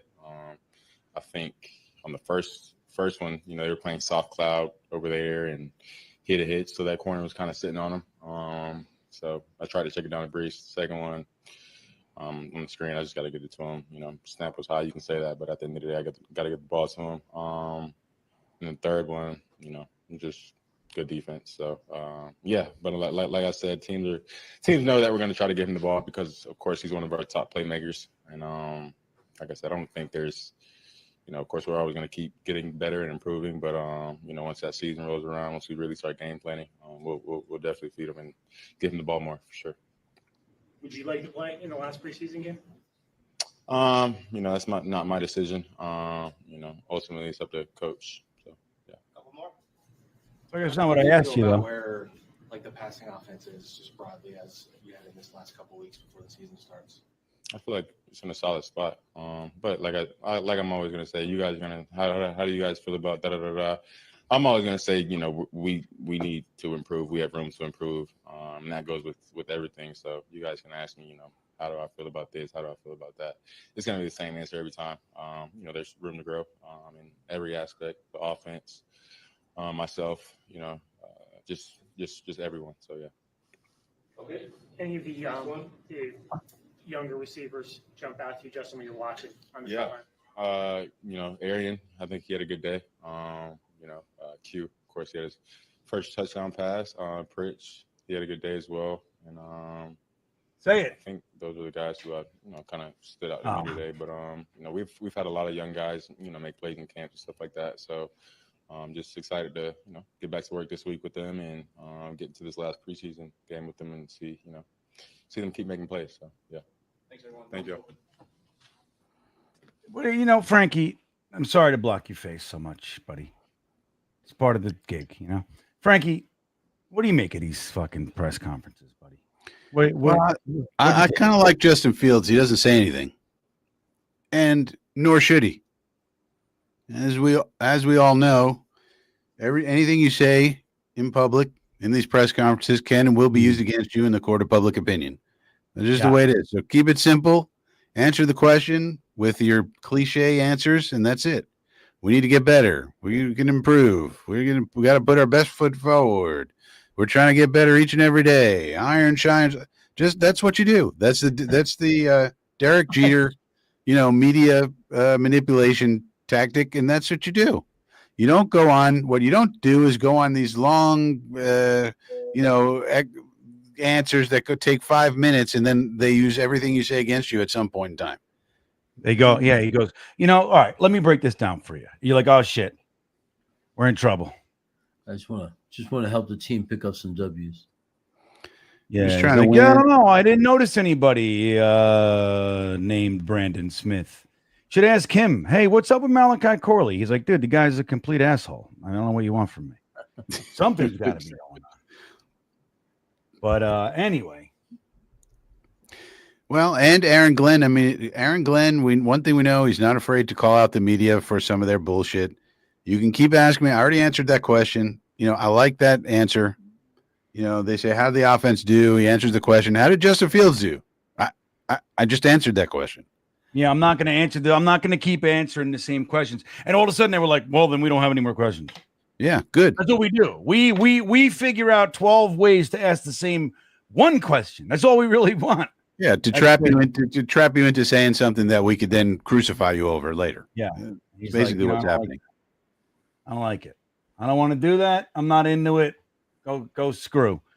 So, all right. Well, look, it's an ugly one, right? So what's the final score here? 31-12. Remember, listen, last week we scored 30 points. We won 30-12. And everybody was saying last week, it's good, blah, blah, blah. But if it was flipped, we'd be freaking out over the blah. If the Jets gave up 30 points, even though it's preseason. And that's true. And now we know it's true because we're doing it right now. Right. So the Giants scored 31. And outside of the first quarter, they looked like the better team. You know what I mean? Like straight up. It was like 7-3 in the middle of the second quarter. Right, Frank? Let me see here. Yeah, they really had. If you think of it, Frankie, real quick, it was 7-6 at the half. Yeah. If you think about it, they really had that one drive where they had an 80-yard touchdown pass or near touchdown pass. Right. Really. And then we had one good drive, but it bogged down and we kicked a field goal. That was basically the game. And if Sauce was in coverage on that, does that play even happen? Well, I worry about Cisco. I don't know what Cisco was doing on that play. He's got no one else to cover. Yeah. So I'm a little worried about Cisco and our safeties in general, but yeah, all right, but they hit that, but then they didn't do anything else really. And then we had one drive that was bad and then another drive that was good. We drove it all the way down, but then we got bogged down and kicked a field goal. That's basically all we know about the game because everything else is just BS because those players wouldn't be playing. Yeah, and the running game did look good. You know what I mean? We marched down the field on numerous occasions, and that's the one part that looked good even into the third string. The running game looked competent, right? So that's one positive. Let's go. So here's some stats. Adrian Martinez was 12 for 21, 114 yards and a touchdown. It's unfortunate because he looked really good at moments, right? Yeah, I would say he just looked competent. When you're talking about third stringers and practice squad people, you're looking for competence. You're not looking for you're not looking for somebody to just light it up because the third stringers don't do that. You just want somebody, if they're in there, they could at least look competent and kind of get you through. That's all you were looking for with him. Right now. So Braylon Allen, Justin Fields was 1 for 5, 4 yards. We know that. Braylon Allen had 7 rushes for 34 yards, which is a 4.9 yard average, Jeremy. Nice. Breece Hall, 7 for 26 at 3.7 yard average. That's not good. It's not terrible, though. It's not. It is pretty bad. For anything lower than 4 is pretty bad. 4 is what you're looking for. Right. And Wangu had 5 for 26, 5.2 yard average. 5.2 for Kine. Hey, and that's pretty good. Justin Fields had a 5-yard scamper. So he's the leading receiver, everybody. What are you ready for this? Is none other than you skipped one. Smitty. But you skipped our favorite guy. What about Donovan Edwards? How did he do? GreenBean? Doesn't say. Hold on a second. Donnie Eds. Let me refresh and see if they. Donnie Eddie. He only got a couple of carries. D. Edwards. Oh, there he is. Okay, here we go. So Lawrence Toffoli had 4 for 24. He had a 6-yard average, Frankie, at the end of the game there. Donovan Edwards got the most carries, if you can believe that, 8 for 21. Now, this is when you start saying it's a bad 2.6 yard average. Not good for him. No, that's not. He didn't exactly light it up in the return game either. He caught it, ran it, but he didn't do much. He didn't make any noise. So not the best game for him. Leading receiver, B. Smitty, as Aaron Glenn mentioned, and Justin Fields did not. 5 for 48, 9.6 yard average. Quentin Skinner with 4 for 48, 12-yard average, and one touchdown, Frankie, the lone touchdown. Arian Smith had 2 for 39. We saw a couple drops from him as well. Big plays, though, 19.5 yard average. Ontario, that's Pookie, you said? Pookie Wilson. Pokey. That's Pokey. I don't like the name Pokey. All right, he's going to be gone anyway. 2 for 26. He had numerous drops at the end there, which is unfortunate. Jamal Pritchett, 2 for 10. Stone Smart, 2 for 10. Donovan Edwards had a reception for 7 yards. Mason Taylor had the lone Justin Fields reception, 1 for 4 yards. Who is that running? Who is that? McLaughlin. The Denver Broncos are going to be very good. Mark my words. Sean Payton. Sean Payton. We all defended what's his face. Defense. Here we go. Zaire Barnes, believe it or not, had the most tackles, 4, and then followed by Dean Clark, Jarius Monroe, Isaiah Oliver. They all had 3. JBC had 2 and 2 assists, but also, he had that goal line tackle, which was real nice. A bunch of shit. I'm not going to go through all those guys. Kick returns, Donovan Edwards had 3 for 51, 17-yard average, Frankie. What are we looking for there? You want it to be like a 25-yard average, don't you? 20? For what? For what? Kick return. Kick returning. Kick return, I mean, at least 20, 25, I guess. I don't know. I'd have to look at it. Yeah, me too. Not good. And Wangu, 1 for 36 or 38. He had 38-yard average. Xavier Gibson, 1 for 23, 23-yard average. And Malachi Corley with a return, 1 for 19, 19-yard average. Jamal Pritchett had 2 punt returns for 7 yards. Nick Folk was 2 for 2, long 38. And Austin McNamara, guys, the player of the game, the Bloody Knuckles player, 6 punts for 294 yards. A 49-yard average, not fucking bad. 3 inside the 20. I think 2 of them were inside the 10. Yes. They should have that. So that's the box score. Obviously, we talk about it all the time. The box score does not tell the whole story, but that's the straight up numbers. The box score is limited. You know what I mean? And its ability to tell the story. But the numbers are the numbers. So what do you think, Frankie? Yeah, so some of the running backs looking good. Some of the wide receivers who can move up in competition. Adrian Martinez, like to move him up in competition level. Some of these dudes, you just got to keep them moving up the levels. And other dudes are falling down. Corley's falling down. I don't know. I'm worried about our safeties. I think Cisco and question mark is not a good plan. No, and Malachi Moore is look, I've said it many times. I'm hoping that he makes enough noise, to be the guy who wins the starting job. I didn't see it today. He actually looked very much like what annoys the shit out of me about the safeties we've had, the Whiteheads of the world. And so when they come in for the big hit, dude, and they don't just do the thing that you wrap your damn, when they don't do that, and you see guys bouncing off on them, running downfield. It's one of my biggest pet peeves in the game of football. Yeah, it's not fundamental football either. It's contrary to everything that AG preaches and any good football coach would preach. And this is a kid who came out of Alabama. So I'm supposed to think maybe this guy knows what he's doing and fundamentally, and no, he does not. So it seems to me it's going to be Cisco and Tony Adams, and that's a problem. That's a problem. And we got defensive line depth problems, and we got all sorts of problems. Well, it is what it is. Yeah. What do you think, Jeremy? You like, what do you think? I wanted to sign the kid out of Kansas City, the safety. That was my guy the whole time, but we didn't want to do it. Which one was that? What the hell was his name? Justin. Right on. Yeah. Okay. We could have signed so many safeties. We still could sign safeties. I just wanted a real proven safety. Like, why was that going to be so hard and so difficult? Let's see. All right, let's see here. We're going to take a look. We're going to take a look at what's still out there at safety to see if Jeremy can find somebody here. Well, he was signed, the guy. I know, was signed. Oh, yeah, but somebody else. Let's see here. We got safety. All right. Let's see. Available. That's what we want, Jeremy. I'm going to share my. Who's out there? Available safeties. All right, here we go. These guys. I know Frankie wanted Pinnock.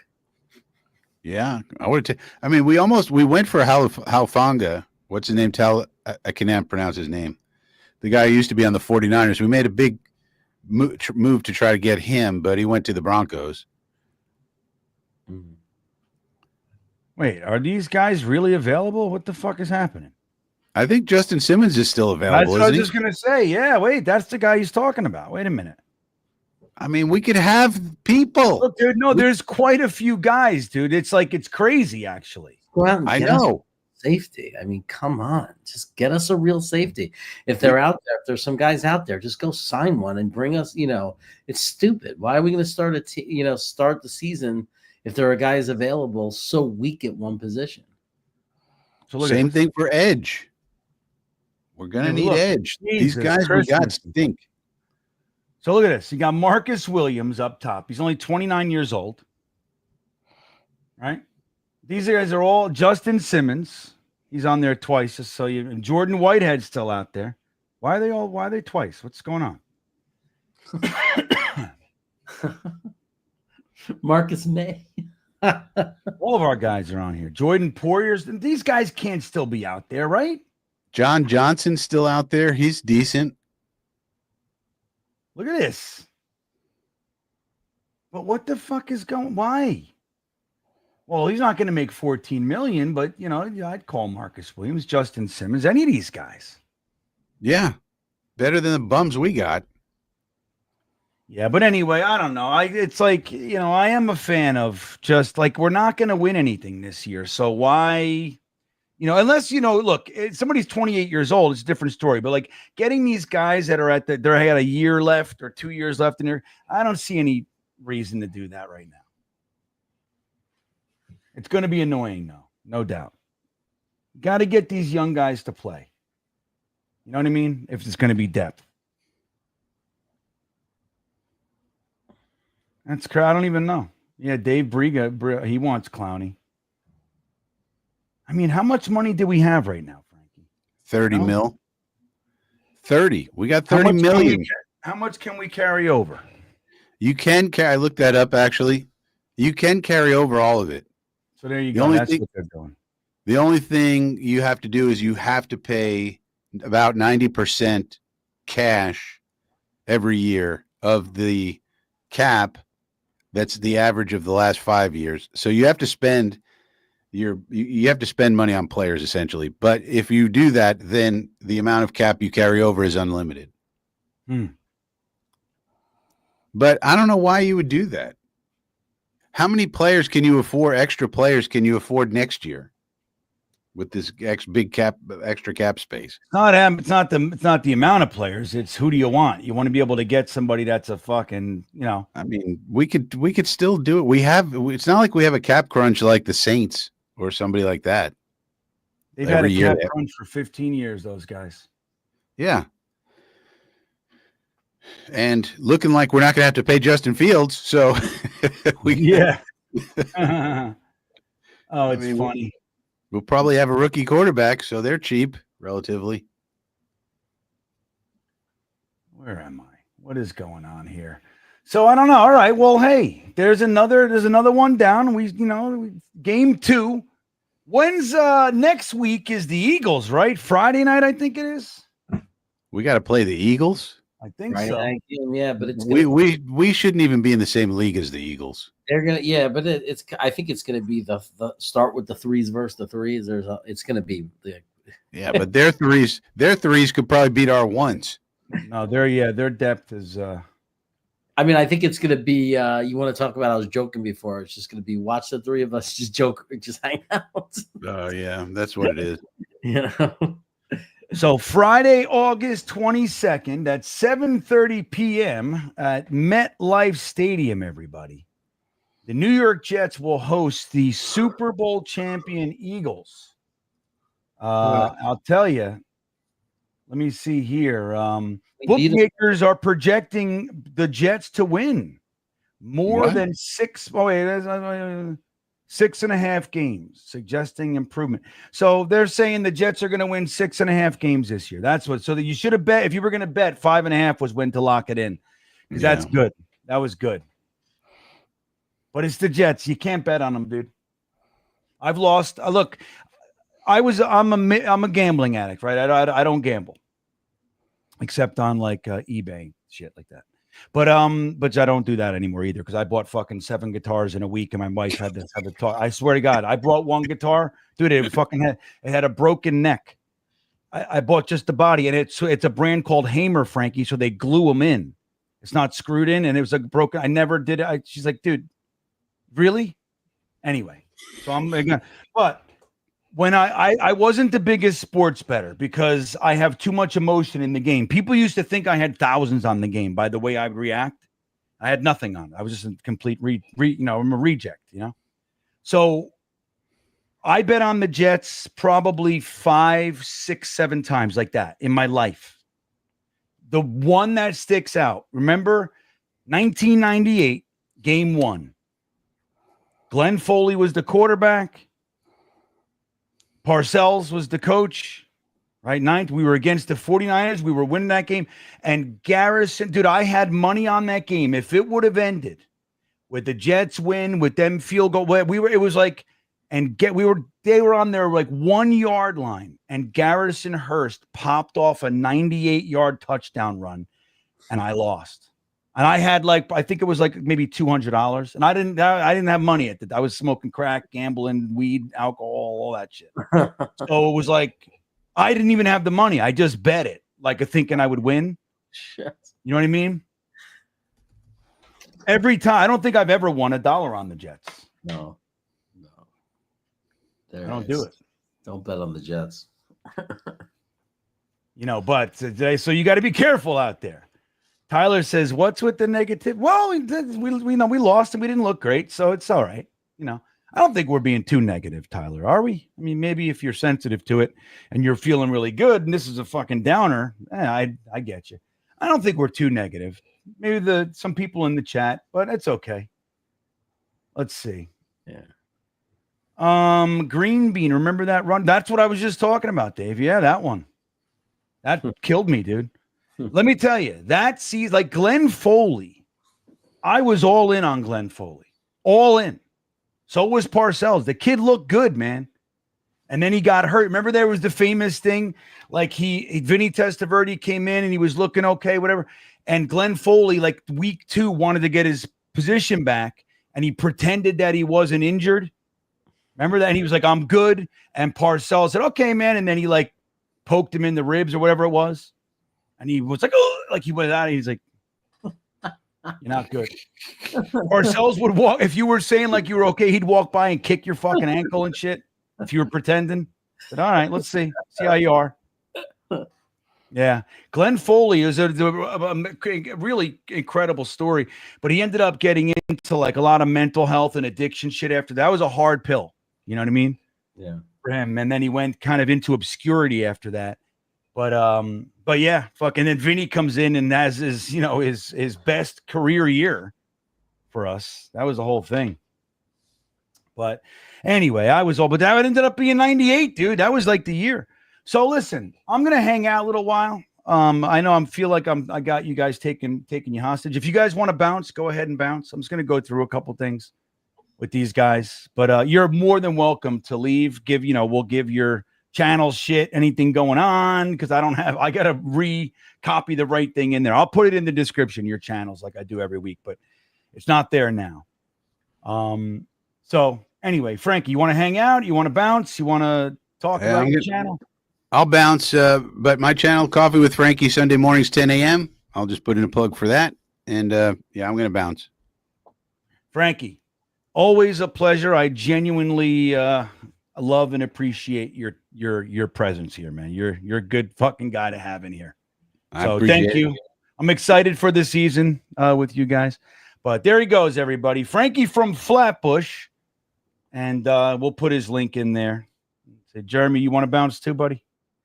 Yeah, I'll let you go on right now and do your solo. Yeah, just a little while. But yeah, man. I know I can feel it. I'm just chit-chat. I'm like, yeah, these guys. I feel like you want to go and talk. So yeah, I'm gonna just say I just posted a review yesterday on Brooklyn Brothers Food Review of what I really truly believe might be one of the best German restaurants in the country. While I was in Charlotte, I ate there. It was incredible. If you like schnitzel and German food, it's incredible. So Brooklyn Brothers Food Review, if you want to see that video. And then, of course, I'll be on again next with Matt O'Leary on his channel, 3 p.m. on Wednesday. 3 p.m. And you know what I'm going to do? I'm going to drop. I'm going to drop that channel. I started to watch that. I got distracted, but I started to watch that German video today. It's in I love German food, by the way. Yeah, it's the only place I had that ever came close to that in America, like, that's that good, was in Queens. There's a place, in forgetting, I don't want to say the wrong neighborhood, but that most people in New York know if they're into it at all. There's a really great German restaurant in Queens that's that's what this reminded me of. It was very, very authentic, really, really special. All right, well, that's good. Yeah, I'm going to drop the channel in here. I'll also drop Frankie's. I forgot to. I could just do that from the I could pin it. You know what I mean? You should have reminded me. Hey, you can pin it. Yeah, don't feel like pandering. You know what I mean? Yeah, we got the whole season and everything. Yeah, this is just preseason. But anyway, I want you guys to get viewers, all that kind of shit. But anyway, Jeremy, thank you. And I enjoyed my time with you tonight. 3 hours and 41 minutes or so. Actually, 4 hours and 11 minutes, really. Yeah. Good time. But anyway, have a good night, bud. Well, I'll see you. Everybody. Yep. All right. So I'll drop their links here. I'm going to pin it real quick just to the top. So I will say, guys, if you haven't subscribed, it's really, you got to get on this thing. I'm dying over here. You know what I want to get to? I'm at 13,698. It's ridiculous. And it keeps going over 7 and then coming. I want to get to 15,000 this year. Like, it's just enough is enough, right? Now, last year, it's crazy. Like, when I take a break, I've told you guys this. When I take a break, it's a weird thing with my channel. I've asked, like, other guys. They don't have the same thing that I do. I guess people get mad at me when I take a break because I lose a lot of followers when I take a break. So I don't remember how many it was this year, but it was a major hit. So I'm climbing back. But last year, I think I gained 2,000, 1,500, something like that over the course of the season. But now we're in striking distance to 15,000. And it's like, look, I hang out with Ryan, I hang out with Matt, I hang out with Jake, and all these fucking, it's like, come on. They got 30,000, 25,000, 40-something thousand. And it's like, hey, what happened over here? I know you guys, so help me out. Help me out. And this season, we're going to have a lot of fun, man. All right, I'm figuring out the whole schedule. GreenBean's Jets pod will be back in some fair. It might look a little bit different, but we're working on it. We are figuring it out. It's really it's cool. I got a lot of people that reached out about dude, the audio side, really more the audio people. I put it out as a podcast every week. And I've done it for the last 3-4 years. So dude, I am seriously pissed. That's my Monday morning because I release it at 6 a.m. I give it to the beanbaggers early, and then I release it to everybody else Monday morning at 6 a.m. So anyway, we gotta get it all going. You know what I mean? We got to get it all going. So if you haven't subscribed, please do. If you haven't hit the like button, please do. We're sitting at 257. There's only 150 of you in here now. There's a lot more on X. What do we got? We got 347 on X. If you guys are on X watching, hey, give me a follow, huh? Give me a follow on the old X-a-rooney. That'd be good. But let's see. We got some questions in here. Dave Briga, GreenBean, are you going to Tampa road? I'm not going to any road games this year. I haven't gone to a road game in a long time, to be honest with you. But I'm going to opening day this year. Now, I know Jake and Nick are doing something. I think it's week 5. And if the Jets are good, I talked to Nick and Jake a little bit about it. If the Jets are good, I might go up for that. But, it's like if they're not, I can't justify the trip, man. I'm just far enough that taking a plane is ridiculous. You know what I mean? But driving sucks balls. I'm in this weird cusp because I got to drive through, Northern Virginia, which sucks. Northern Virginia is terrible.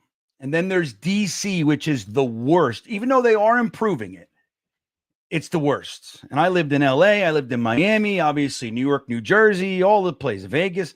It's bad. DC is one of the worst, if not the worst. And then Baltimore sucks too. And then I got to do Delaware and Jersey and the whole thing, So it's a pain in the ass. It's not an easy trip. It's like usually between 6 and 7 hours. And it's not a fun 6 hours. Like if I'm driving down south to Dollywood, like where Dom C is, where he's going right now, it's a delightful drive. Mountains, it's beautiful. Most of the time, 81 can be bad. But, this fucking ride north is no joke, man. But it's like, so I like to take the train. The train's amazing. But what happens when I get there? I got no car. So I got to rent a car and the whole money. It's like, it's all, that doesn't work out. It's like weird. When I was in Florida, it was easier. I just jumped on a plane to Newark. You know what I mean? It was like easier decision. This is weird. Cuspy. I could fly, but then again, I don't have the car. So you add it all up and it doesn't make sense. I like having a car. So anyway, I'm coming up for opening day. And then we'll see. So I'm not, look, Baltimore, we're playing in Baltimore this year. The New York Jets are playing the Ravens in Baltimore. Now I have a couple hookups in Baltimore. My wife's from Baltimore. And I've had it floated. If you're interested, that kind of thing. Now, the good news is I have a real excuse, but I wasn't going anyway, but I have a real excuse. So I'm going up north to Matt O'Leary's wedding that same weekend. So I can't go to Baltimore. But let me tell you something. The last thing I want to do, man, is to go into a stadium because I'm going to be wearing my stuff, right? The rules are the rules. I'm not going to hide. Look at that, though. Oh, that was nice. Nice little smart heads up. The rules are rules. You wear your colors. You can't be a vagina, with all due respect, right? So I'm going to go into this stadium of a team that's always good. I'm going to walk in there with my green shit, and I'm going to sit there, and I'm going to watch my team get beaten up, and people around me having a great time, and I'm miserable. I don't want it. I don't find that fun at all. You know what I mean? That's not attractive to me at all. Now, if the Jets are good, I know there's guys, they go everywhere. That's so it looks fun to me. Don't get me wrong, but I just can't. I'm old and beaten up, dude. I'm old. I'm not like old, like a grumpy old. I'm old, but I've been doing this a long time. I used to get real excited, drive around the place and do the things over here. I go to Pittsburgh. I'd go to fucking, where else did I go? Baltimore. I've been up to, no, I didn't go. I didn't go to Buffalo. I was going to go to Buffalo. I didn't end up going. But anyway, I used to do that stuff. Now I'm just like, I can't do it. If we're good, which I don't even remember what it feels like, maybe, just maybe, I'll get excited enough to do some stuff. You know what I mean? But up to this point, it hasn't gotten me there. I went to 2 games 2 years ago. Now, the first game I went to was the 2 years ago, right? So I went to the first game I went to was our meetup, and it was really great. It was against the Chargers, but we had a great time. Got on the field for the opening ceremony thing, and it was at night. And my nephew, like as they were practicing the kicks, he caught the kick. You know what I mean? Like from whoever Zerline, it went into the net, and he caught it. It was a great night. And then by the time we got to our seats, we sucked. We lost the game already. And we didn't score a touchdown. Then I went back for the first ever Black Friday game. You know what happened then, right? Anybody know? And I took my buddy, who's a Miami Dolphins fan, because we used to go to games all the time together. Every Miami Jets game, he went with me for years, man. One of my best buddies. I don't see him all that often. So it was his 50th birthday. I called his wife, said, listen, does he have tickets to this game? She said, no. I said, don't let him buy tickets. I'm getting them for him. So I got him tickets for his 50th birthday, and I took him to the damn Black Friday game, and we watched the Hail Mary. It's fucking Tim Boyle, USA. You know what I mean? That's what I see. So you want me to, I'm going to be motivated to buy tickets and head down to Miami or Tampa or whatever? I can't do it. I can't do it. And I applaud the guys who can. Phil Adams, and that's a great sentiment. You're right. And I would rather have that. But I believe that there's at least 1,300. That would be, they're good. I see him on Talking Jets. You know what I mean, Phil? But you're right. I'd rather have a condensed, I would, pure, good people than just like the whatever. But I think we should get some more. Scott says I'm better. Well, I don't know if I'm better than all those guys, but I do appreciate. I've been doing it a lot longer than some of the other guys. Not Matt and Ryan, though. They were before me. They were, I used to go to the gym and I would look for stuff. So I would listen to Tyson Talking Jets. He was with Long Beach Joe at the time, but they were just an audio thing. And I would listen to them and it'd be an hour or whatever, and then it'd be over. And then I would literally go through YouTube and I would see Matt O'Leary. He was a young guy. To me, I would say at the time, I would have said a young kid. I won't anymore. But I used to say that. And I would watch him. He was still when I first started, he was still talking about like the Islanders and the Mets, but it seemed like it was mostly Jets. And then very quickly, it became like more Jets. And I remember watching him like, oh, I like this guy. I would comment every now and then. He would respond. I didn't know what was going on. I'd be like on the bench between sets. And I'd be like, hey, man, I like what you said about the fucking blah, blah, blah. Jordan Jenkins, he's going to go to the Pro Bowl. Stupid shit. But yeah, everybody else, it was Gangrene David, Boy Green, Tyson, and Ryan, and Gangrene David. That was it. It was like when I came in, it was like there was nobody. I could fill any spot. Then it was like, man. Right, Paula? Everybody says, let's subscribe. It's a lot of fun. Right. Well, one thing I can say is I'm definitely different than everybody else. Everybody's unique, right? No doubt. Everybody's unique, has their unique, but I'm definitely different. I think I'm one of the only ones that's not afraid to just drop F-bombs. I tell you, I don't hear many of those out there. I don't know if it's good or bad, but it is what it is. What is X, Scott says? That's Twitter. Oh, it's Twitter, right? Paula, I love the train. The train is amazing, man. Especially if you can get in there and get the dining car and just sit there on your desk. Dude, it's the best. But I don't care. I'll go in the quiet car. I go in the quiet car and I just work I put my headphones in. It's the best. Sleep, eat, you wake up and you're in New Jersey. It's great. It's really something else. The plane, you know what's interesting though? Like you look at all the security on the planes, it's crazy. And then on the train, dude, there's a mess of people outside. The train pulls up and we all walk on with bags of, it could be explosives. Nobody cares. Nobody even looks. Nobody questions nothing. Isn't that amazing? Yeah, Chad, it's brutal.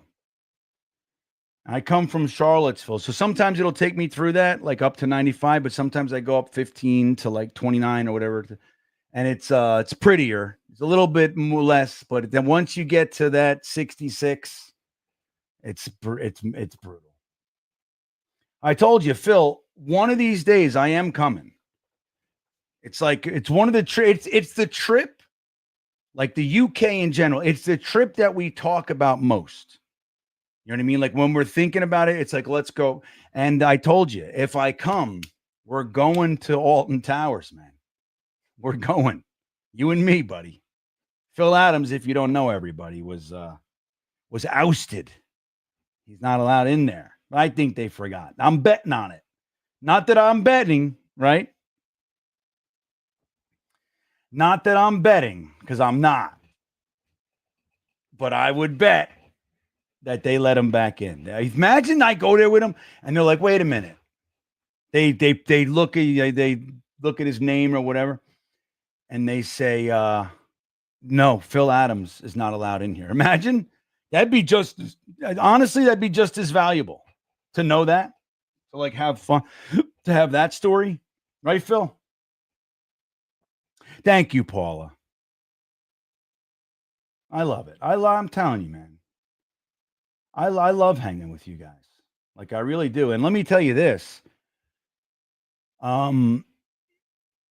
Without the banter and the camaraderie and all that shit, like, dude, the last 5-6 years of being a Jets fan, I mean, I don't know, like, if I was just watching. Now, I always had friends that I'd watch with and shit, but like the last bunch of years, like, when I moved to Florida and all that shit, I didn't have like a Jets group. I went to the South Florida Jets fan club, and that was great.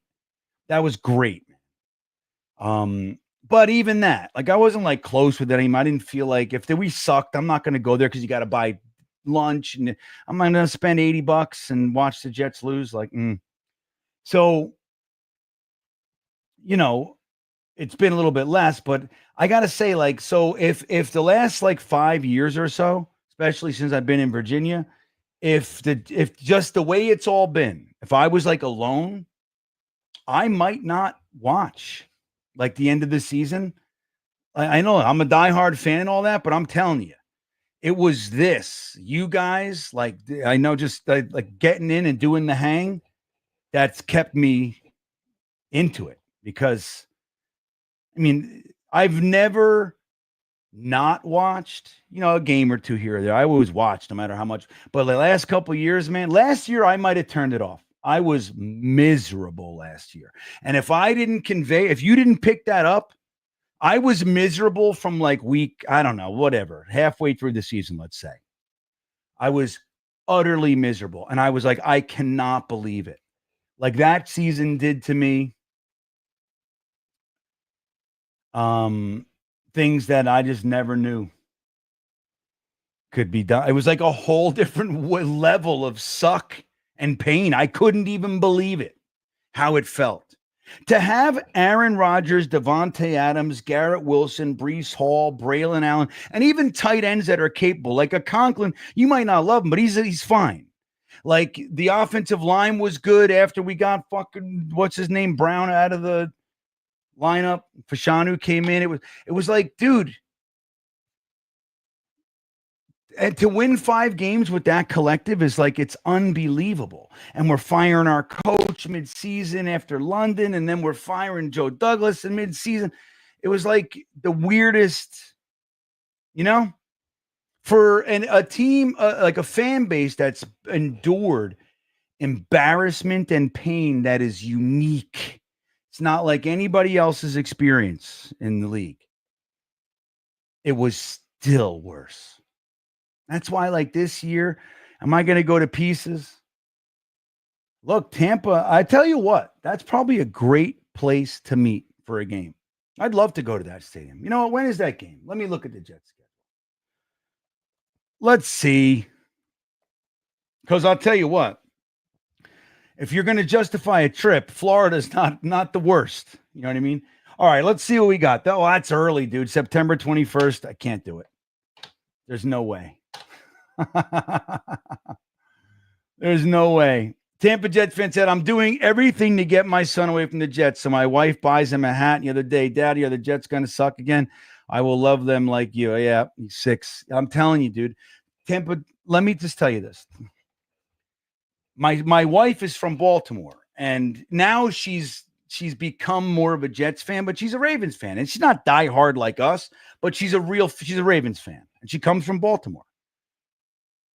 And they're good. So fucking why not?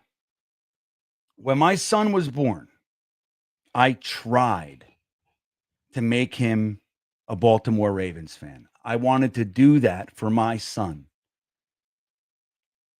I tried. We bought him Baltimore pajamas. He had Baltimore footballs. I did the whole thing. And Aunt Gina would send the fucking Jets jersey. You know what I mean? Aunt Gina was messing with the plan. But overall, we tried. And then I made the mistake. So when the Jets in 2010, remember 2010, Rex Ryan, fun AFC Championship game. I was going to the South Florida Jets fan club. And there was like 300 Jets fans in there. It was crazy. Hammerjacks in Davie, Florida.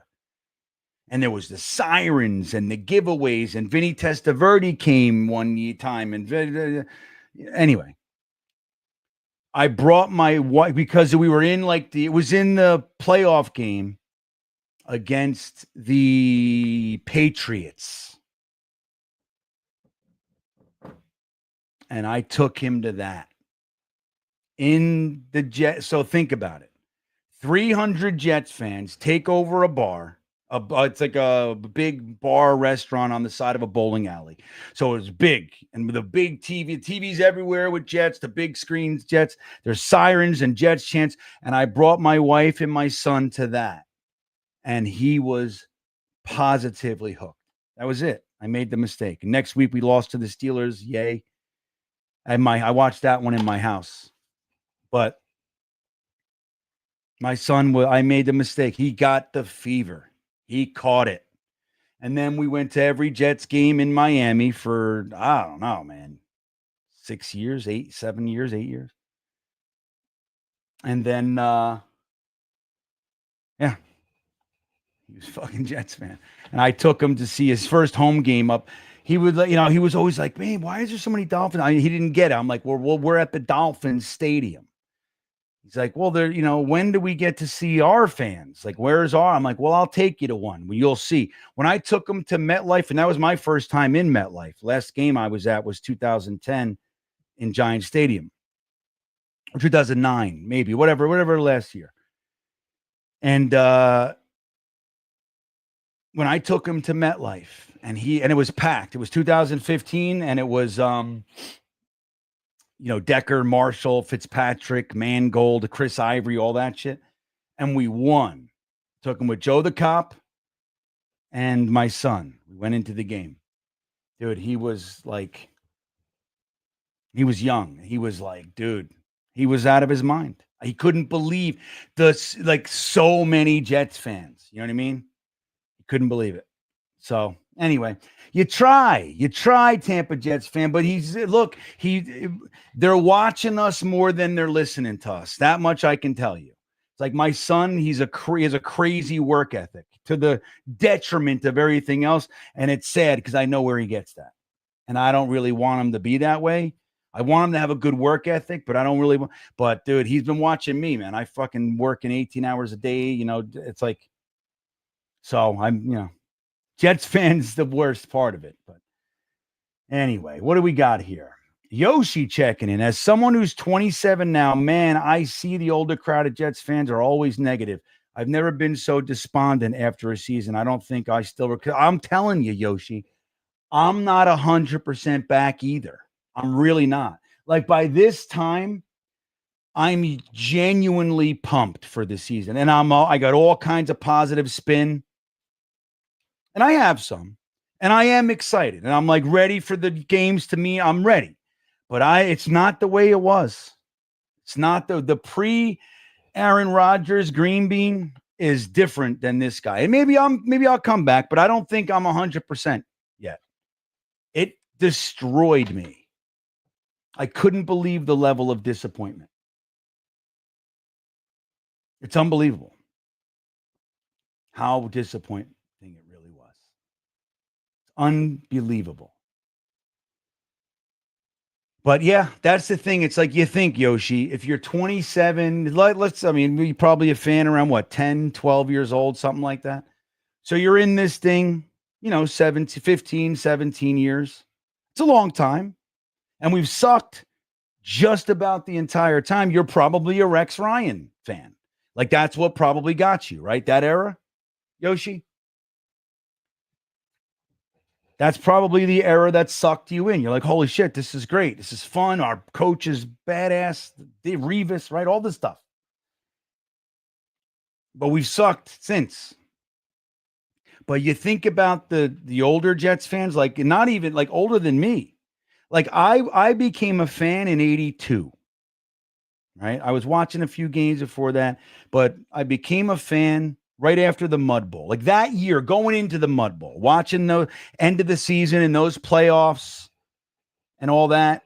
That was when I became a fan. Like the following season, I was a Jets fan. You know? So that's 43 years this will be. This is my 43rd year. Right? Right? 10. Yes, my 43rd year. Think about it, buddy. As disappointing as this has been. Now, look, we've had a few years in there where we were competent. But like Parcells, 3 years he gave us, we were competent. 9-7, 12-5, and 8-8 because of the quarterback stuff. And then Al Groh comes in, we're 5-1, and he ends up being 9-7 and leaves for UVA. We hire Herm Edwards and Terry Bradway to be the GM. And they ride that. We still had Curtis Martin. We had Vinny Testaverde. We had Chad Pennington. You know, so they draft Santana Moss. We got Lavernius Coles. You know what I mean? Like there's John Abraham. There's Son Ellis and all the stuff. So they're riding that.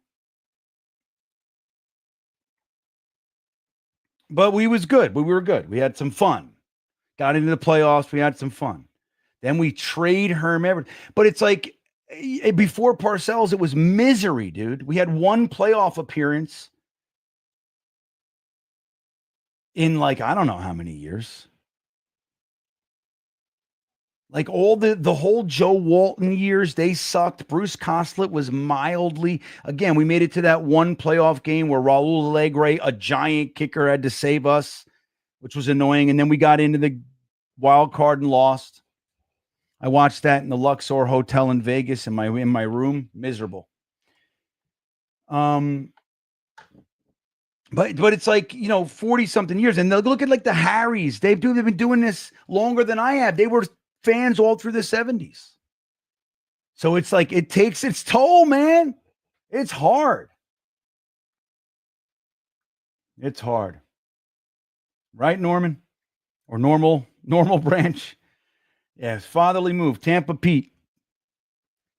Paula says, I understand. I'm a fan, but if I didn't have you and the people in the chat to talk to and watch games, I don't know if I would have watched all. Dude, right? There were games last year, Paula, especially like the Cardinals game comes to mind, where it was like, it's just hours of watching. Complete and utter incompetence, and not even just, it looked like they didn't even care. The Cardinals scored on 5 consecutive drives, and Aaron Rodgers couldn't answer. Like, what the is this? Like, that's a game.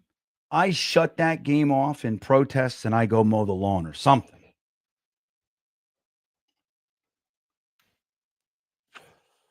But yeah. Just say with the Titans, Phil Hoffman. Yeah, dude. And I feel it. It's like whatever I'm bringing, you got more. It's crazy.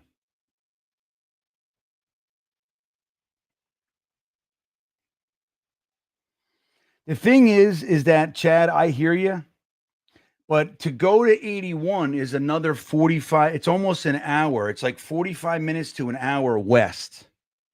Or I got to drive through the mountains and you know, I can cut it off a little, but it's the same. It's like it adds, you know what I mean? It's weird. It's an interesting thing. I did it. It didn't really save, but it was a little bit less stressful. So that's the thing. And if that, you know, maybe that's the value. But anyway, all right, let's do a couple more. Mr. Bean, I'd like to thank you for your optimism and a philosophical underlying message of peace and tranquility. Love you, dude. Got a good deal. Not as a kid. You all, hey, thank you. I try. You know what I mean? Keep it together. We're all friends. That's what I like. I like you guys. Yeah. Thank you, the Wedge. I'm still pissed at Cat. Dude, me too. I watched that one, that double overtime madness. I still remember that game like it was yesterday. I watched it alone. I stayed up late in my living room as a kid. I couldn't believe it. It's crazy. The heartbreak. Double overtime. And we were up 10-0 in the fourth. I mean, not 10-0, but we were up by 10 points in the fourth quarter. And Freeman McNeil went in for a touchdown. I was like, dude, this game's a wrap.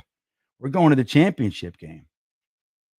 86. That's the year, actually, if I remember correctly, this info. Yeah, we lost 5 in a row, and then we benched Kenny O for Pat Ryan, and he played well. Crazy, man. All right, Phil. Jets fandom is great if it wasn't for the football. Right, man. That's perfectly said. Perfectly said. All right, guys. Look, we're going to get out of here. 2 things. Well, a couple things. One is please subscribe to the channel if you haven't already. Looking to get to 15,000 this year or greater. But that's my goal, man. 15,000. I've had enough of being under that already. Let's do it. Let's do it. Like the video if you haven't already. Smash the milk dump. Yeah, man.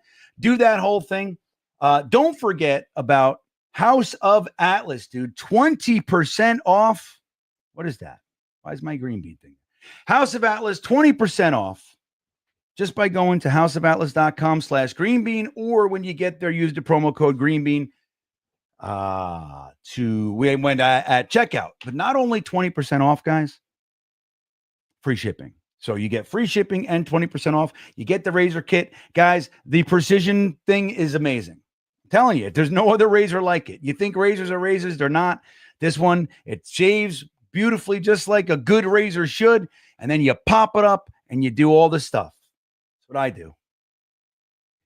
It's in my thing. It's just, used. It's used now.